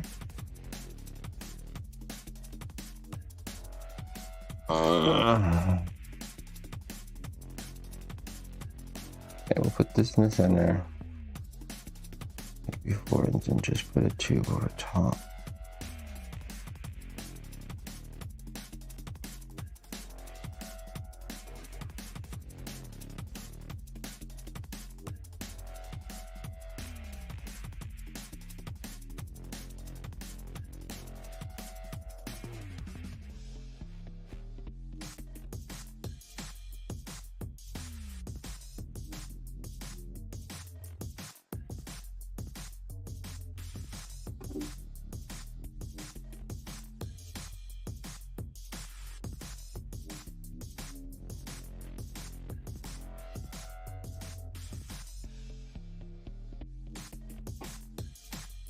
What did I use before that? That boy one? Yeah, the red, right? I heard about them actually. Again, like it's just ridiculous, some of the stuff.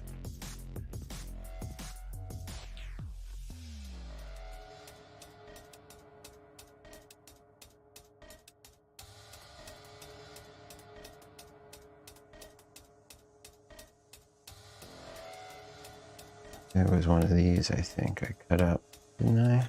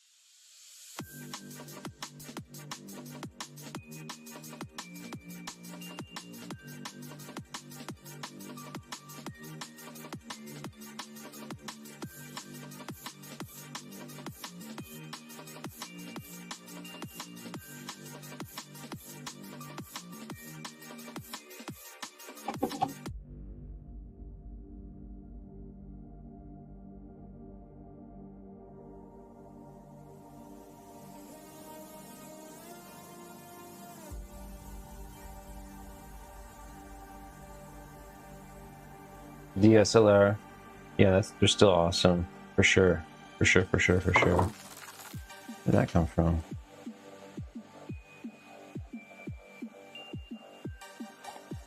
Let's try this cable now.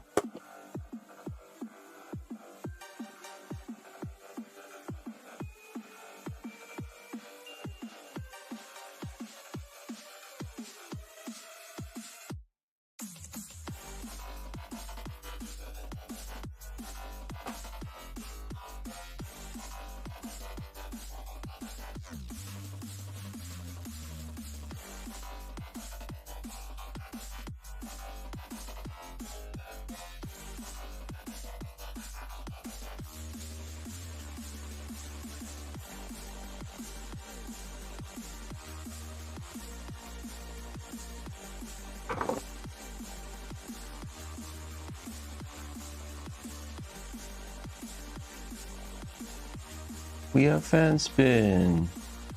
Can't believe. Yay, 2 cables made.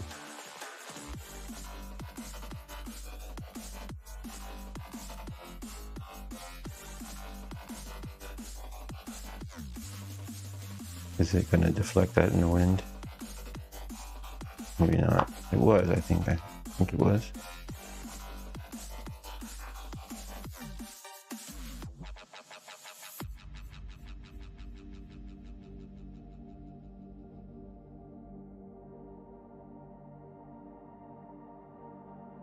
Is it moving because of the fan? Just looking to see. Ever so slightly. And if I turn it off, does it stay moving? Oh, it moves down ever so. A very light breeze coming from that Noctua.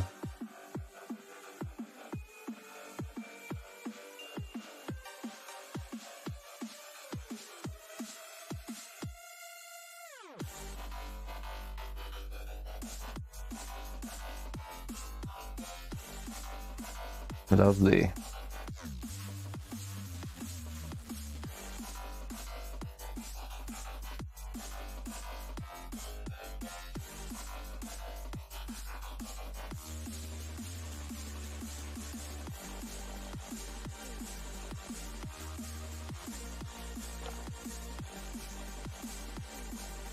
That's 2.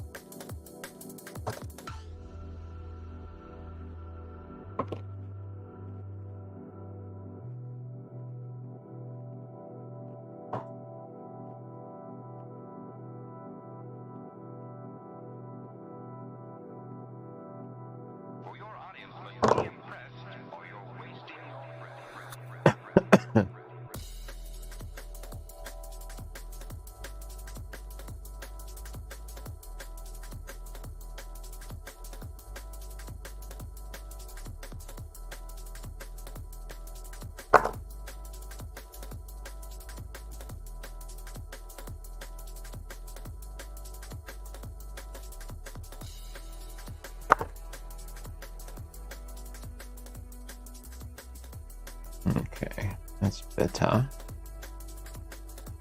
Ish.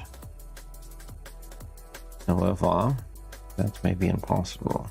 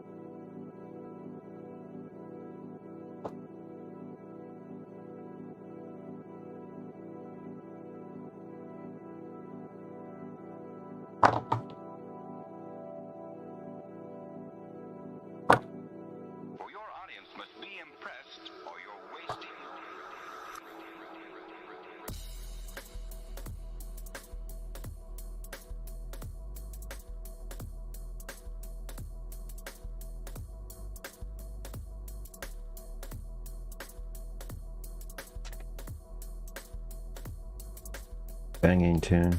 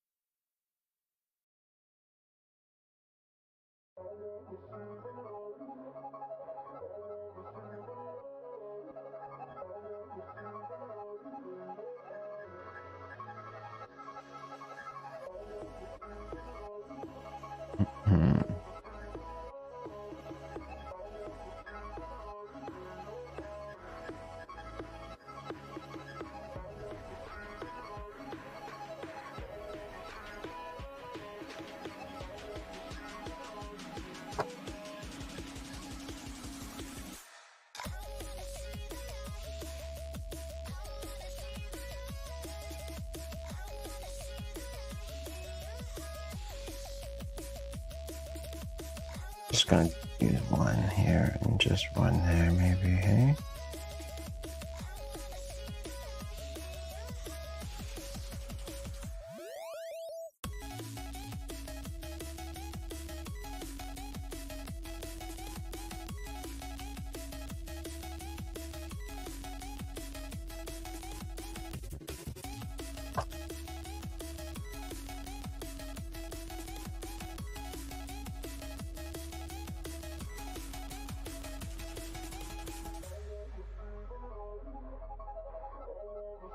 Don't do that.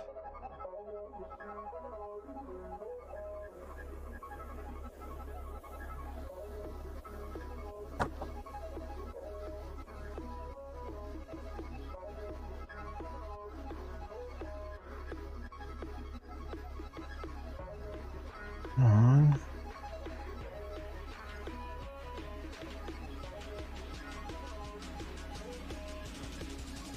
Like a millimeter more, bro. You.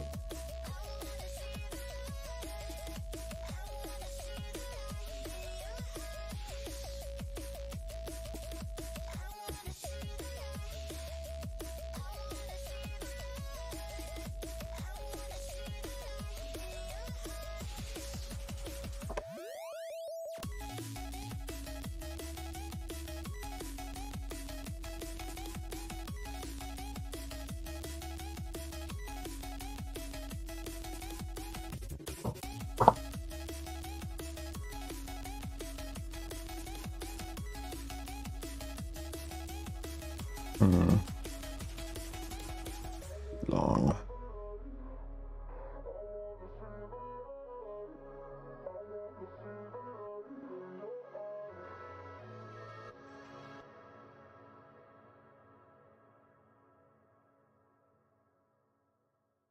Don't like that.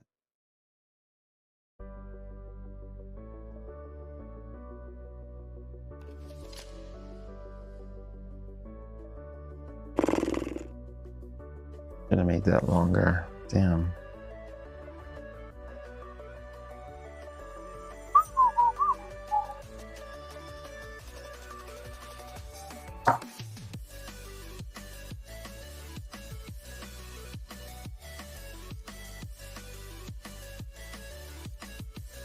This whole cable's too long, I think, eh? Yep. What's going on with that?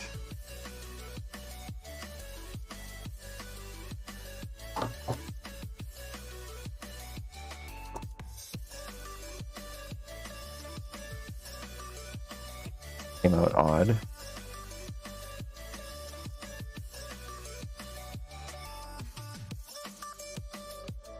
Because there's 2 resistors in there, that's why. You dum-dum.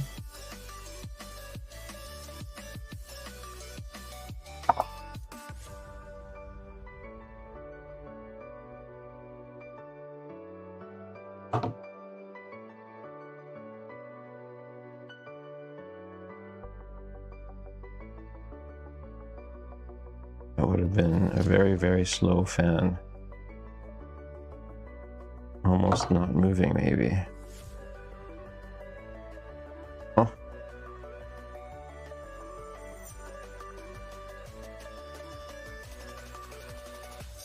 Double check the length now again after this.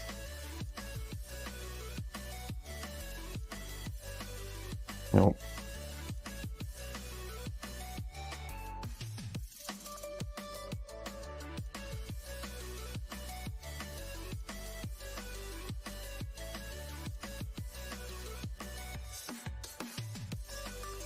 Is that gonna work? Maybe. Maybe.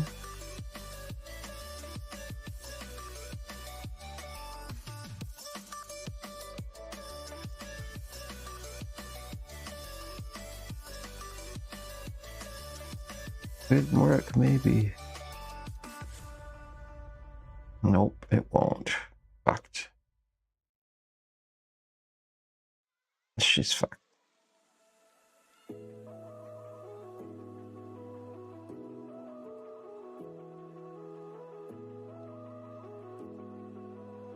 Wow.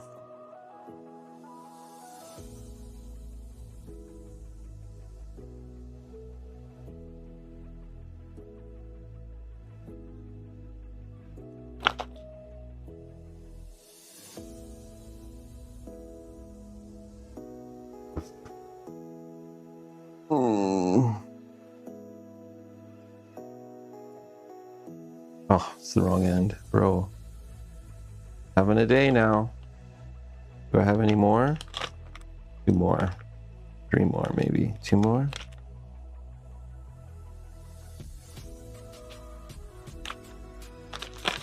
Okay, not bad, but can't keep fucking them up. How long were these? Just like 17? Yeah. Yeah. They were like this long. That would be.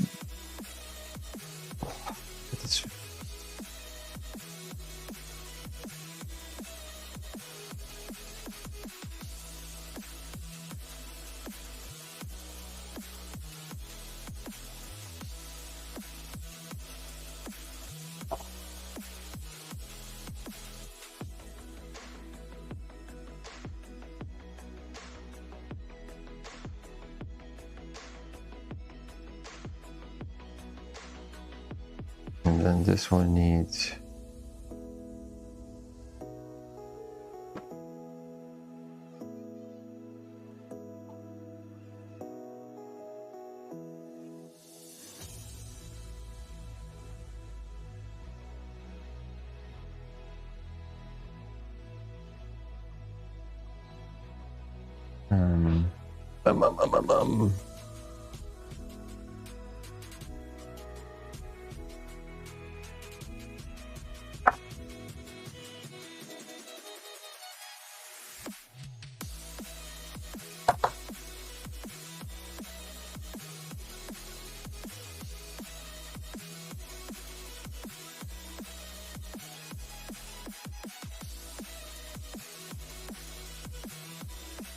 solder to resistor.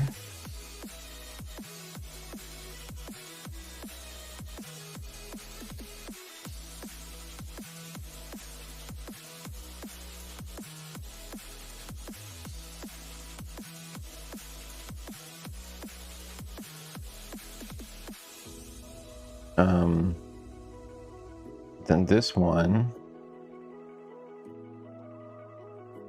has the tube here. gonna be a too long, of course, so it'd go like that.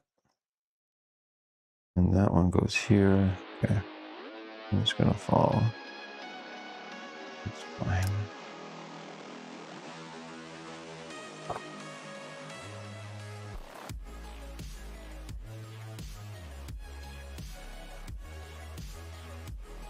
And we leave that one out. This one can go with the tube, and then we put the over tube, the uber tube, that encases all.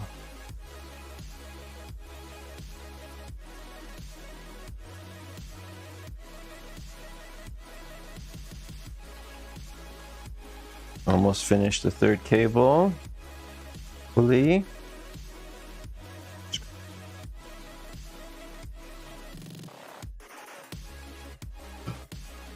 Where's the Uber tube? We need it.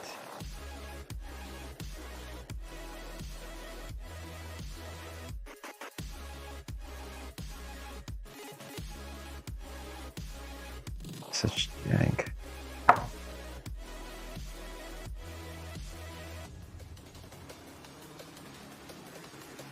Okay.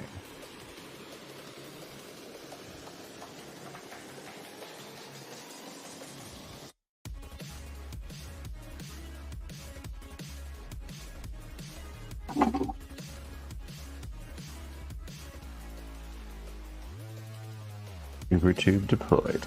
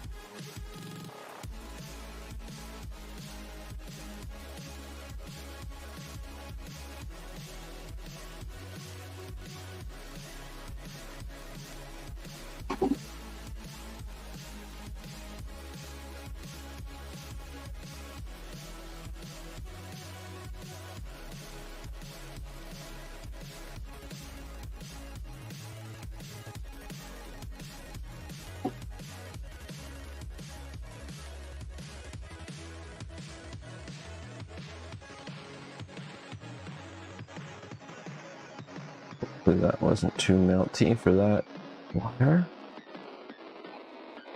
Whew, she's warm.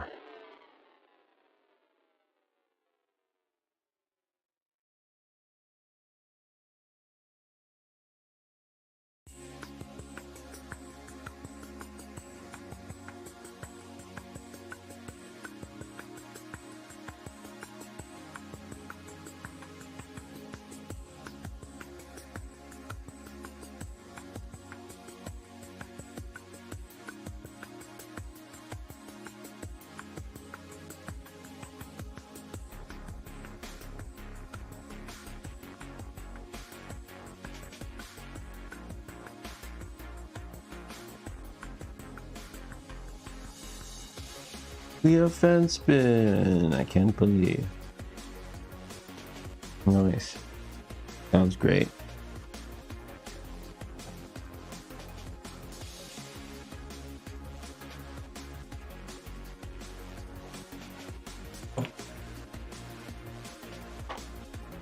All right, so we've got our version 2 voltage reduced cabling.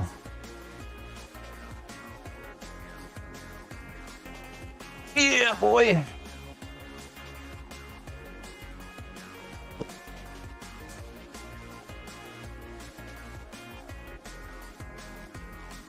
Probably still use this end if I'm really good at it. Goes back.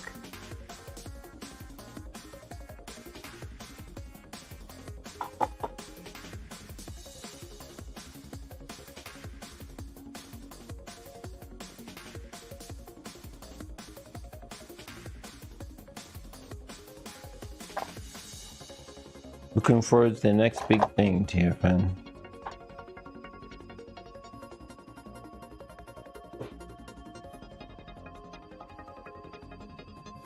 Love it when I'm in the mood to do this stuff and stream it for you guys.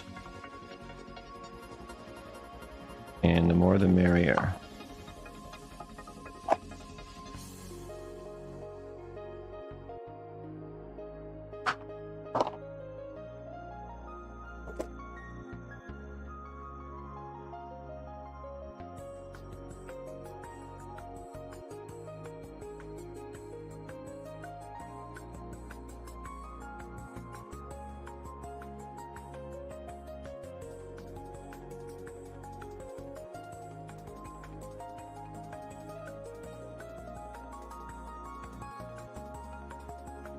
I should grab one of my game cubes and install the mod right now.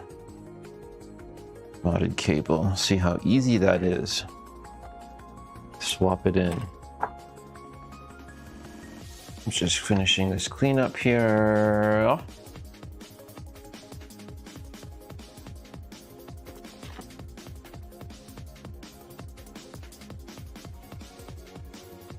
Do a cable swap.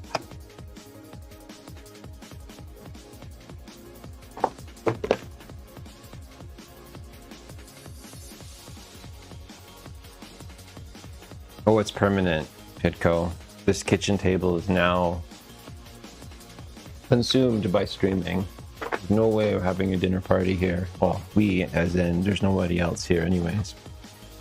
Yeah. Too many things clamped and plugged in, and now with a big streaming PC here.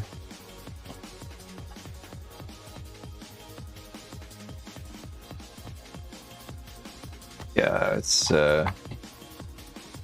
one of the advantages of not having anyone else here to irritate with this stuff.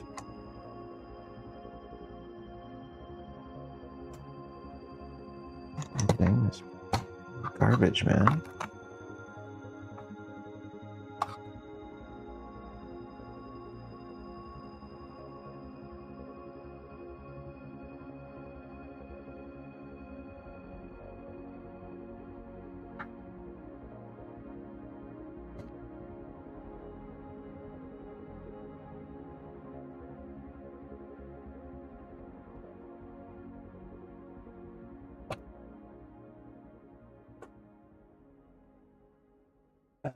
Let's grab that cube. I'll just pick one of these cables, I guess.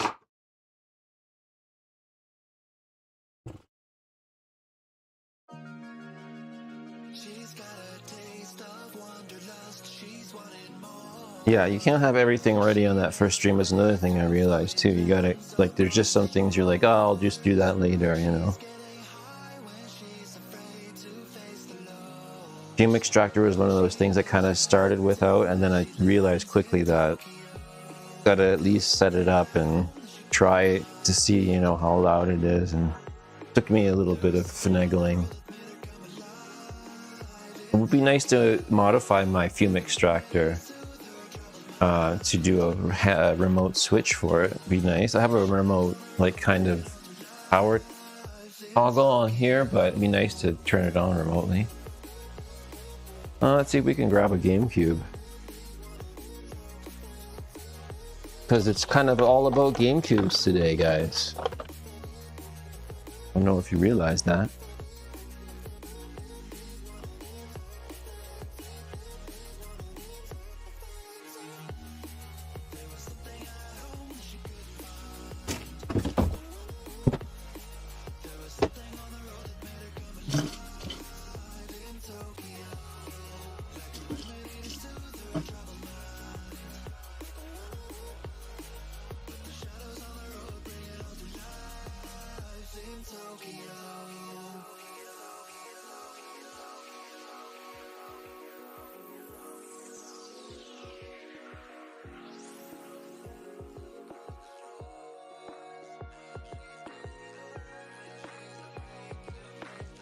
Gotta give my hands a good old rub.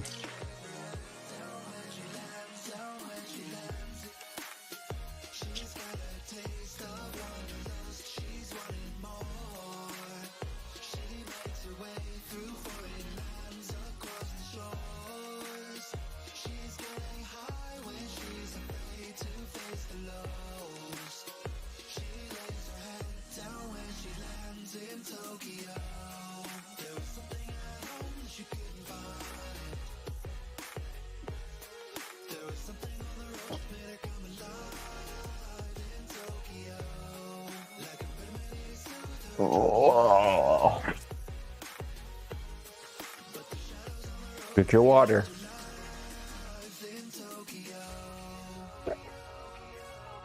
Everybody just stop what you're doing. Go get some water and drink it. Drink half of it, at least.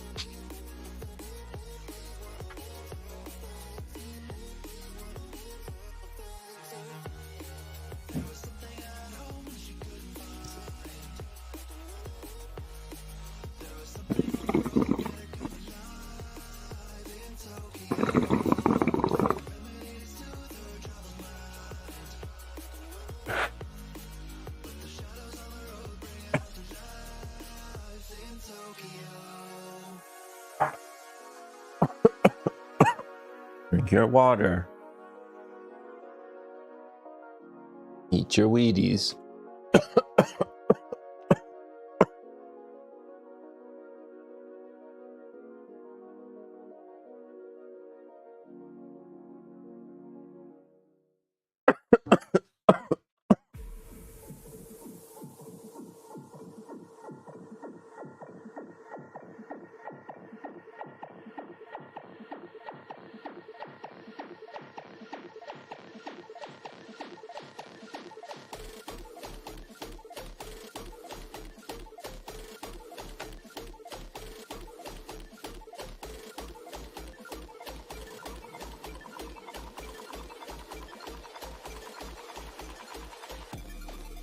Oh yeah, real. That's true, right? The leaded solder. Yeah. Good shout. Yeah, leaded solder, not good. My granddad never had fume extract. He soldered every day.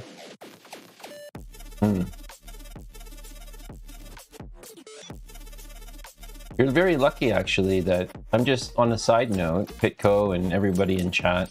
If you had a family member that soldered and like, you know, like properly, like even close to properly, like with flux or, you know, with fume extractors or with wick or anything like that, you're lucky. My dad never did. No interest at all, it seems. Really, really sad. So I didn't learn jack shit when I left home about that. My dad just like had like the shitty one in the, like a kind of like a bodega workbench, and he just used it to melt things sometimes. It was weird. Like if I had some plastic toy or something, he'd use it to melt the plastic or whatever. And man, you know how bad that is to have be a father and not teach your son that. I was watching Pink Floyd concert. Oh, nice. 75, great concert. Oh, fuck yeah. On a better note, Chill and Relax, talking about Pink Floyd. I love this shirt. You know, I also love this shirt because it feels almost like, this shirt feels like almost like a pajama top to me. Comfortable. But anyways, yeah, on the soldering, definitely some regrets there. Some sour grapes for sure.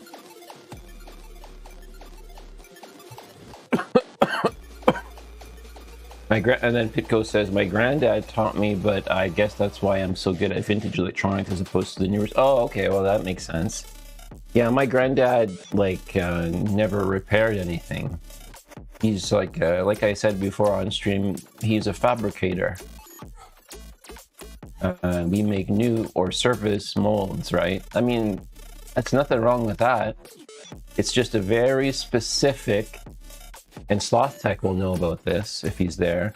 It's a very specific industry and the related, you know, CAD and stuff, but you're not soldering anything and you're not fixing anything with, you know, well, the only thing is you can be resourceful, but with that specialized tooling.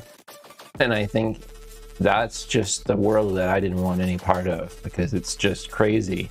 Drilling holes in steel all day? No thanks.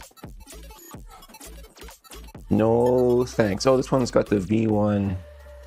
This one's got the V1 bracket. Oh yeah, and it's got the Retro Frog cable on it. Okay. So, that being said, what are we gonna do? What are you gonna do? Where are you gonna go? Oh boy.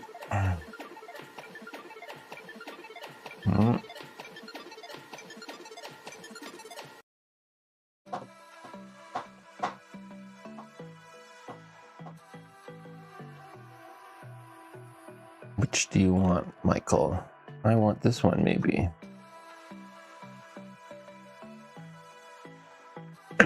The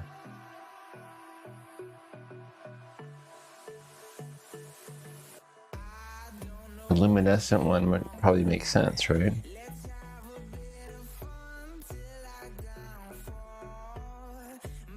Where did that screwdriver go? My granddad was an electronics engineer, you know, in Second World War down, and work after he had worked all day, and then when he got home, he worked on home electronics. Yeah, that's like the man was obsessed. My granddad was like that too, but he was obsessed with like clocks and watches and stuff, I think. And then I don't know, like, because you can't translate mold servicing to anything at home. It's not related at all. So weird stuff, you know, like I just never, like I knew it made money for the family and stuff, but it's just, I had no interest in CAD cam. CAD cam. I mean, sure, like, show me the computer that it works on, and back then it was a mysterious thing. You didn't know how, you know, people wrote cutter paths and stuff. Now it's like, it's, oh, I'm doing it at home with Bamboo Labs. But yeah, back then I was like, nah, not for me. I'd much rather have learned soldering and something more, how you say, practical. I mean, it's not gonna bring in a shitload of money, but just a lot more accessible, I guess. Especially for this electronics and stuff we're doing right now.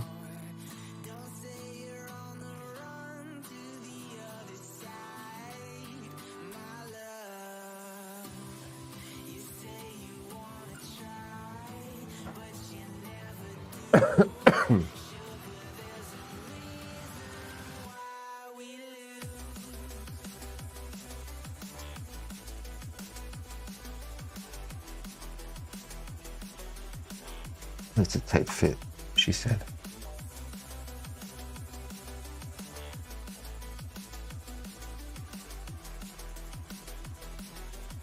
Unscrew this, unscrew that, go do this, go do that.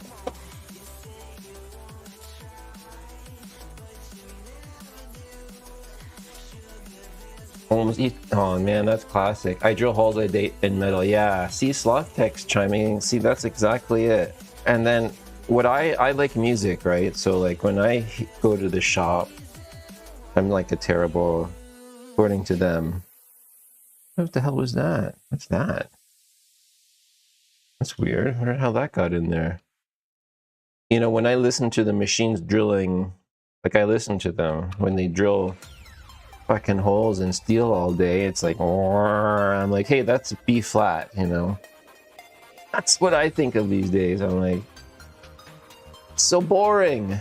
And the guy running the machine's bored to death too. He's looking at porn and stuff like that while he's operating the machine. It's like, nah, I want to do something else, you know, with my time. And also I just, like, I mean, I suppose I could have learned like the XYZ axis and all that junk, but I don't want to do that. I mean, computers itself seemed more interesting, even though as things got complicated, actually things got real complicated with computers when I graduated. What was it, 2001? Damn, you know, like especially it's like talking about these consoles, but it's a perfect example. This console was current at that time, and this is beyond belief impossible to repair. The APU on this thing, it's fucked. Like I tried to on stream, like you gotta smash it with heat. It's BGA. And then I'm graduating from comp sci at the time. My mind's blown. I'm like, what am I gonna do? They're like, oh, info systems, infosys, right? Like I'm gonna do IT. I don't want to do a CAD and stuff, even though it was like my family, you know, business and whatnot. I could have had that option, but how's this thing?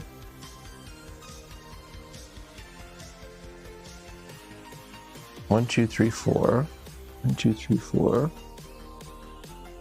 Oh, then these ones. Yeah, I like the new bracket better than this one.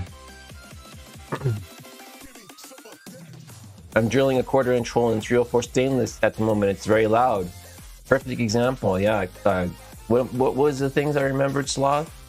Carbide tips, wire cutting, wire sinkers, EDN drilling and burning.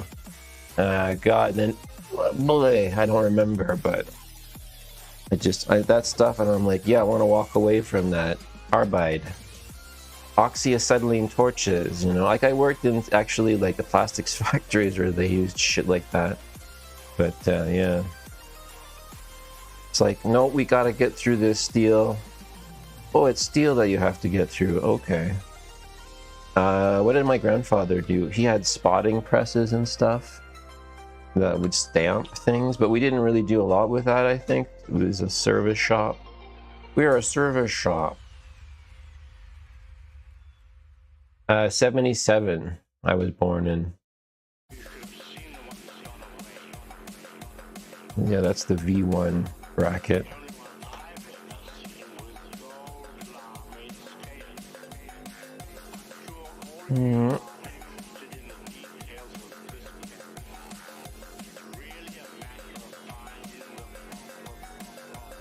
Yeah, I was like, oh, it's a tool town that we're in.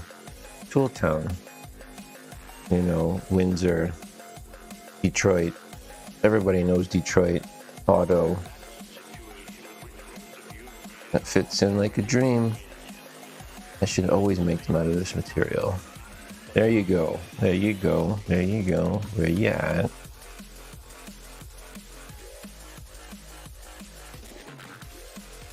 How come you find all those game cubes? Not a single one on the market here. Yeah, I just got lucky a few times, TFN. In Calgary, it just seems to be like that. Like, I complain sometimes on stream that there's nothing, but then like after 3 weeks, I'll be like, holy shit, I found like you know, $500 worth of controllers for $250 or whatever. I can't believe that happened recently. And it had like two Genesises and a NES and a SNES in it, in that lot. I couldn't believe it. But yeah, the GameCube, sometimes I work them down on the price as well too. I'm like, oh, I don't know, I can't pay that much for them. Like this one of them I got for like $40. But the thing is, with the GameCubes, I have to search for the power supply separately, because they rarely come with them. Some of them did, but some of them don't, and they never seem to come with controllers either. However, one today I think I found had a controller and power supply with it and a game, so I'm chuffed about that. And I have some more controllers to repair to, you know, make more, which will be good to have some spare GameCube controllers. Right? Right.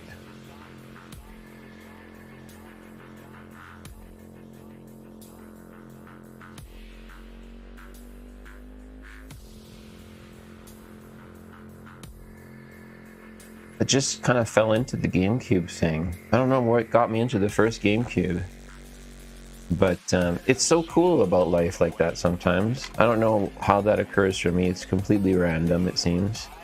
But like finding a new thing to my new favorite thing, in terms of like either it's like music or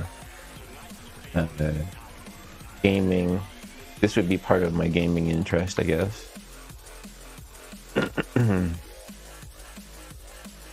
Like, oh, how do you find the next thing to do? Oh, I don't know.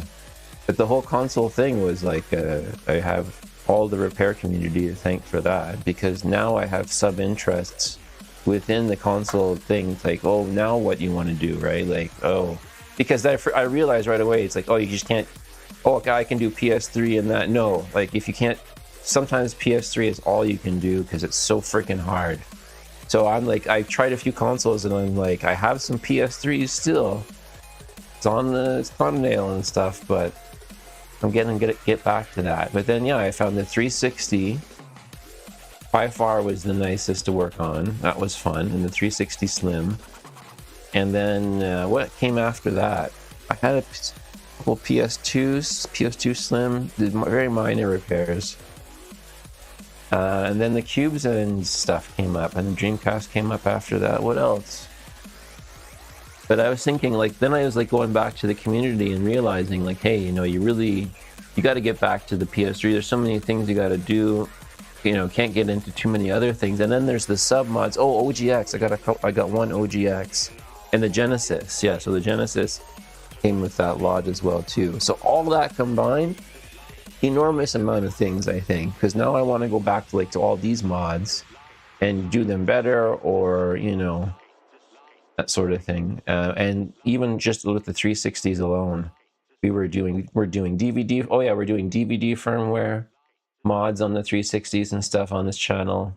Great stuff, you know, coming. I'm finding it hard to find solitude in anything at the moment, to be honest. Oh really? Get hands on some of them, but none of them on the market here. Keep looking, they're worth it. I think totally worth it for you, TFN. I would say in my description, I love to use analogies and descriptions on things.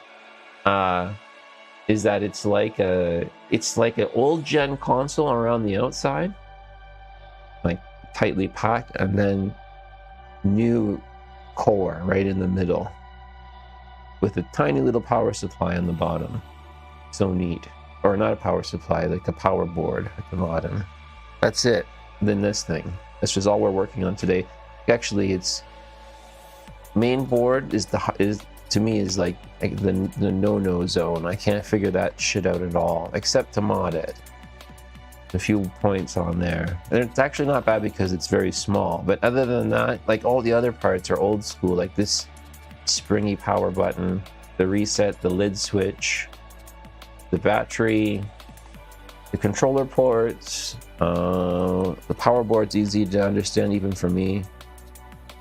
What else can we talk about with the GameCube? The CD mechanism's all exposed here. It's like a couple screws, you can take the lid right off. And then for the mods, you don't even need it at all. And there's a port right underneath that we use for the loader. This one's got PITCO boot. Right here you can see the PITCO is mounted in the front, but some of them have loader mods. But anyways, yeah, so many cool things I want to say about it after I just kind of... Oh, and the shell. That was another thing too. The shells from BitFunks are really good. No mods needed to the shell.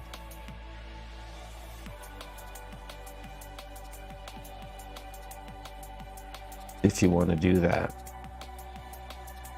If you like have a crappy shell one, because I had a couple of crappy shell ones. Cracked up shells. You can instantly make them better that way. No, if it has a dead laser or a cracked shell, not a problem. And the rest of it doesn't really move, right? Like this has to always be replaced anyways. And this is a piece of cake to replace and change the color.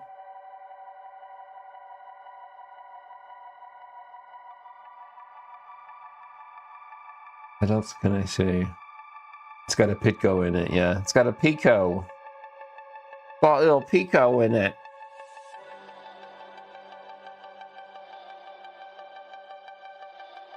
One thing I want to do is keep the Noctua as stock as possible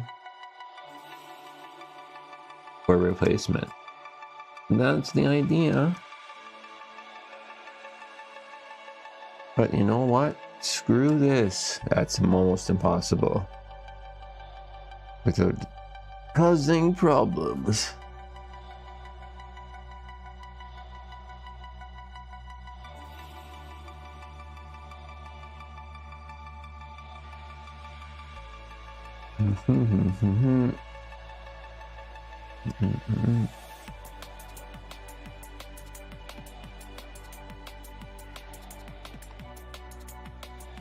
If we put a zip tie there, and then there we go. I don't want to smash it this way.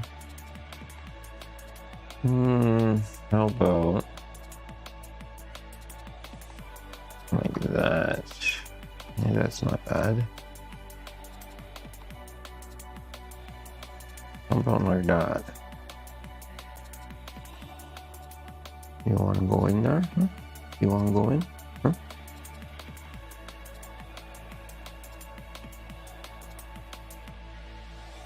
Somewhat replaceable with a zip tie, maybe. Or maybe you can just, I think it was just kind of fitting in there actually.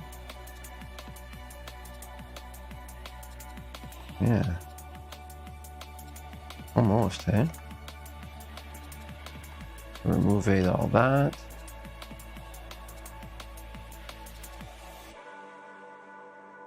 Yes, it's not, well, they give you, it's because they give you this too, the jewel and the logo. Because you're going to pay a few bucks for that. But even the aftermarket BitFunks, they charge, with the no logo ones, they're still expensive as well too. But if you got a LED mod or some shiny PITCO inside, why not get it? Now that's the thing, is with that on the lid, I don't know if she's gonna go. That'll be all dreams.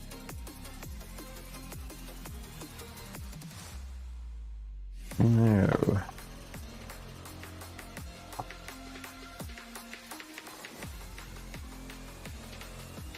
Yes, actually, I have a question for chat.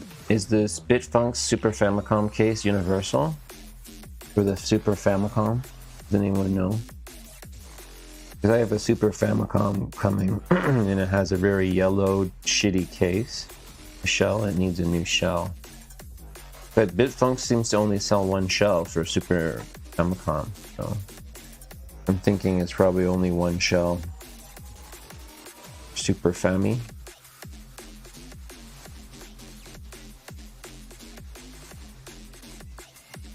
Any Super Fami fans?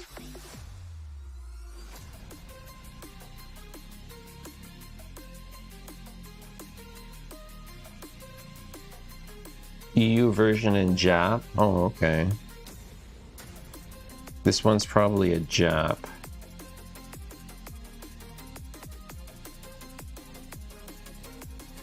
I don't know if that actually moved it or helped at all.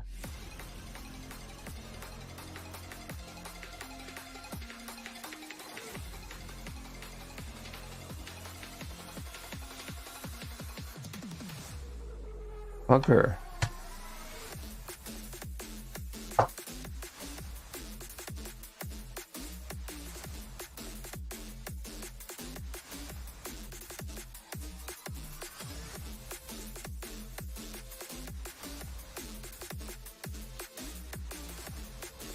Wondering different locations we could do this better.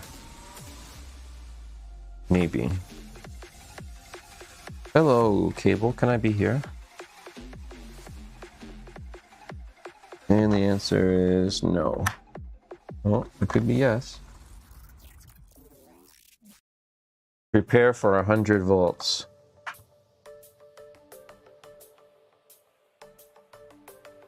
What the hell? Is that pinched or not?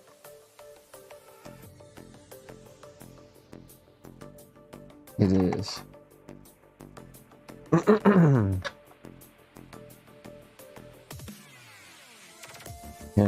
Can it go there? What if it goes down a bit?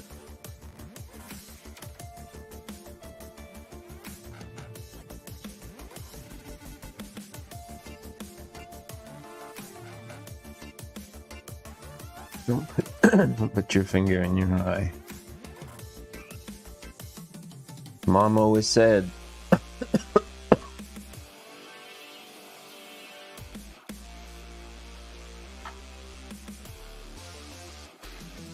it's always a gentle art of putting aftermarket. And then on the Dreamcast, it was even aftermarket 3D print on aftermarket shell. Now that was insane, dude. It was insane in the brain.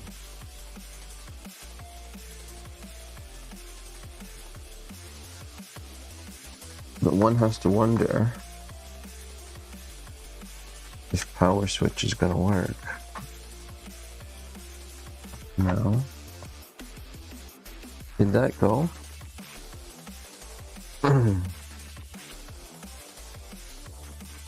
Yeah, she's just lying down there, perfect lie. Okay, let's see if we have fan spin. I'm gonna take this out and listen. Check my mic real quick. It's good. That's gonna get magnetically discombobulated. And I'm gonna check.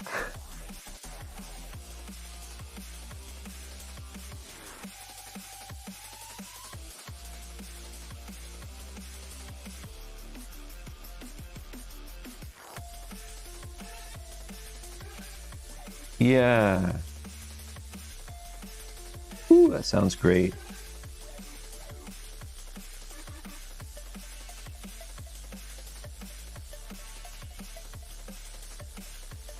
Fan-freaking-tastic. First successful upgrade. Fan speed, down speed, upgrade speed. For the GameCube.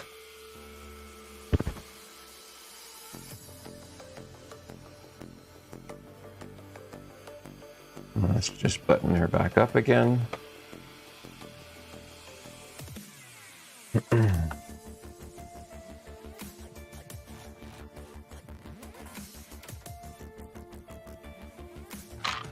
My new favorite GameCube. We get one cable back, which can either be used as is or modified. I should come up with a mod. Oops, don't do that.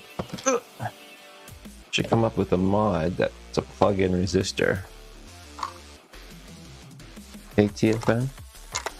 How about a switch, TFN? A resistor switch.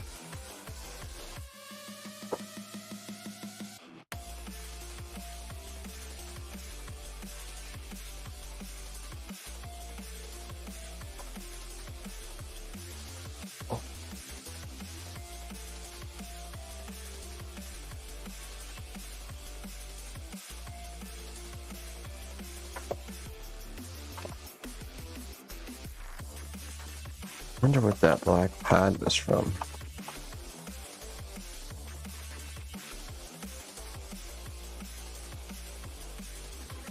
Oh, don't put two in there. Wait a minute. That's for this. Boyo.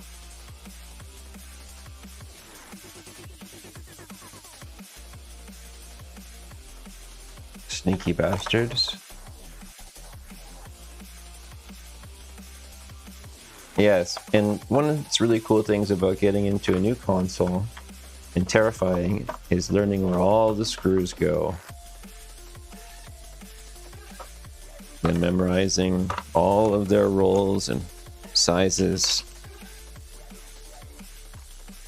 And then even finding if they're in the wrong spot or extra.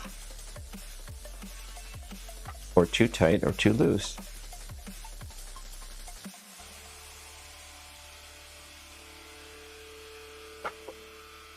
Like at the Dreamcast.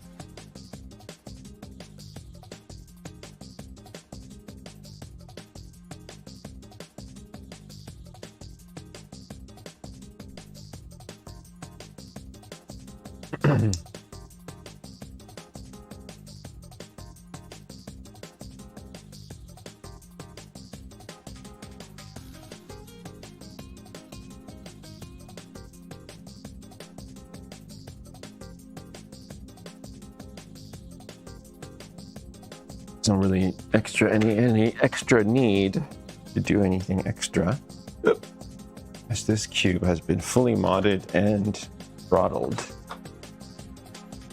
with our cable. Lovely. Do another one? Sure.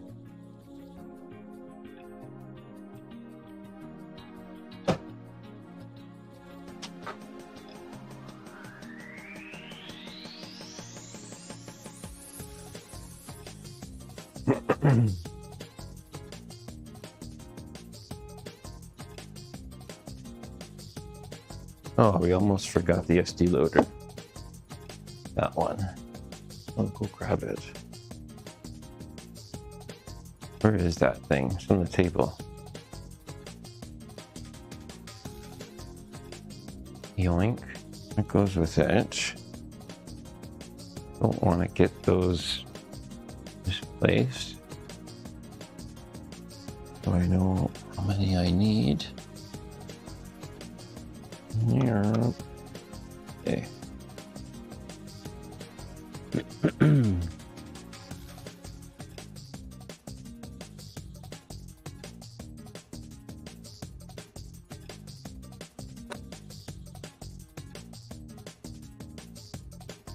Okay, that's done. Okay, put that up here. Grab this one.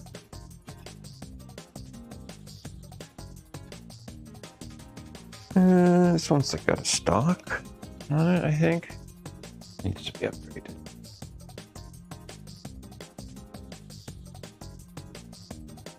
Need to get around to fixing my GameCube, yeah. You do, cows. It's a piece of cake for you. So easy, man. You're like, wow, it's like not as hard as a 3DS. Change.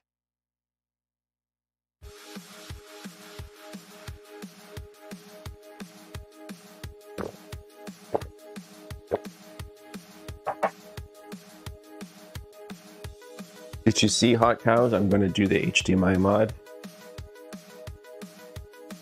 on this one. Planning on doing that.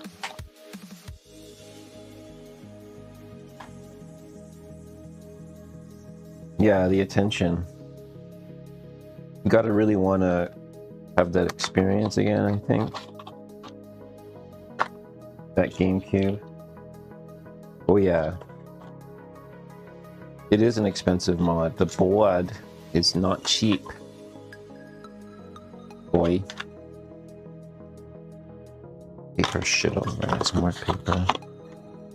Not cool.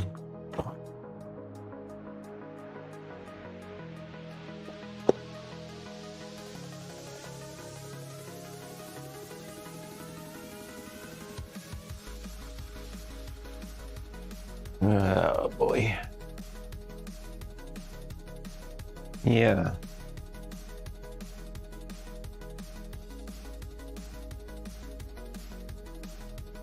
So much shizzle. My nizzle? Okay.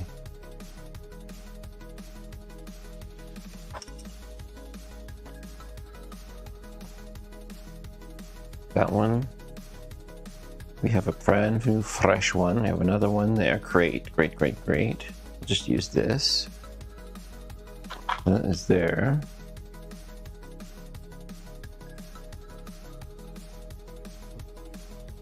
This one, I think, even has a card on it, so must be careful.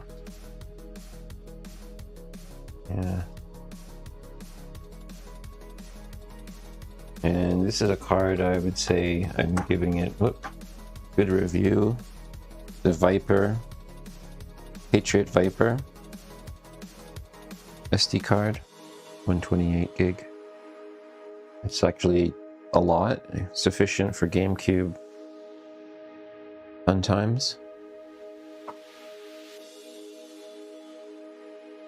Yeah, I want to go.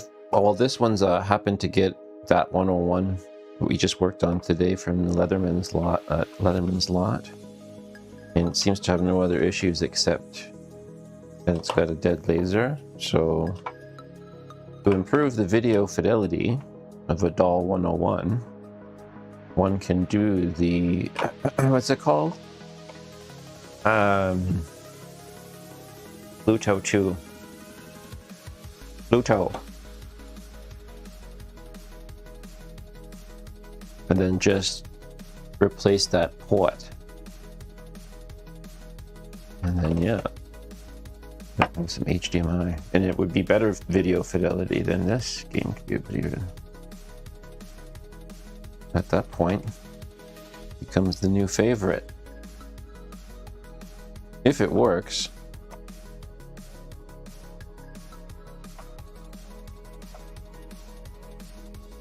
Pot. He's smoking some pot.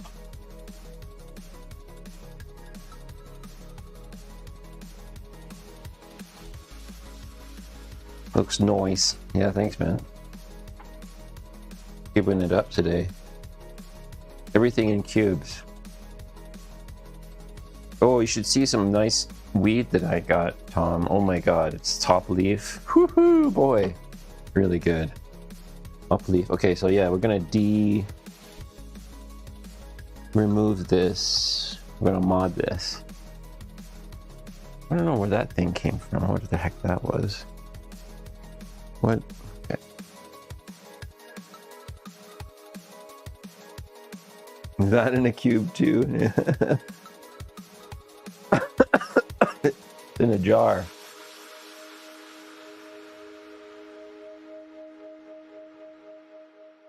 And I got my brain in a jar.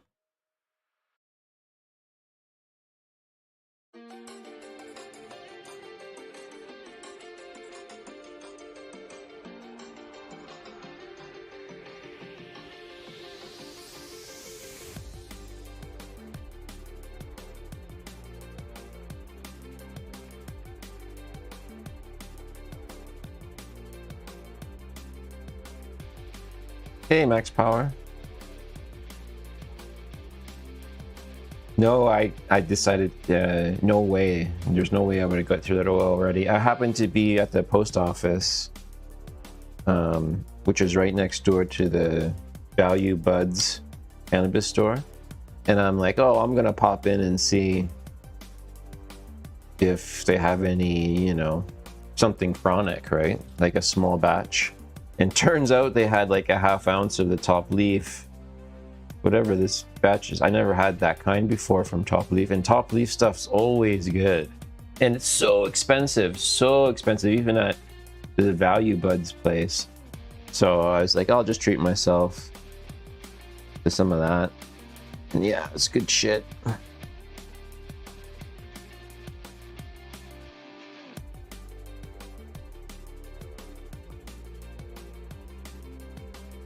Another OEM for the pile.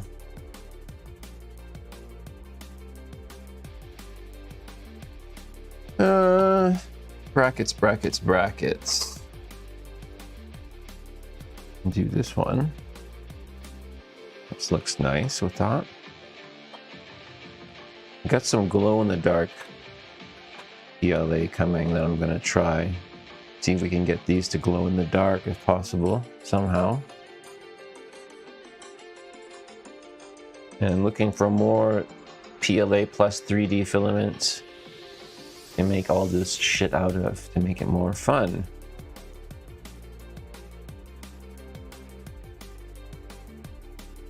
Maybe put one of these then in, these green ones. I don't know. What should I do? Is it even visible through it? It is. Be cool, hey?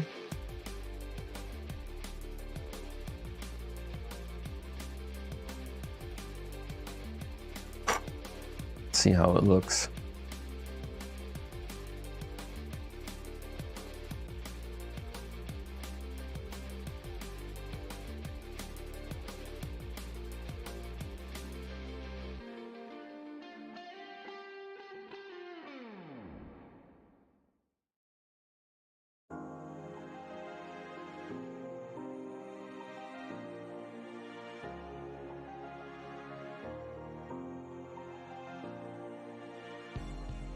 Did I do this before? That. Alright.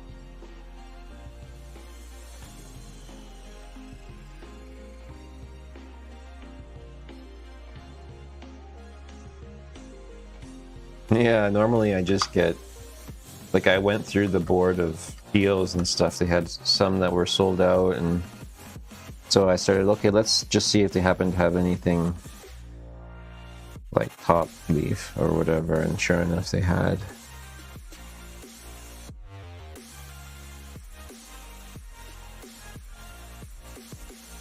And he's like, well, I'm gonna have to ask you for your ID. I'm like, really? It's like, lately people have been saying I look young. It's like, fuck, dude. And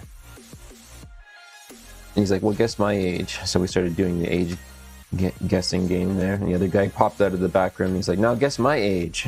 I was like, fuck. 27? No, I'm 23.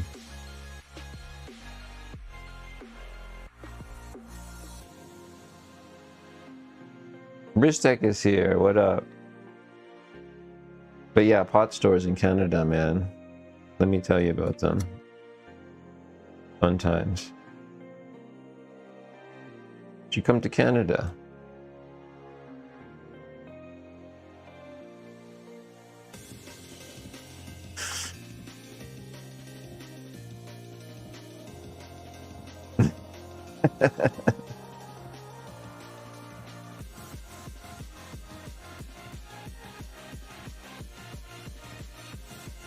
Our security checks aren't really that bad.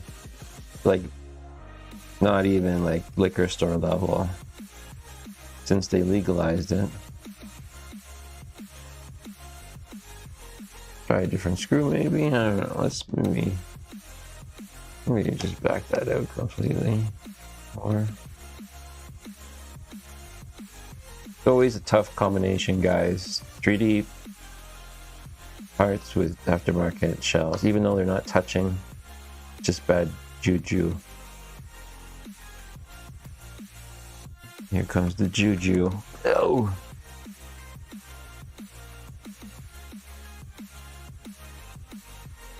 Oh no, forced unemployment. Fuck, bud. I wish that I could like help everybody make money. What a weird thing to say. I don't like money that much, but there's just like, I don't know, I found ways to make money that you just wouldn't believe, but sometimes it's just lucky the things that you learn from people. I think that's one thing I'm going to impart. Learn things from people you meet, and you might learn how a new way to make money. I guess this is the message there. I'm not saying it's going to be from me necessarily, but like I benefited that way, if you call that a benefit.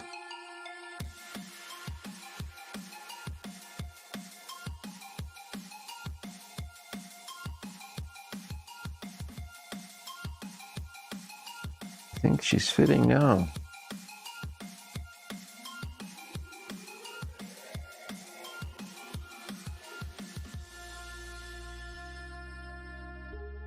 Cut back on their usage. We had a pipe burst in the city.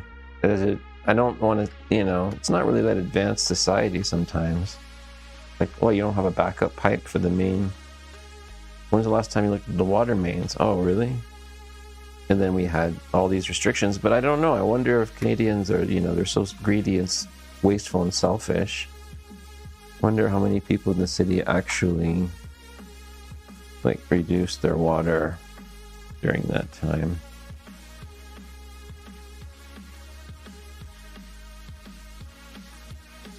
Lord knows I like to waste away.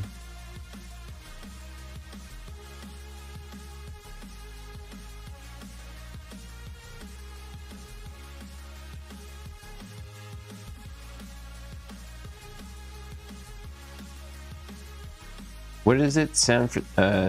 Not San Francisco, San Diego had to send us a water pipe to fix our water issues. Like, good lord. Really?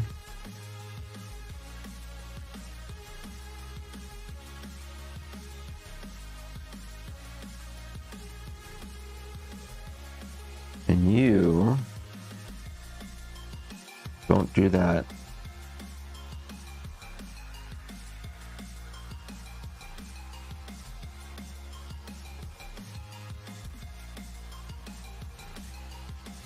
Don't you be a problem now.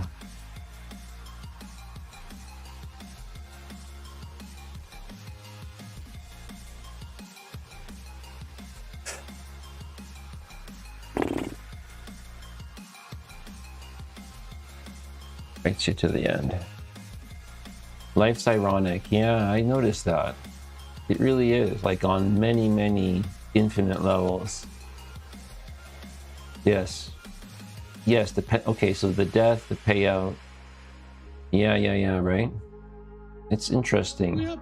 Hey, ET is here. What up, buddy? Yeah, it's like, you kind of go, well, wait a minute. Like, did that left turn in my life really, was that a bad thing? Because that's what you do, right? You try to say, well, that's a good thing or a bad thing.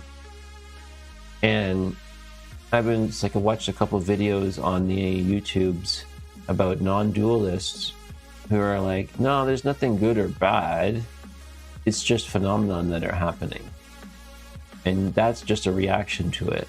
Oh, really? So like if you think about your life and all the things that happen, like none of it is good or bad. It's all just phenomenon that's happening or has happened. And your reaction to it can be positive or negative, or there's another reaction to it, and which I'm working on. It's called indifference. That means, you know, everyone knows what that word is, but like you can totally use that for life experiences or people in your life. You can be indifferent, and I think that's super helpful when it comes to the, oh, you know, that's the shit of life kind of thing, and then we tuck that in there and then it's done.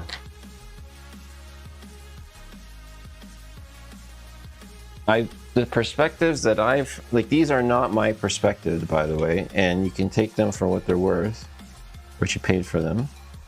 But the perspectives that I've learned on the internet and confirmed by Hotcows is that it's just amazing the stuff that I've learned. Just basically like read or watched videos on the internet recently about different takes on life. That's like a super high level. Nothing to do with electronics or anything that we were talking about. Just like that non-dualist person, never heard of anything like that before in my life. Like I've heard of a little bit about, you know, Eastern philosophies or Buddhisms and stuff like that, Buddhism or whatever. Not really, you know, like I love it. Learned how to meditate and all these sort of things, but I never really watched somebody put a video out where they're just kind of plain faced going, well, here I am. This is my YouTube video on non-dualism and nothing happens. There's nothing happening. And this lady is going on, and she's sitting in like a graveyard. Tom would love this. Tom would love this lady.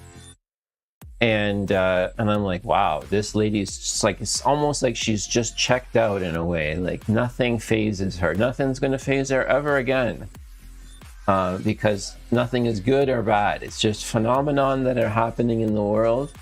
And we're just and we're all experiencing it the same. There's no me or you different. It's all one.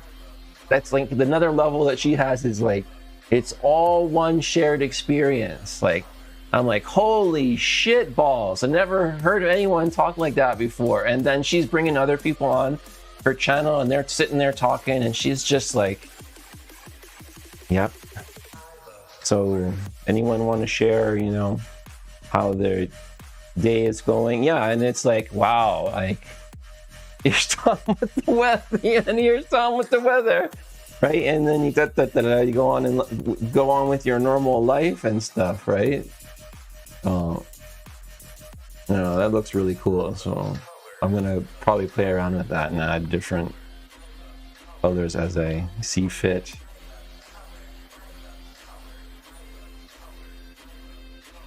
I'm just going to give it a quick test here. But no, I'm really glad that I got a chance to talk about the non-dualist person. We have fan spin. Can't believe. Sounds amazing. I remember this one doesn't have a functioning DVD drive, but it clicks anyways.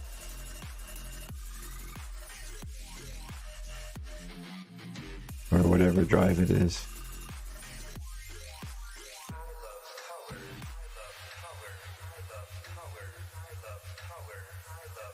Not bad, hey? Yeah, it's just, I don't know, people have a capacity or capability of existing and believing in really very different things in the world. Like obviously that non-dualist person does not going into any one of your regular churches or anything like that. You know, she doesn't have any big plans in life other than to exist. And I think the existential spin on that is huge, right? Like she's really existential. Some people would call that person super existential. Some people call me existential. But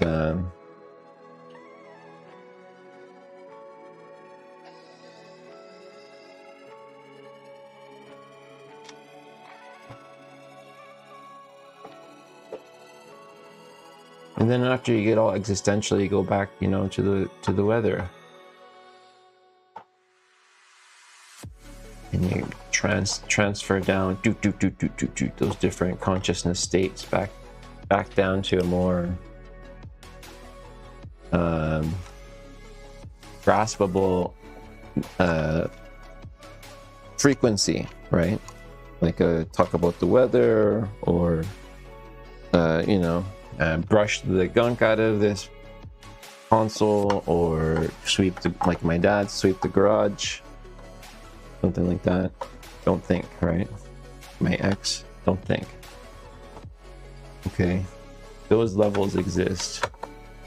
And they're on TV all day too, TV personalities and whatnot.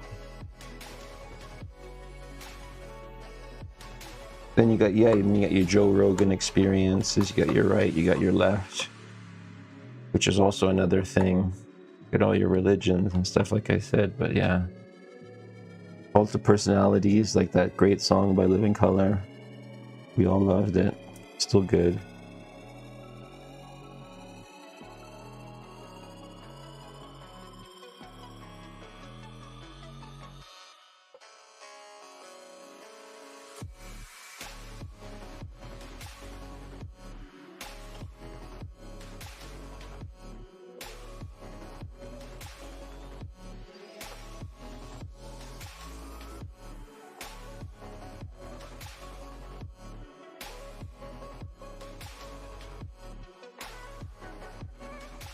Does it have the card in? I think it does.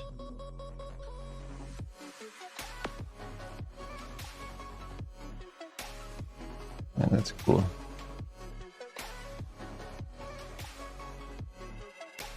Remember, this one has an ice blue or blue lead, so maybe I'll do with the glow in the dark PLA. Maybe I'll try that and see if it actually glows. Then I'll go from there and see what other colors I want to make it. What other colors I want to make for that. Make that into.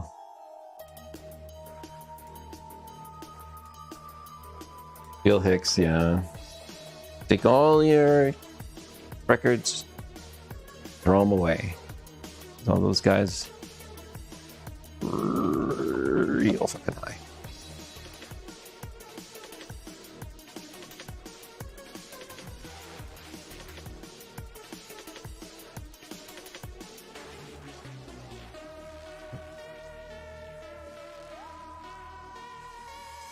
I should put maybe a blue one on it. That's what I should do. I should put, yeah, that's a nice blue PLA. Maybe I should use this blue pearl PLA for that. For that one, or maybe I'll use this color for it because it'll match. Be nice for the LED, maybe.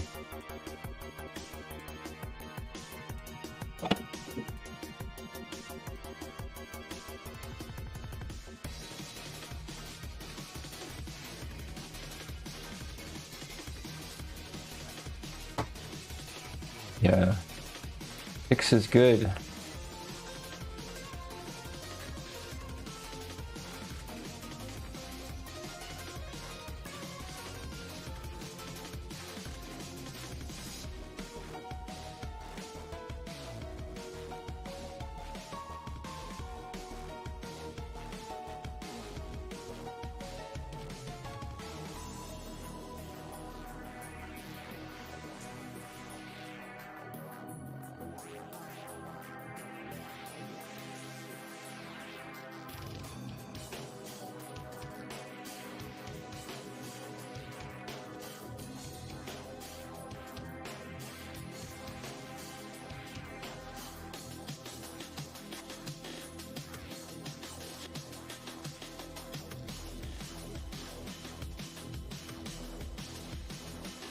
Hot and shitty with continued pissy weather fronts.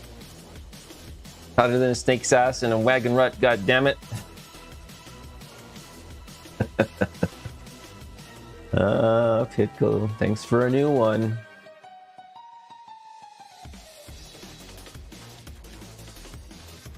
This bracket piece is one of those awesome pieces that I've been looking for to try out new filament on.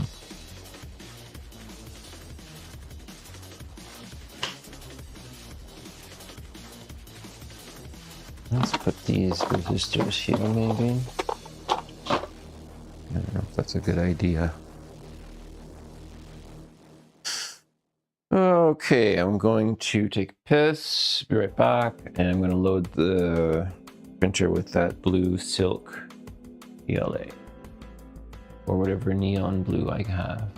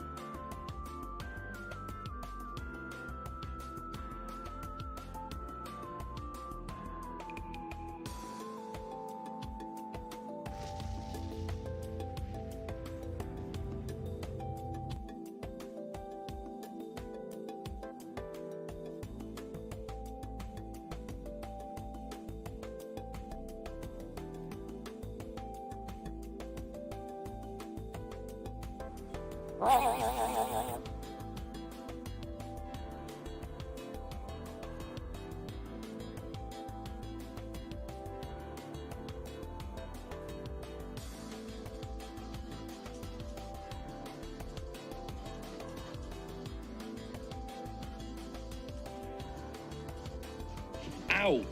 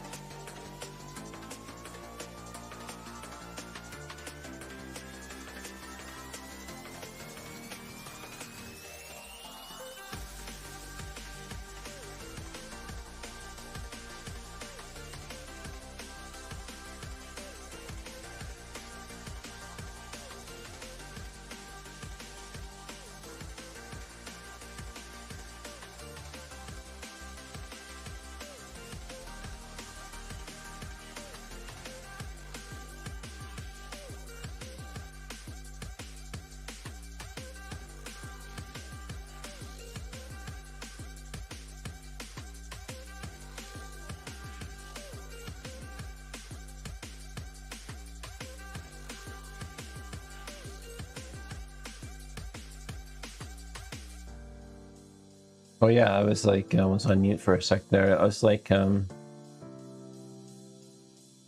got some notice something was increasing by like $50 per payment. What was it? Property tax? Something. It's ridiculous.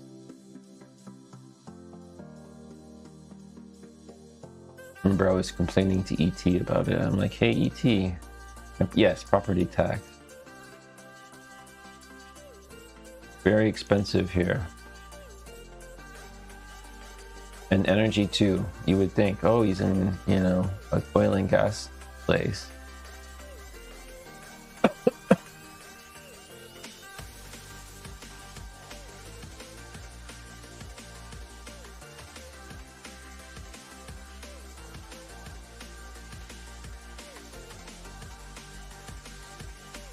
But nope, energy costs are high.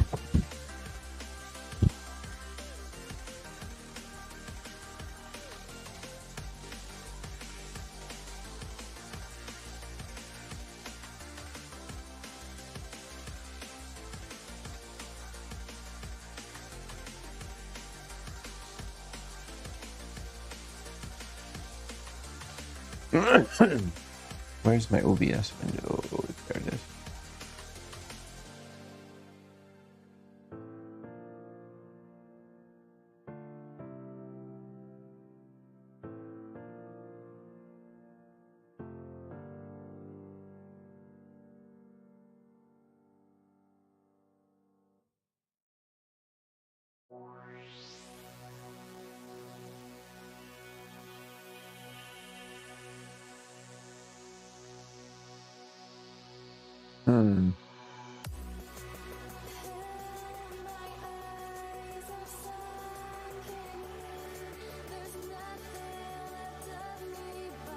Cash. GameCube.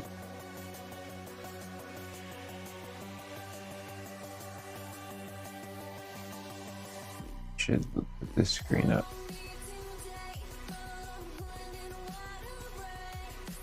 Should be this guy.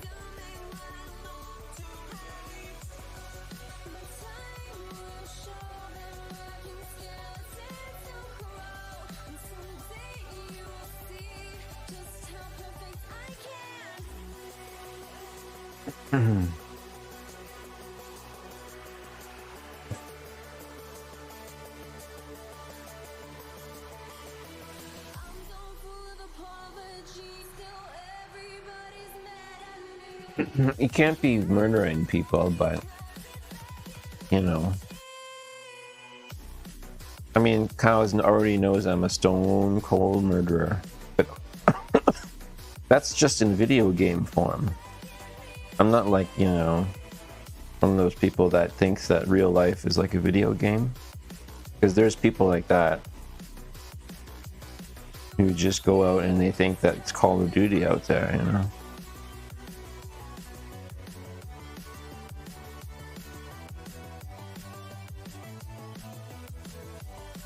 Oh yeah, we're gonna sneak peek, by the way. On Friday we're gonna demo and play Cliffhanger, the Cliffhanger arcade board.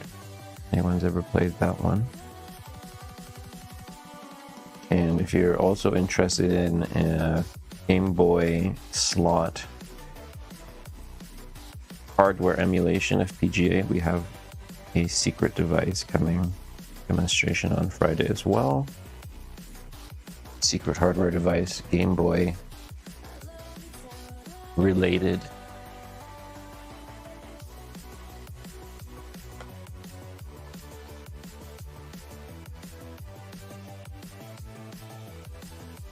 And then we're gonna hopefully have Hotcows' package sent off soon.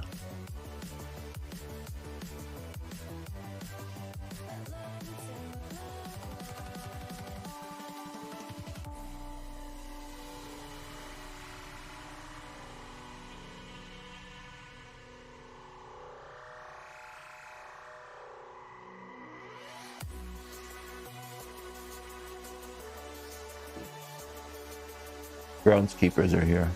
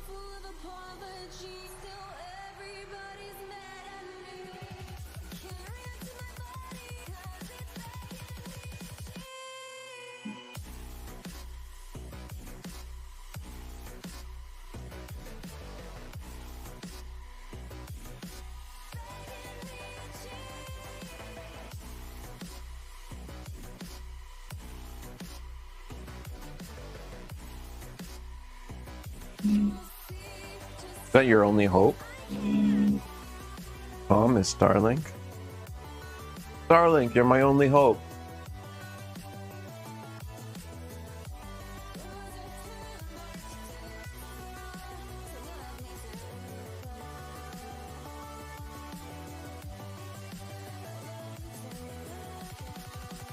I was talking earlier about that place where the guy got eaten by the bear. And boy, the internet out there is super sketch, man. There's a guy that has internet and he provides it wirelessly to the rest of the town. Something like that. I'm sure that dude's making good money and keeping everybody's traffic.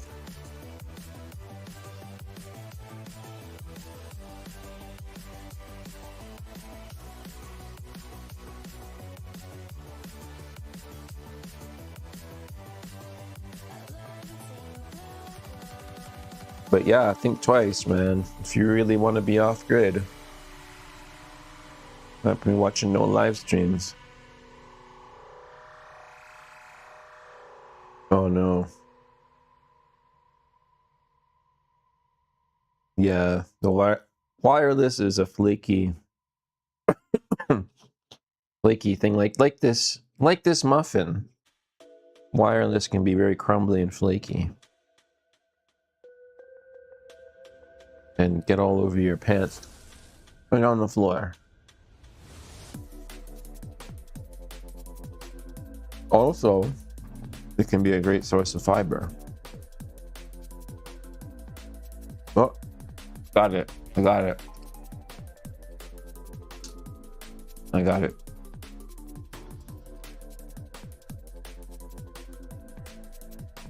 The McAfee muffin. That doesn't sound good.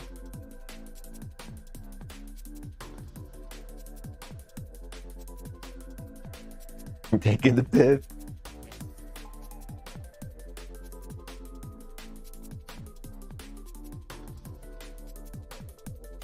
It's beyond flaky. It's just mess now.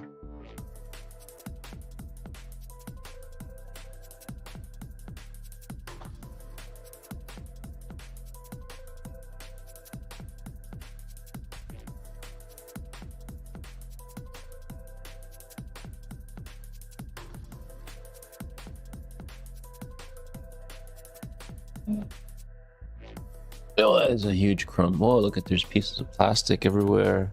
But that's normal.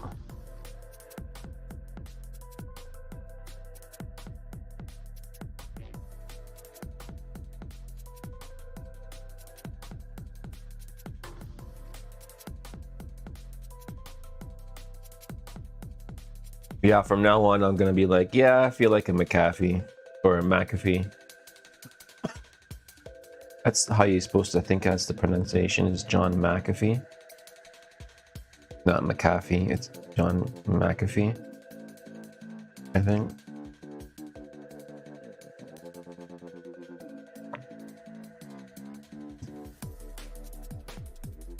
I gotta find more of this PLA. Absolutely superstar. Norton nuts, yeah.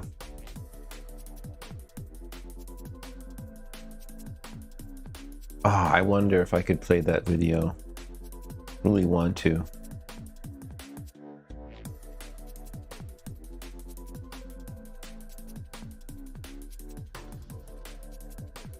Oh, Syd's on.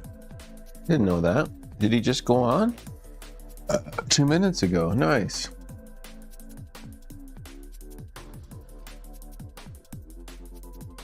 Malware muffins, yeah, for sure. Where's that video? Yeah.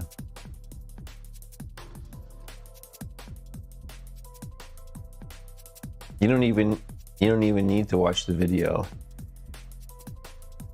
You can just take a look at those montages. That's all you need to know.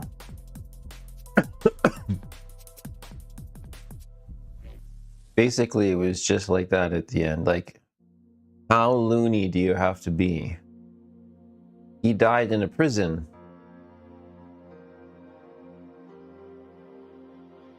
How totally insane is that?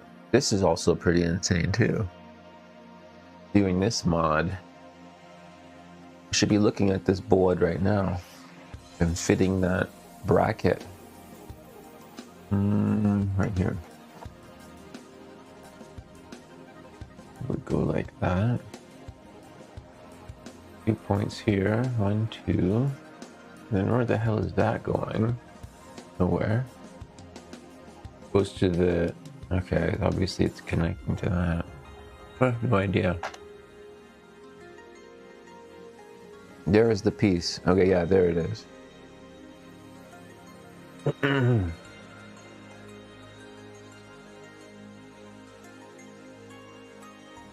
How is that up?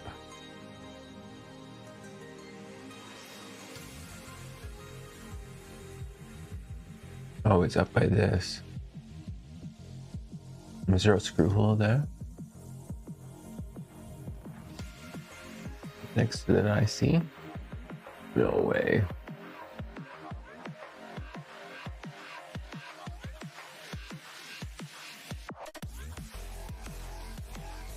Right next to that cap? No. And then that one down there is what? All the way over.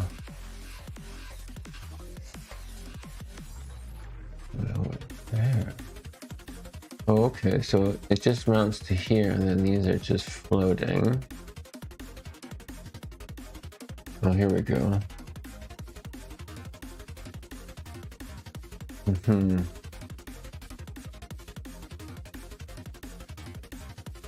Does this design improve on that? Yeah, looks like it. I have to check and see if it goes around. It has to get around the caps.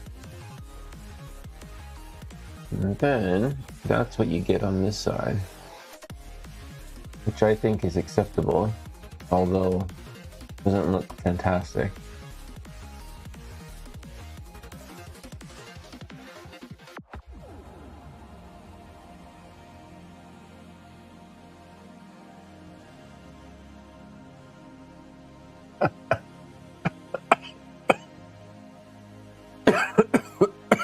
Cafe. I'm John McCafe, and I like to shit in a hammock and strain it through into the mouth of my partner. He literally did that. Yeah, that's a lot of wires, man. It looks insane. So I must get this thing. I must, Charles. I must increase my bust. I must get this piece of shit, and then okay, after, so I could remove the port now if I wanted to. It doesn't really help, but yeah, we have to get to this state here.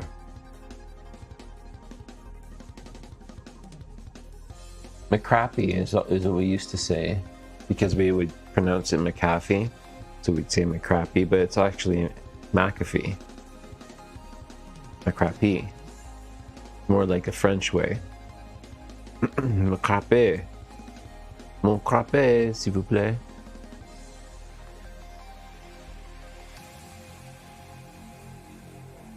He was eating a McCafe, I said McAfee.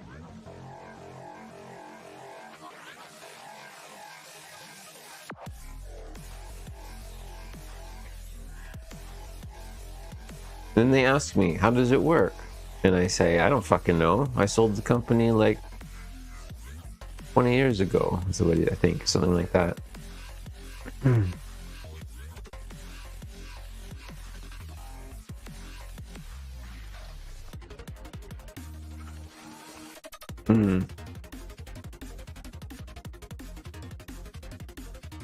Yes, neatly.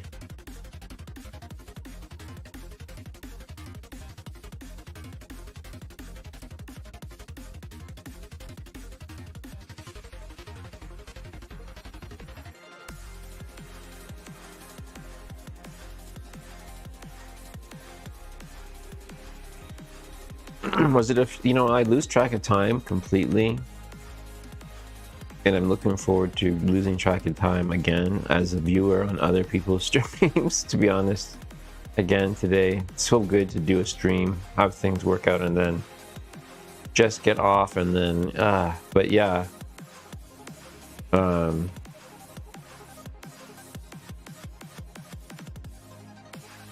lose track of time.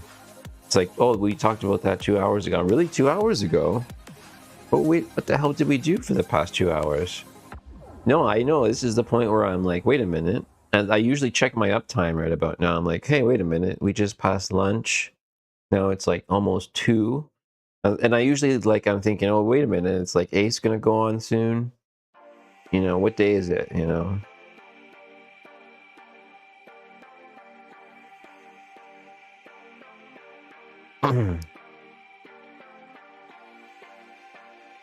We don't really get a lot done. Sometimes we do get a lot done, like we'll do a couple RGHs or something, but 6 hours, we mainly just made some cables.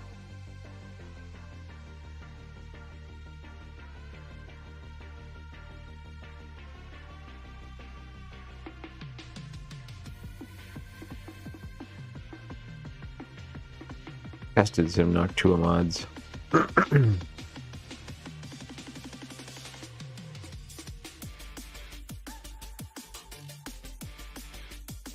Oh yeah, the goat simulator. We spent a little time on that. PITCO comes in and goes, what kind of repair is this?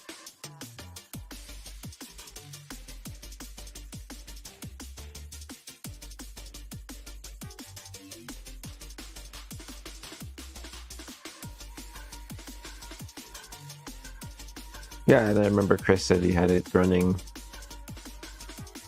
USB to hard drive or vice versa, something like that.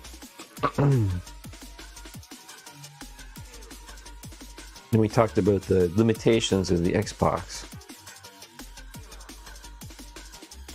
and how we want to breach those limitations at all costs. Microsoft be damned. We don't care. Nintendo, piss off. We want better cooling. And we want peace and quiet. Microsoft, we want our own store. Made by us, for us, by us. Wait a minute. Not boo-boo, but you know. We want our own X store. We want our own cooling options in case customizations.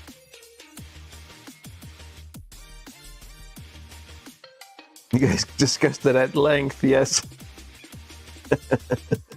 That's another thing I love about streaming, is that given the opportunity, and I love that, like if it involves the chat, we can go on about things. We can go on about the nuances about stuff in the way of the mods in repairs. Because they're related, you know, what's worth fixing and what's worth modding. Like, for example, today, some might say, don't change the LED or the battery if it's not broken. And I would say, change both. Lay down some solder. Freshen it up. Some would say, well, stock cooling still works, right? Yes, it does.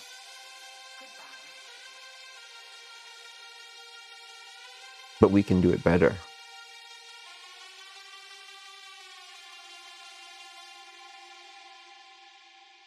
And we can complain about how the part doesn't quite fit, you know, and I'm gonna have to trim it. Maybe like this one's no trimming at all. I love this one. Like stocks, yeah, exactly. The stock's going to be cheap, you know. Actually, Charles knows, big time, where they really cheaped out on stuff. And he knows that how thick each board is for each generation. Console even, it can tell you which ones are, you know, oh, maybe they didn't cheap out that much that year. But by and large, though, by and large, Like with the, for example, the Doll 101s right on the workbench here. They just took the digital port off completely. Oh, we're gonna take digital port off. Now, you know, or that's a big one, but there's little ones too all over the place on these things.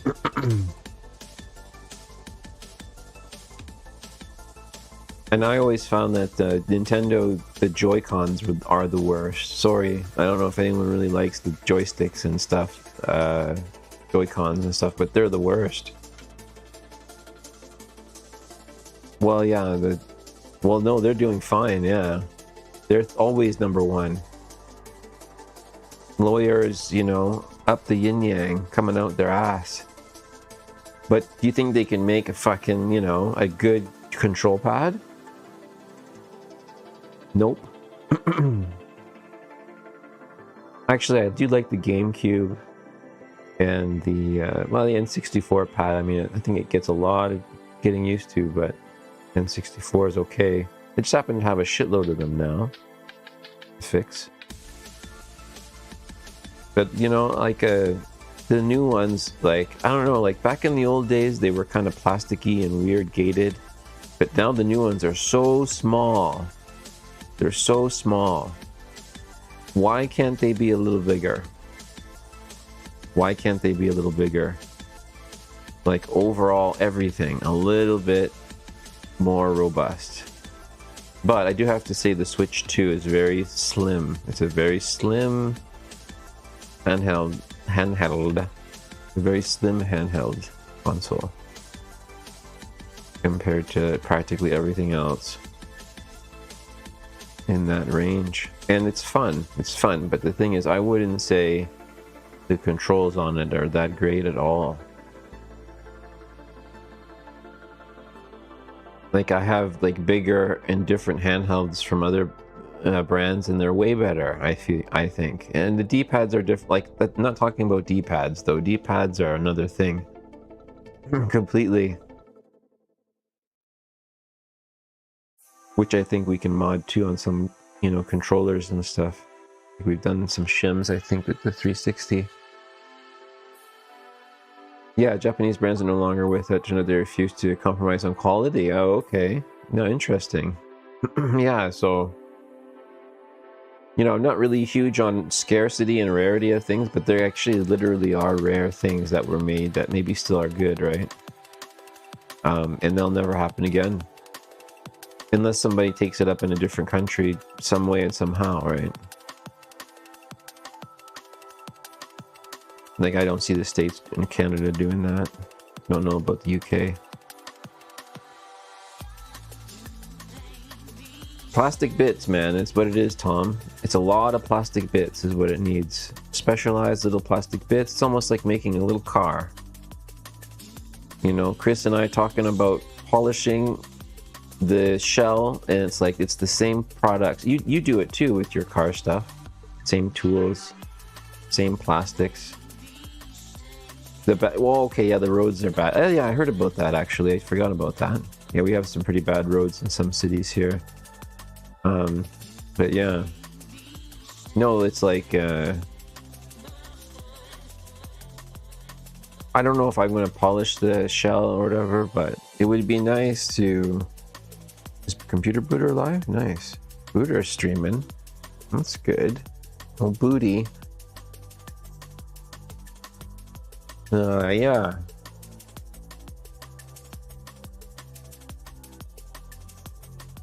Can't really recall where my thought was going with that, but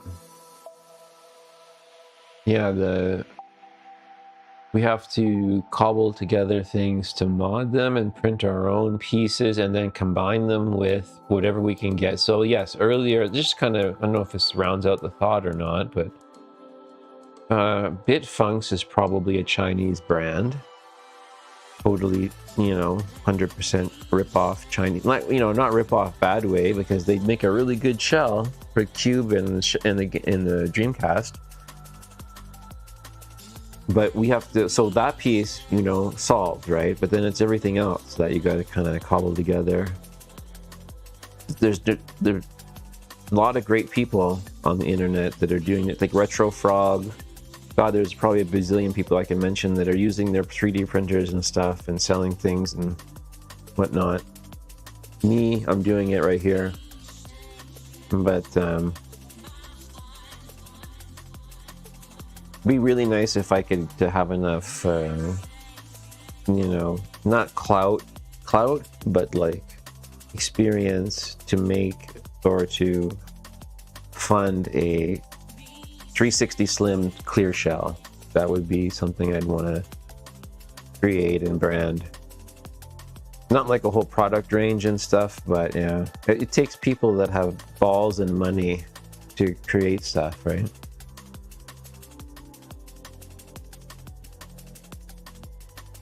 Takes a lot of money. You got, you know, access to the money and do it. To make better products. Oh, that's gonna grab that thing.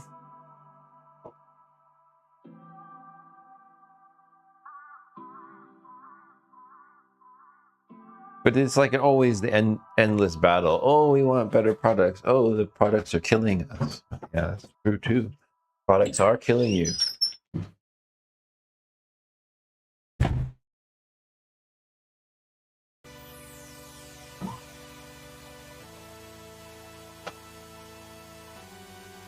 You are being killed by those products.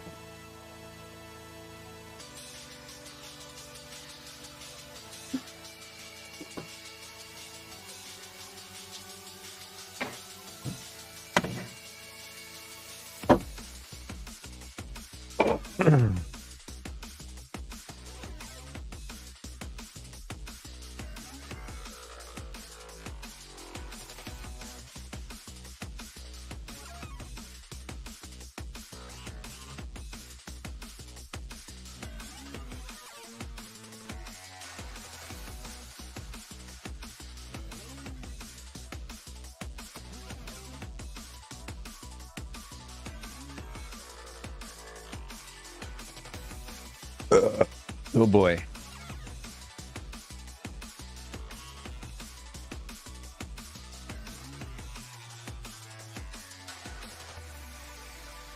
Oh right, the no copyright laws.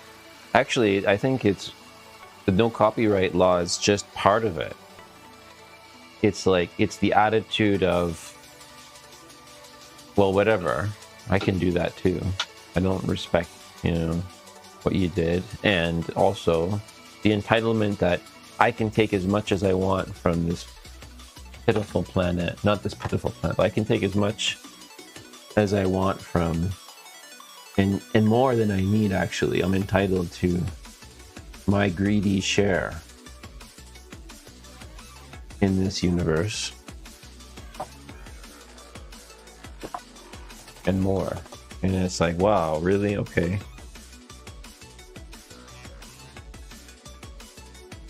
No props to the guy that made it, right? Like, I know I can just take Retro Frog's 3D prints, download them, and put my MDL on it. Like, I literally, you know, made a mod, a remix, and sell them. And say, and even say, oh, that's my original design. But I don't want to do that. And I'm glad that I can't do that. I'm not like glad that I can't do that, but I don't want to do that anyways. But yeah, it's weird, the copyright. It's just more of a, not really the main thing. I think it's more the attitude. And then, yeah, the law just kind of, I think, conforms to that somehow. Like, ends up being okay. Even though there's no real explanation.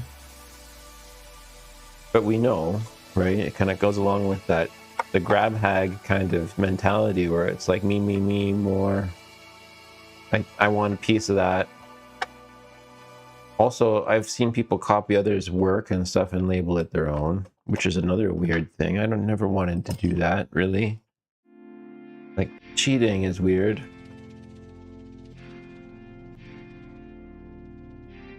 Shouldn't really cheat. I mean, I said before on stream, you shouldn't follow rules either, but it's like, oh shit, is that okay? Let's check that card. Oh, she's not bent up or anything. It looks a little bit wobbly. No, she's okay. Gotta be careful when I take that thing apart.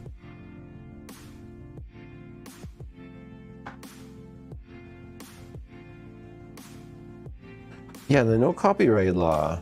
Often I forget about that. Like, it's just like, oh, what was I gonna say on that thought?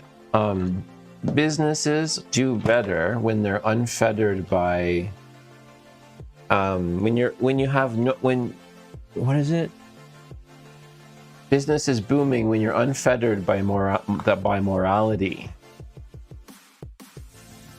When you have no morality, you know, the flow of business just boom, you can just go. And I think that's what I was kind of saying, is that China is unfettered by that morality of the copyright, obviously, because the symptom is that they don't have the copyright law. And we hate it, I know, but it's a symptom of our understanding and respect that there's an artistic license to borrow. We stand on the shoulder of giants. It has to be something, although it doesn't make sense to the greedy person and to the cheater and to the guy who stole that manufacturing mold and stuff. There's a lot of bad people in the world, bad, but you don't make it illegal in your country. What does that mean? Are you encouraging that behavior? Maybe. I watched a vid the other day where Chinese companies cloning future full classic cars. Oh, really? That's cool. Neat. Yeah, and then, you know, it makes me wonder immediately about my dad's classic car collection. I'm like, there it is, fucking worthless.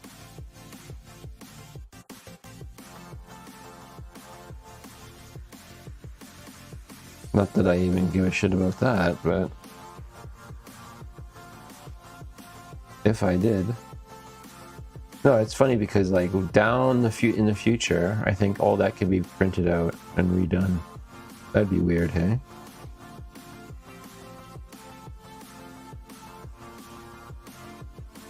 Well, here's my garage full of classic cars. Is that original? I don't know, I can't tell. I just printed it out. The biggest Chinese car company, BYD, made their money by cloning Toyotas. Yeah, why not? Clone one of the most easy to maintain, cheapest to repair, most common parts. Good choice. They were like, oh, we're so clever, you know. Our choice took which one to clone, and then we went after that. And then Toyota lost in court. Fuck's sakes.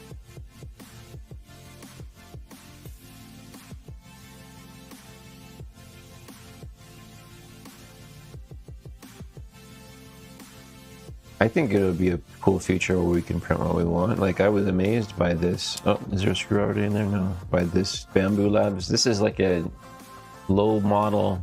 I don't know if it's the lowest model, but it's the enclosed model. I didn't do anything special with it. And just like an hour ago, this was didn't exist. It was sitting on a spool in my garage. Now it's a functional part. And it looks cool too. Actually, it looks really nice. So, I mean, if things are looking nice and they're functional now, made out of plastic, and like, can you imagine what it's going to be like in like 100 years? We'll probably be able to print full consoles, man.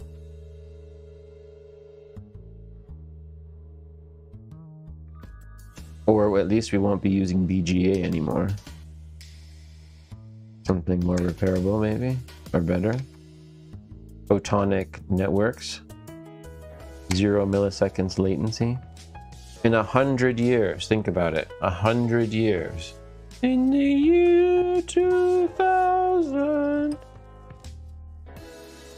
the future of mankind.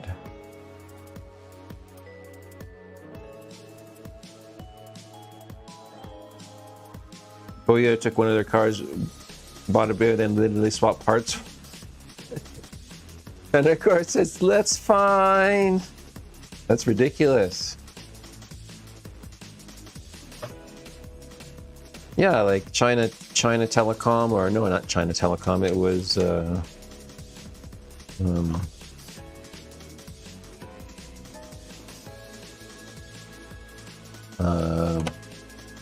do you call it? Nortel had their IP stolen by, who makes that mate book? Huawei. Yeah, Huawei stole a bunch of network code from, so there's the PITCO loader on this side, and then the Noctua on that side. They stole a bunch of network code from Nortel, and then when you bought the Huawei router, it had the same bugs as the Nortel had. Yeah, Huawei, like the Huawei device would literally have the same pathology, right?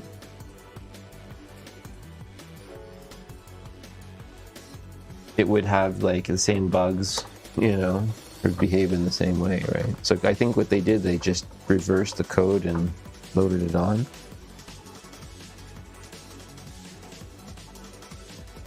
Oh yeah. Yeah, I think Canada stopped buying towers from them, tower equipment at some point. They're like, no, we don't know like what's in the firmware. Like, our government's pretty dumb, but they're not that dumb.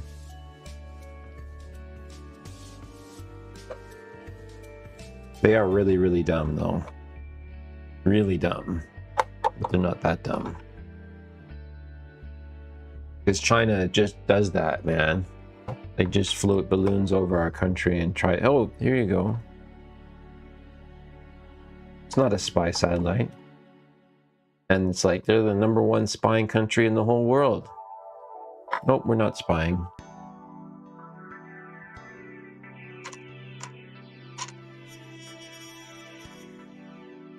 And then what did they do? They colluded.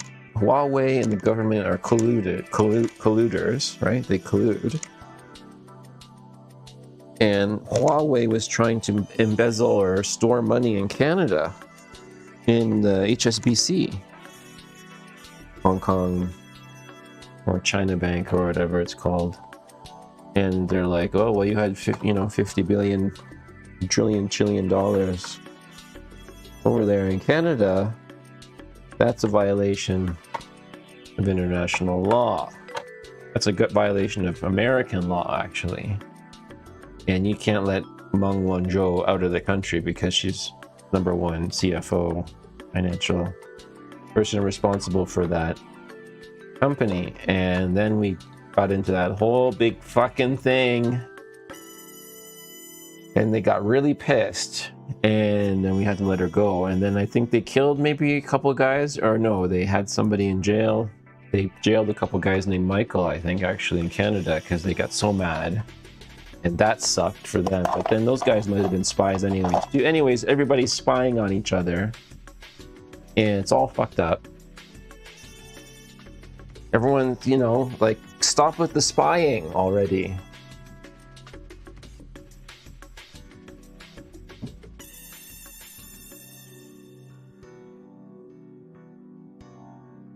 Can't you just be normal?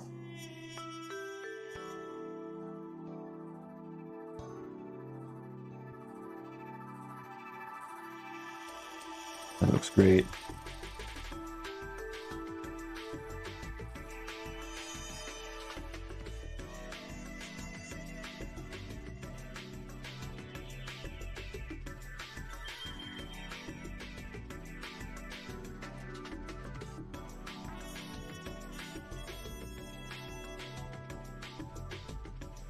Stupendous.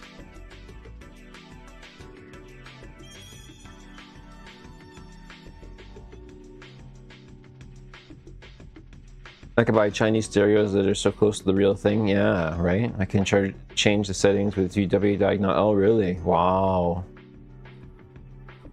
Hong Kong HSBC, yeah.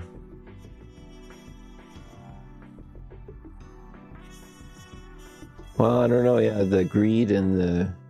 Well, the thing is I noticed that too, is that it's so... When you have that Huawei kind of money, yeah, this cube has all kinds of mods on it too. LED, battery holder, the loader. When you have that kind of money, like the Huawei company has to play with, Meng Wanzhou, whatever her name is, she's just living every day like it's fucking amazing, right? Because all she has to do is invest a little bit here, you know, take a few advices there. She doesn't even have to cheat. Doesn't even have to cheat on anything at that level. When you got that much, all she has to do though is move money. That's one thing I did notice about being like, she's an investor. Obviously, when you have that much money, that's all you need to do to make your, you know, to make your future and the future of your people and your country and your company. It's just invest. That's all you need to do. But to do that, you need to have what they call dry powder. She needs money in the clear. And where did she do that? That's right, Hong Kong Shanghai Bank Corporation. And where did that money come from? Who fucking knows? Just like casino, who fucking knows where the money comes from, as long as it's put into blah blah blah suitcases, right? But yeah, the point is that all she has to do is get like I don't know, 100 million maybe. I don't know, maybe even less than, no, she probably would have more access to more, 100, 200 million, let's say $500 million, right? $500 million. The things that you can do with that kind of money, if you know how to do a little bit of investing and you got some time with it, is absolutely astounding. That's how Elon Musk is so rich, right? He did really well with PayPal and then invested it. Just like on a larger scale, I think people do that. Oh, what's his name? Berkshire Hathaway, right? But he can do that too, right? It's just that he lives so long too also. That's why the guy is super mega rich. Time in the market is what it is, right? Time, not timing the market. Well, although Meng Wanzhou can do that too. She's a young lady. She's not a young lady, but you know what I mean. She's younger than those other fuck faces.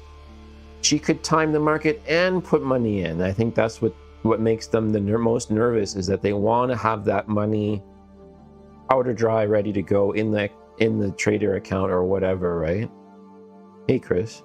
And that was something stopped or whatever, something got triggered. It's always triggers and stuff, right? Like, especially at that level. Good Lord, I think that's a whole gymnastics level 1000 to just move money around, because it does take time and effort, and are you sure, and security checks, I think, at those levels, and minimum amounts, and then you got to keep pushing the money around. But it's worth it though, right? Because now instead of Meng making while she sleeps, right? Because she's doing it until she's tired and goes to bed, right? Or has her advisors do it until they're tired and go to bed. She probably has people working around the clock trading.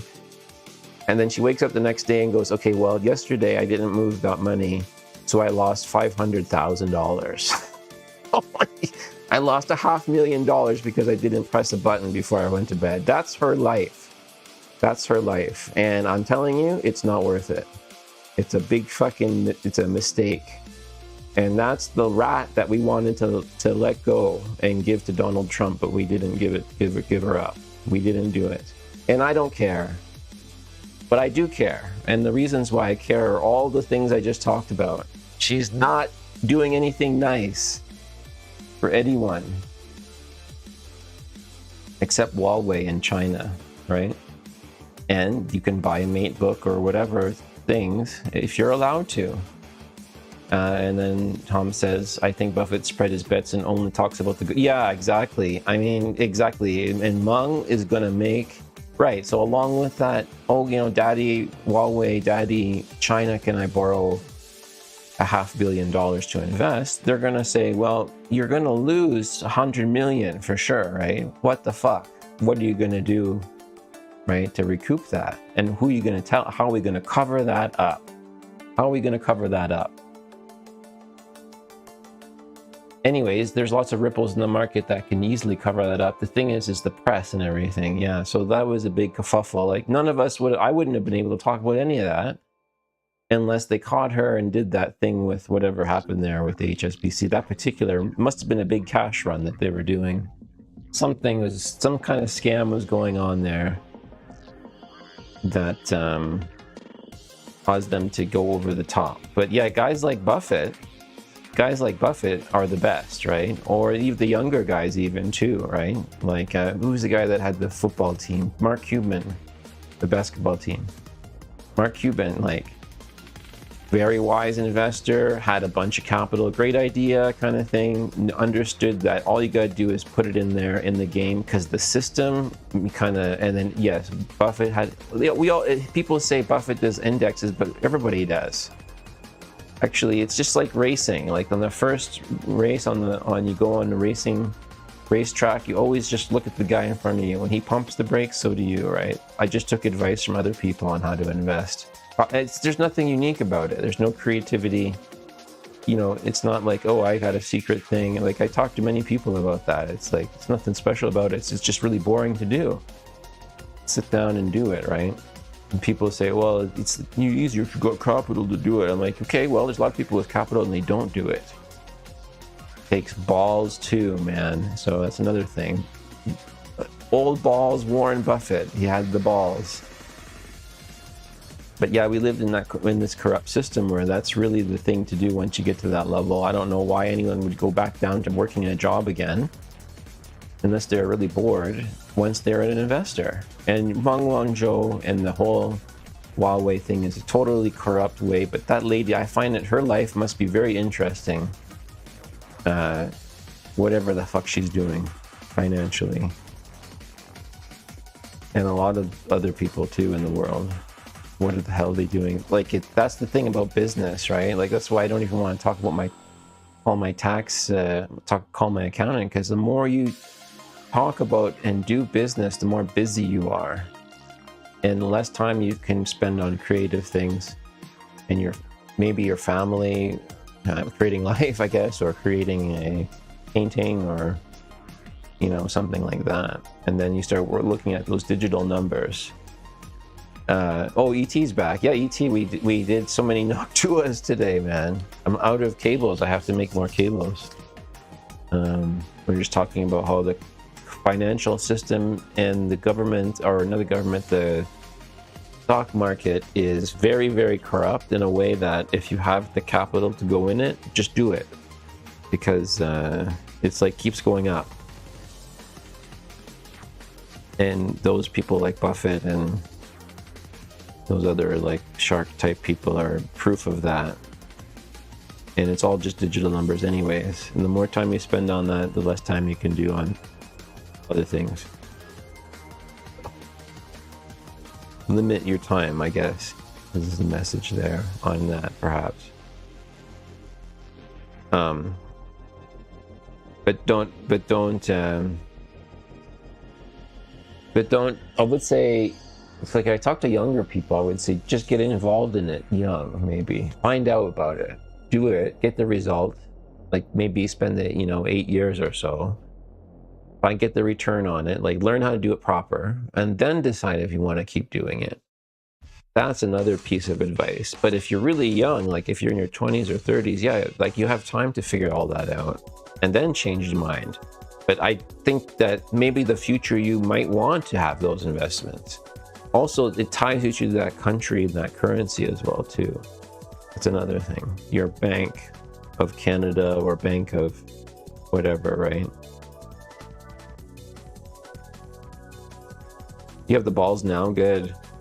Yeah, so ET's into that. Bitcoin or those other things. Yeah, and I do see people doing, those things. Like I have a couple big tech in my portfolio that I'm like, well, man, that was a no-brainer. But it's the no-brainers are just the 1% part of the work that needs to be done. There's like the 95% of it's all the Tesla securities that I bought, or the bonds, or the ETFs with bonds, or the ETFs with fucking minerals or government agencies in them, or, you know, other boring ass shit like that that I built my thing on and that I studied.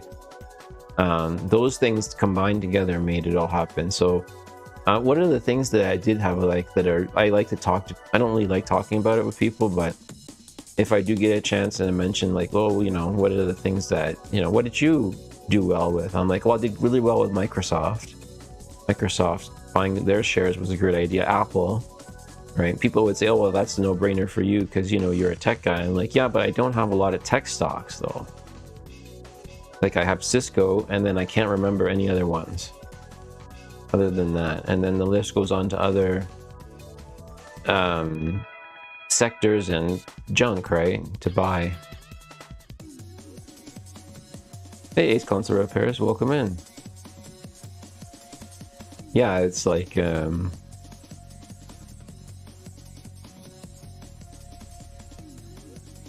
I didn't do them, but I would say that pretty close in terms of like return I had was with a financial company.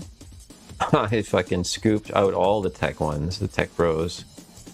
What was it called? Online like loan company. Oh man, that was like 1,000% increase. I couldn't believe that one. So there's a few that are like shockers. Oh, and there's a couple other ones up there that are real sleepers that were boring that you wouldn't think. Like waste management companies, funeral services. Well, I think my funeral services one had to be sold. He's on a boat. E.T. Oh man.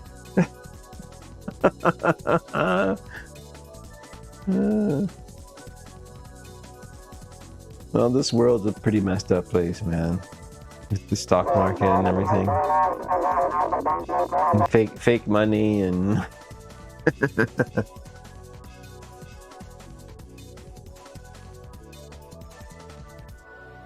oh, Screw this! the poop deck. I always wondered about the poop deck, if that really exists or not. Oh man.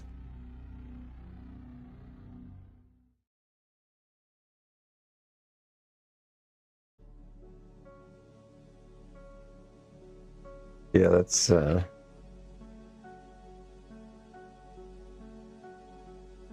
yeah, the digital numbers, man. That's all it is. Digital numbers. About that Super Famicom, it says it's coming, but what time is it saying it's coming now? I don't know. UPS. End of day. Could be any time. TK's here. What up? FarmTech's here too. Rocking on Twitch. Peeping. This GameCube came from a dude that sold really shitty, gooned out, cracked out. This had a shell, cracked black shell console. And the fucking spindle, yeah, it's totally fucking, it's like fucking warped. There it is. It's like, I don't know. Oh, the piece of plastic's about to pop right off on it. And I took that thing out and then I gave it all the mods. So, congratulations to me.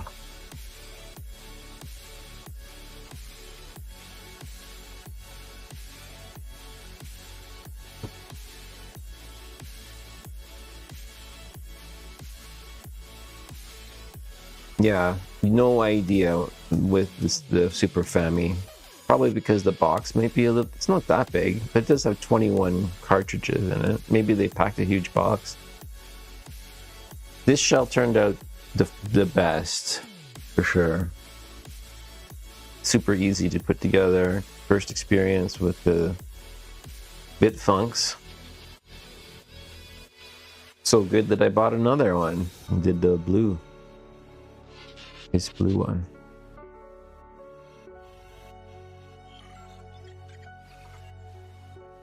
Yeah, and it comes with the DAW 101 back on it too. You can do it on either console.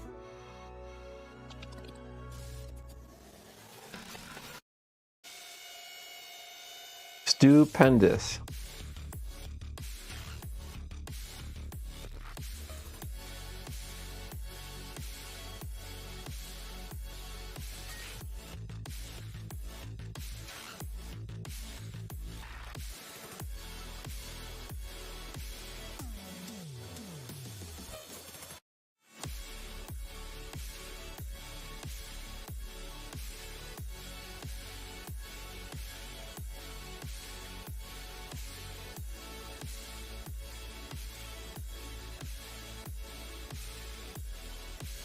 Oh, I have so much controller stuff to do, but I have zero fucking energy and motivation. No, I wish that they did. Tom.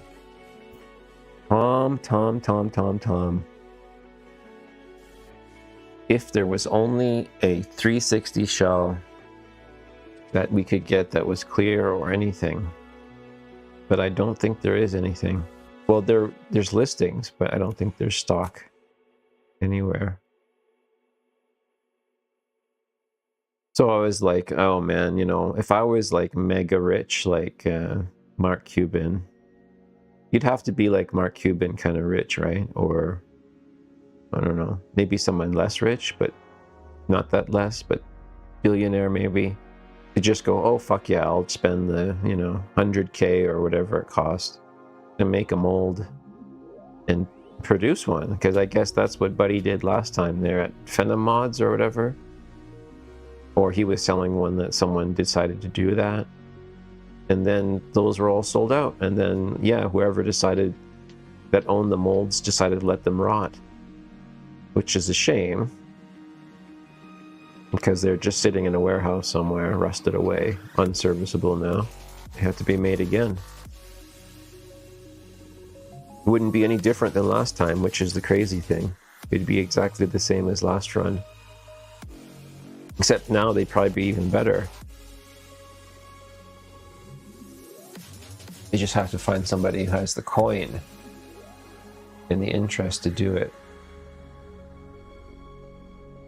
I have no idea. That's a good shout, because these Bitfunkses, they sell the product, Tom, with the logo in a pouch outside the box, but inside the bag. So how does that work, right? That's them selling wholesale the box without this to AliExpress, and AliExpress is buying this from somebody else, or them, their sub company, like Meng Wanzhou is coming in and going, hey, I'm Meng Wanzhou, I'm gonna put this sticker on top of the box here as you're sending it out to Canada or whatever. And yes, and you're paying for it though. You're paying for the logo too. No, they don't. No, they don't, right? However, the ones that don't have the logo, they're clearly, you can see there's no logo, yeah. It's kind of like, you have to have that careful AliExpress eye to kind of see what's going on. Or you have to have the experience of ordering one. Sometimes you don't know until you know. Ace would know this stuff, like which ones have logos, what doesn't. The PS2 Slim doesn't have a logo, but it has like a molded shape of the logo on it, sort of. So it's up to you to get the sticker. Oh, I think in that case they got away with it. This one, yeah, they must have got away with it in terms of the putting it in a pouch. Oh, clever. Let's put it in a pouch. Outside the box. I bought a key from a lady's car. The emblem was wrapped in a cloth taped in the... Yes. Some people take the chance. Yep. Yep. Interesting, hey? That is super duper interesting.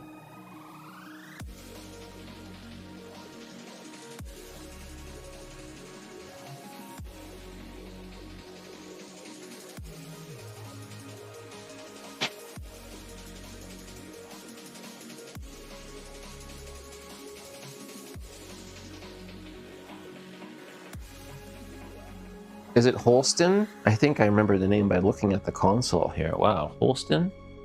That's gotta be the game. Let me check my ally here. Holston.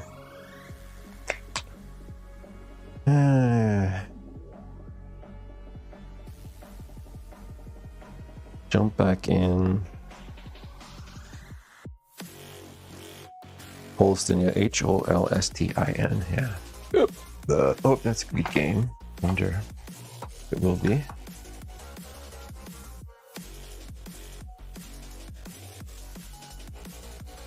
Games.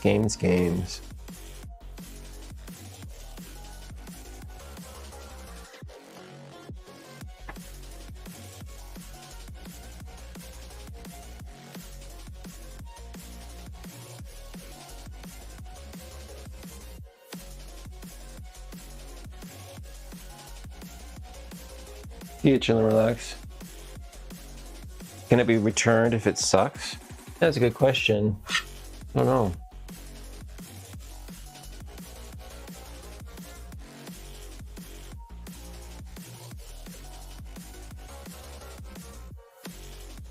Good question.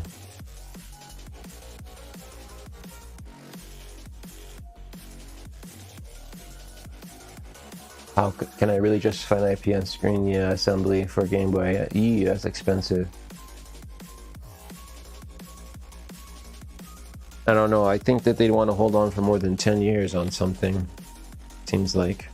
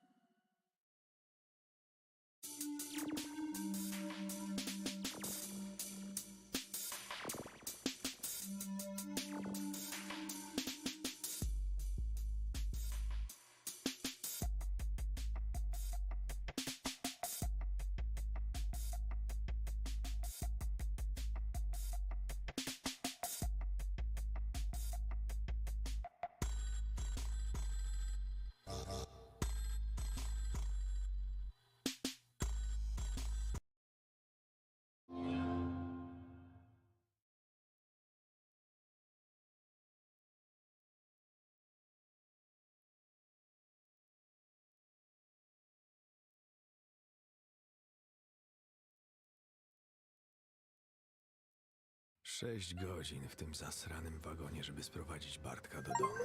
Pojechał na tydzień. Napisać reportaż o szemranych interesach lokalnej ubojni. Wczoraj przyszedł faks.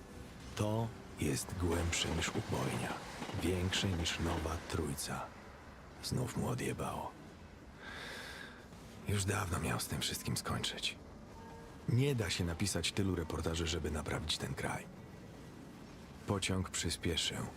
Głośnik wycharczał, że nie zatrzymujemy się więzionych kolonii. Stacja nieczynna do odwołania. Następna stacja Olsztyn. 37 km od jeziora. Yeah, chasing GameCube pirates, exactly. I love it. I love that it's, you know, not desirable to chase. For me, it's wonderful because I like the console and it's still, you know, you can fix them and mod them and stuff, and the games still run and play good. But yeah, I haven't tried playing this yet, but it looks pretty cool. Like this one's got like multiple camera angles and stuff. I wish that what is it, Legacy Demos? What's this?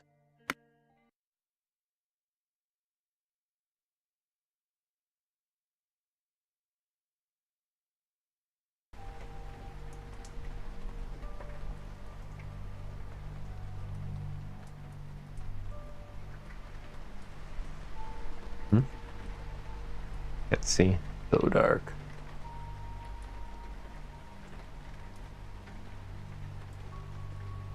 Max Payne was awesome. What have I done? Wow, okay. Interesting. I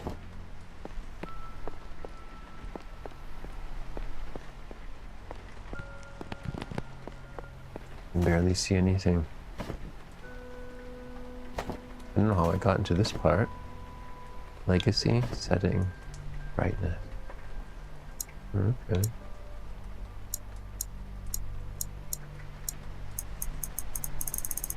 Here we go. Oh, neat. So it's isometric, but I also saw that it switches into different. There's like some gunplay maybe in it. Oh yeah, you can. That's cool. Yeah, I think this might be worth a play.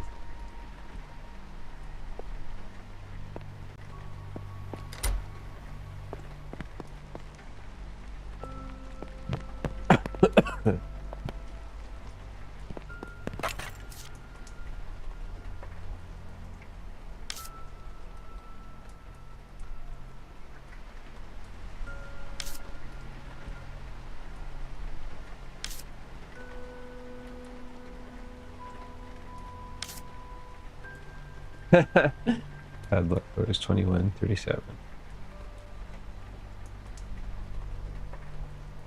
That's cool.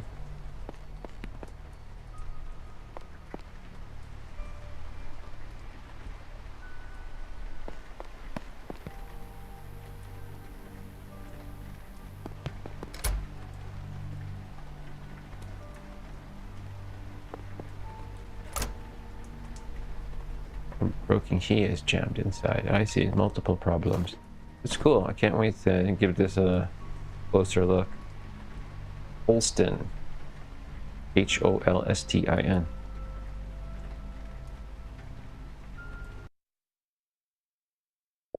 And Horizon 6 was another game that I was playing recently. Very cool game, by the way. Very, very cool game.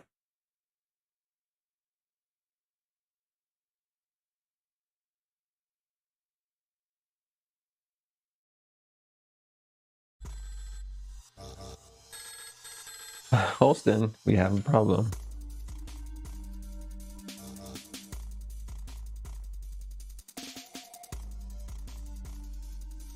Yes, and I have a new replacement. I have a controller to refurb and take the top shell off to replace this cracked one. And it's right. And that's just a little teaser for next one. Where is it? Where did I put it? Where are you? Oh yes, I have multiple controllers to do. These all have stick drift.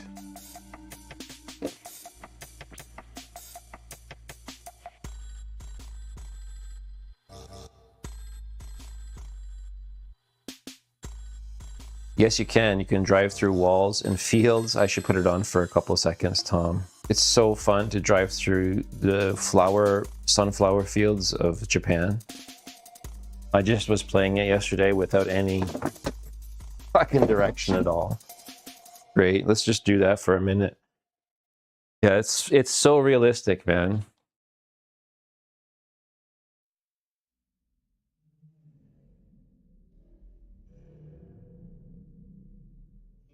I'm not flexing, man. I'm just saying this is a good game.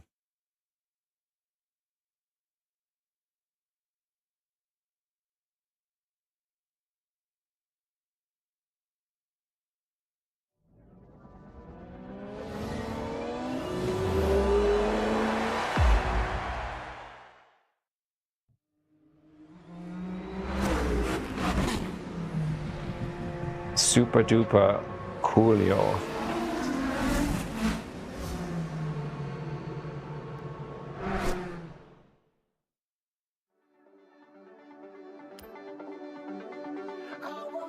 I think we have a Sylvia to start off with.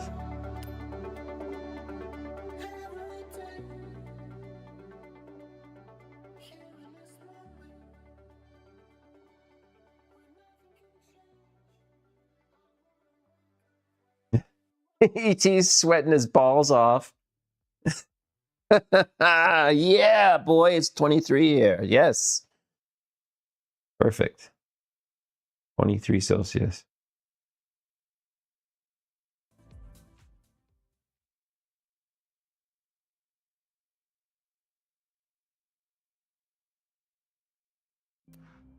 Welcome back, Michael. Well, it's good to be back.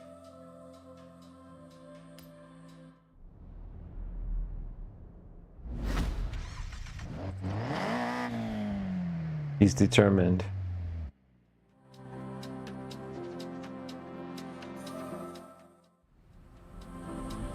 Yes, this is Horizon 6.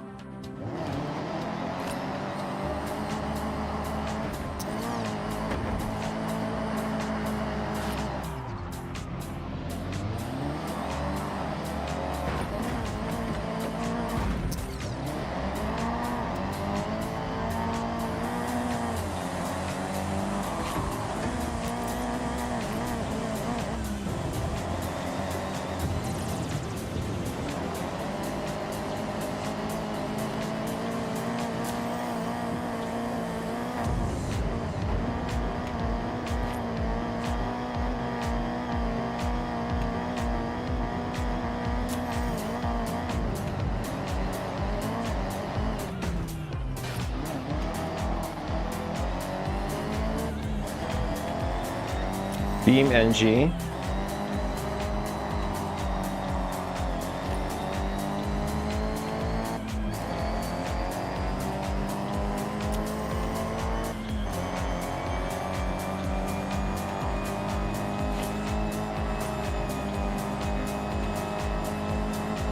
$420. Oh, I was looking at chat there.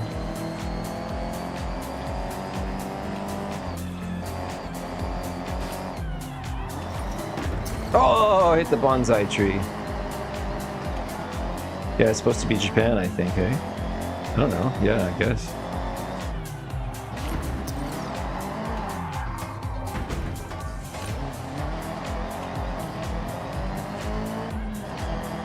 Reminiscent of Goat Simulator a little bit.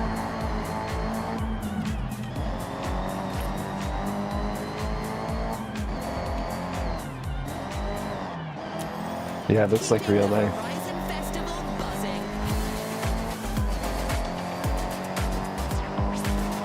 It's Horizon Pulse.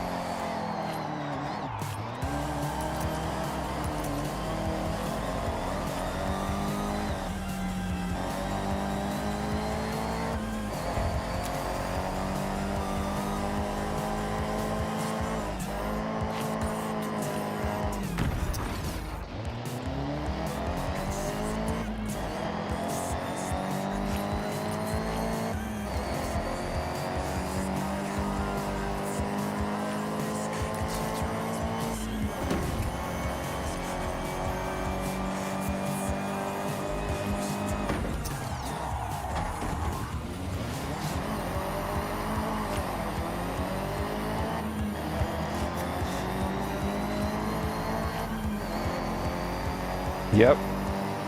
Why not? It's a video game. Why not go here?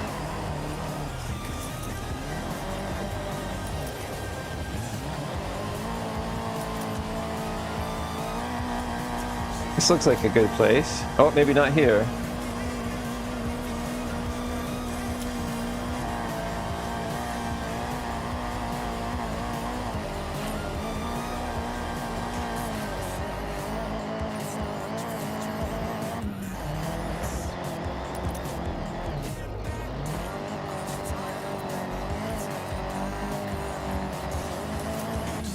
Just down on the farm. Yo!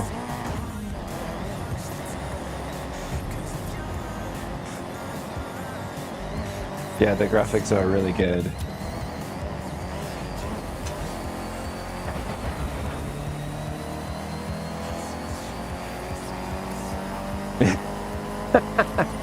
Early harvest.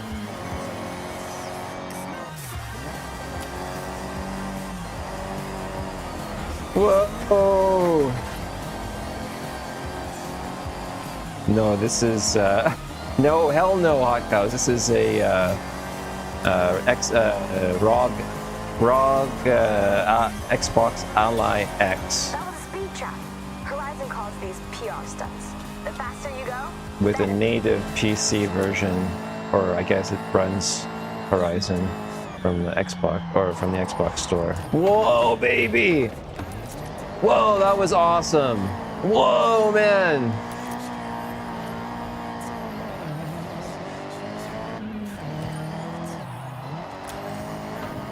Wow, I don't know how I... Whoa! Oh, I'm always thinking about going right, you know? Should drive in the right lane. No, gotta drive in the left lane. Right side suicide, left side's the right side. Just like Jamaica, man.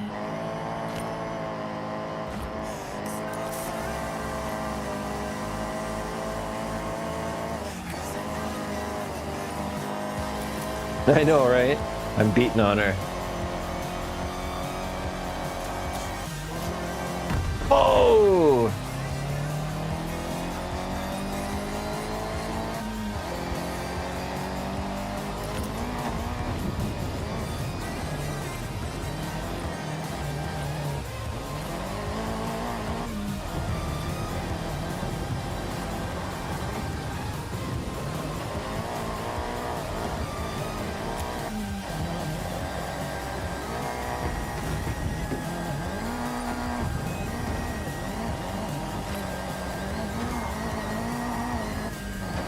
You guys are coming along for the ride. I don't know. You really want to be a part of this? Oh! Speed. Electronic sounds to compete with. Only on Horizon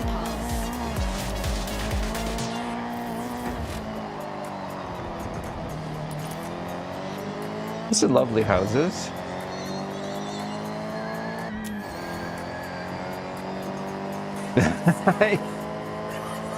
Drive it like you stole it. Don't be gentle. It's a rental.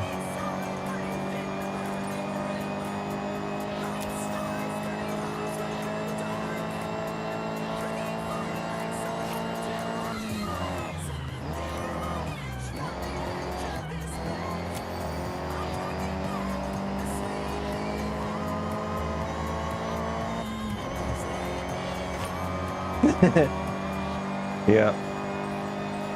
Just need a little cutting cream and she's good. Cutting compound. Get the old dual action polisher. Whoa! We got squirrely there. The beautiful Mount Fuji afternoon. Let's just go to the mountain then, shall we? Yes. Here we go. Directly.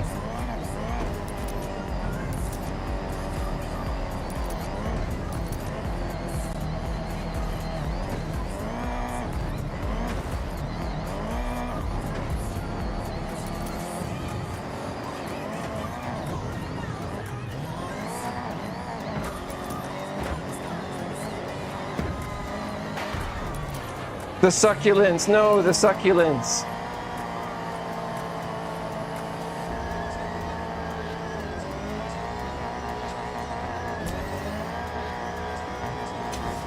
They fucked my tomatoes up.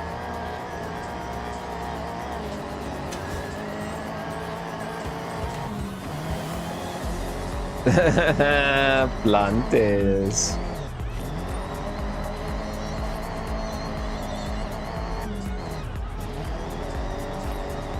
Or no match for my Sylvia. There's a sweet section here.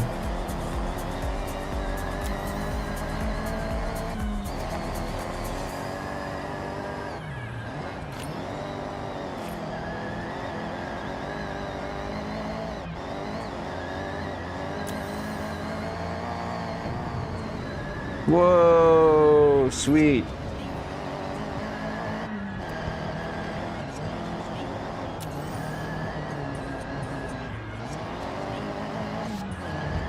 This feels like a rally course here. Oh my god. Oh, now we're back on tarmac.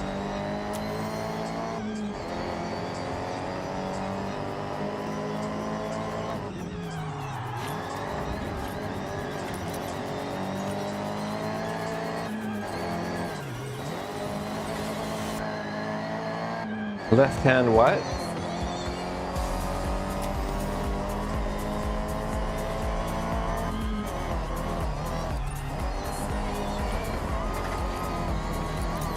Whoa! Dora the Explorer never went this far.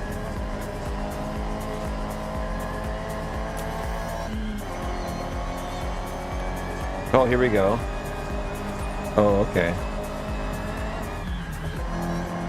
Wow, the graphics are so good. Whoa, baby! Oh, fuck! You're back on Horizon Pulse with Amy, and I have to play this next song and get out of here. I can't be dancing around the booth all day. May Hasegawa is taking her friends on day trips around Japan, and all that sounds Oh, like a lot of hardcore fun to radio. me. I've got my guidebook, I've Nice. got my translation app. No doubt I'll get hopelessly lost anyway, but might see you out there. Bye! I don't know how to change the radio button to change. Maybe it's the D-pad? How do I do it?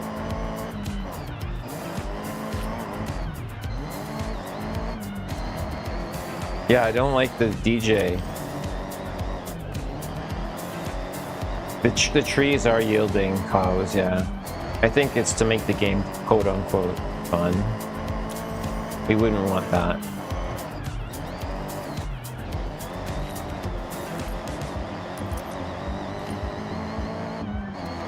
It's great, you can just slide around everywhere.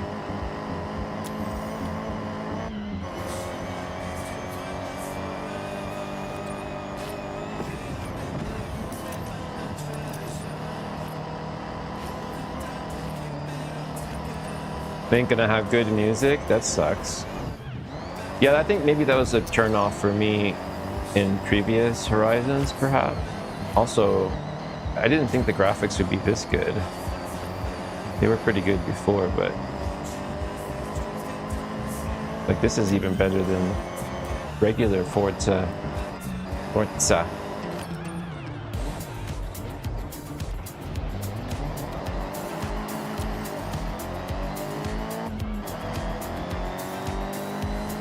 Car wraps around it in beam NG. Okay.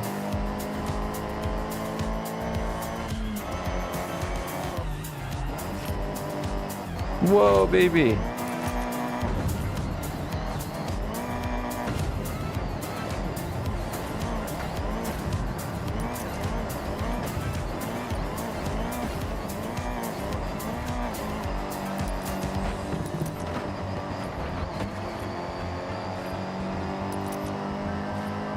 It's just a graphics powerhouse. And it runs even higher frames on, you know, desktops. Full desktop.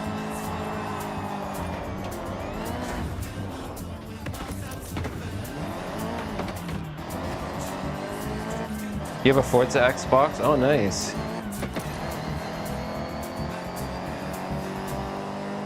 It's all about Forza.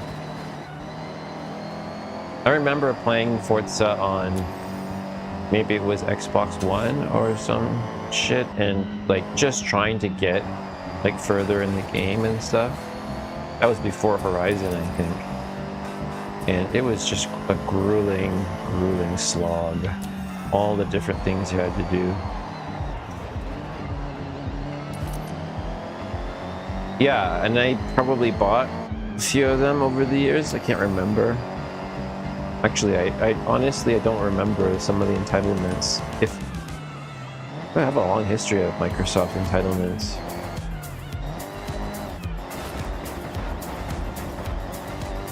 But like, I have Game Pass, so why not just play the latest one, right?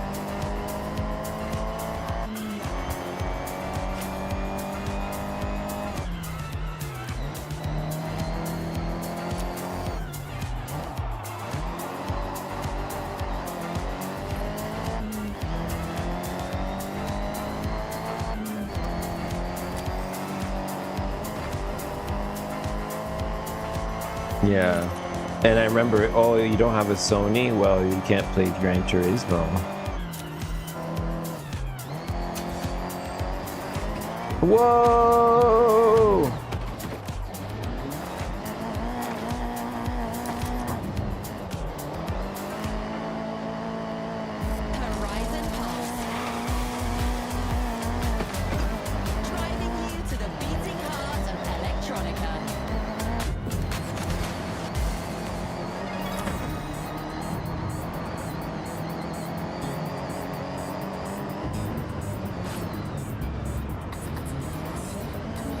It's fine, it's fine. Just a shortcut.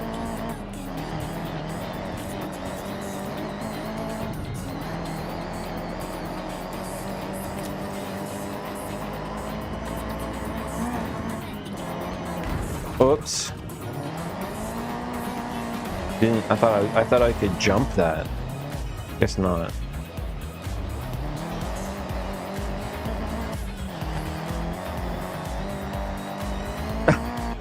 Yeah, it's a rock.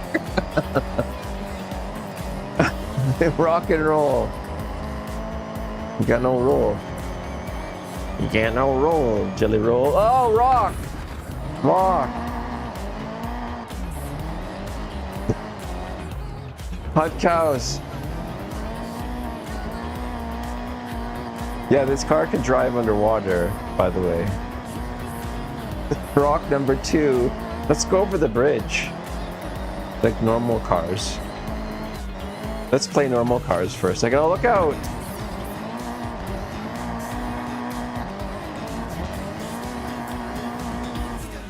Oh, come on. With your sport tires and everything. Get up there. Here we go. Oh, it's not gonna let me through that guardrail. After all that.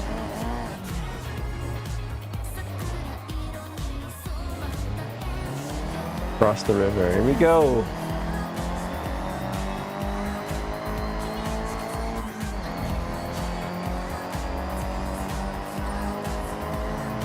This is so exciting. Like I did this kind of in Miami. It's what a thrill.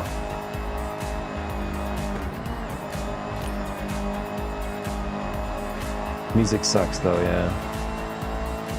It's like a really bad Michael Jackson ripoff, but with shitty singer.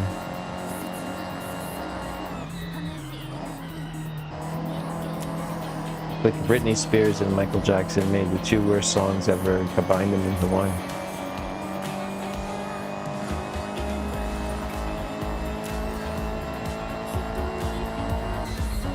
And we're going off the radar again, everybody.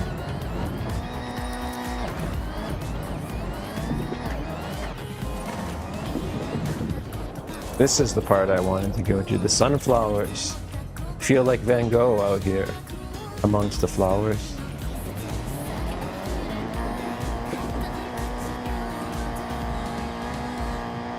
Gloria said, come on, shake your body, let me do that conga, then you're gonna da longer.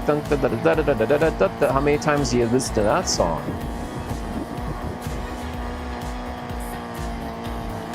Come on, everybody, let me do that conga.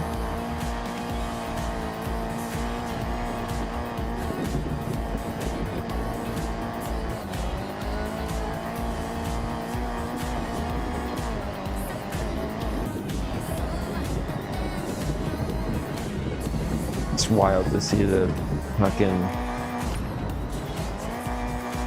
foliage do that.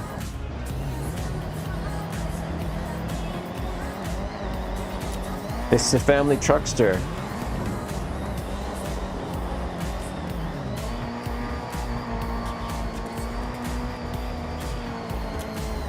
The Griswold family vacation. Don't worry, everything's under control.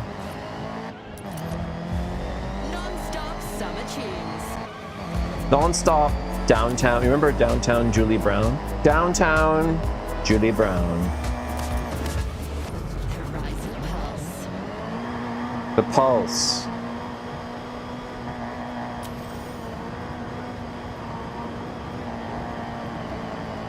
Still towing Granny. Oh, there he is. Oh, this is a dirt road. They say when the river runs red, take the dirt road.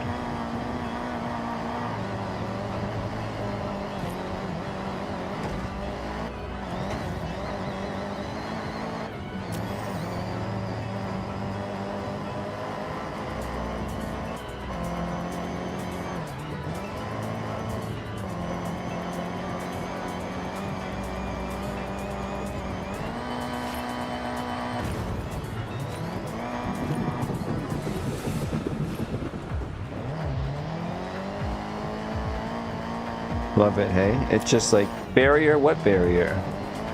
Just like, I can see other players like actually like on their way to events and stuff. I think it's funny because I'm like, yeah, whatever, man.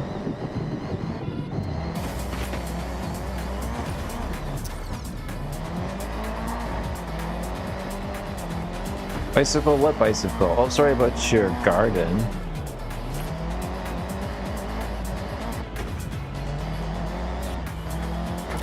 Oh, there's something over there. Whoa, did we just fly over a house? Fantastic. Oh. Now, what's this thing made of? It's kryptonite. Like, we could actually do maps and stuff, but I think it's time. It's time for me to go.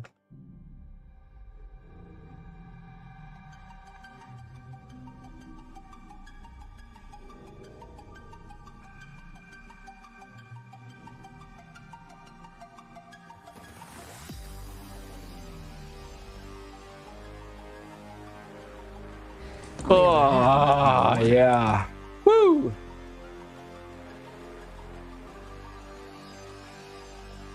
Too much good stuff lately.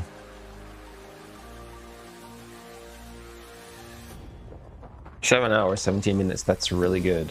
I'm pleased with that. Very, very pleased with today. And all y'all. Super duper attendance and discussions, and yes, lots of controllers and GameCube and X-Store and other stuff coming soon. Thanks everybody for attending. It's time to go. Farm Tech, Hotcows, Yeti,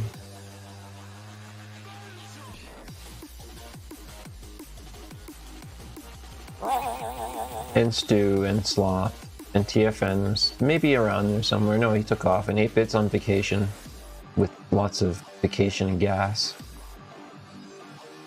And Andy was here and then he's gone. It was so cool. It was great to reminisce in chat. And Farm Tech was here, yes, on Twitch. Pumping up my Twitch numbers, yup.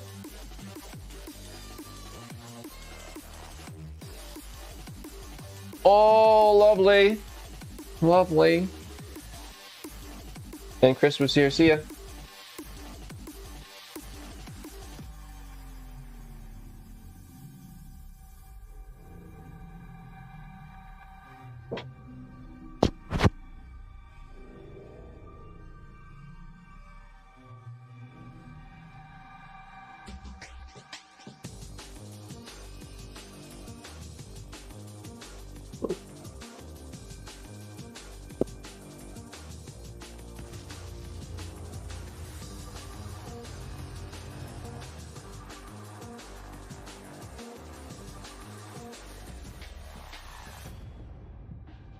Do I have commands on that?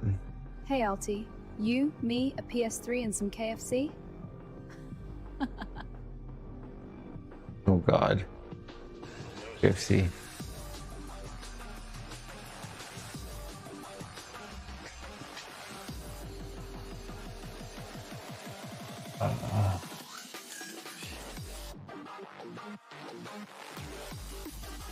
On there. Ending.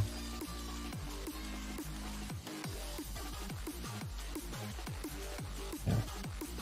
Oh, I see. I see.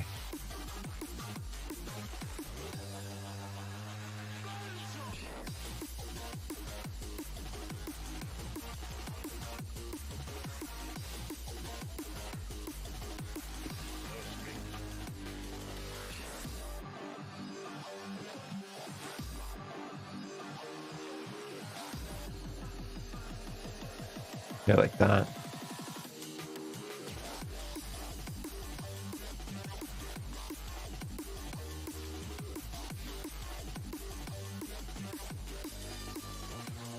Look familiar?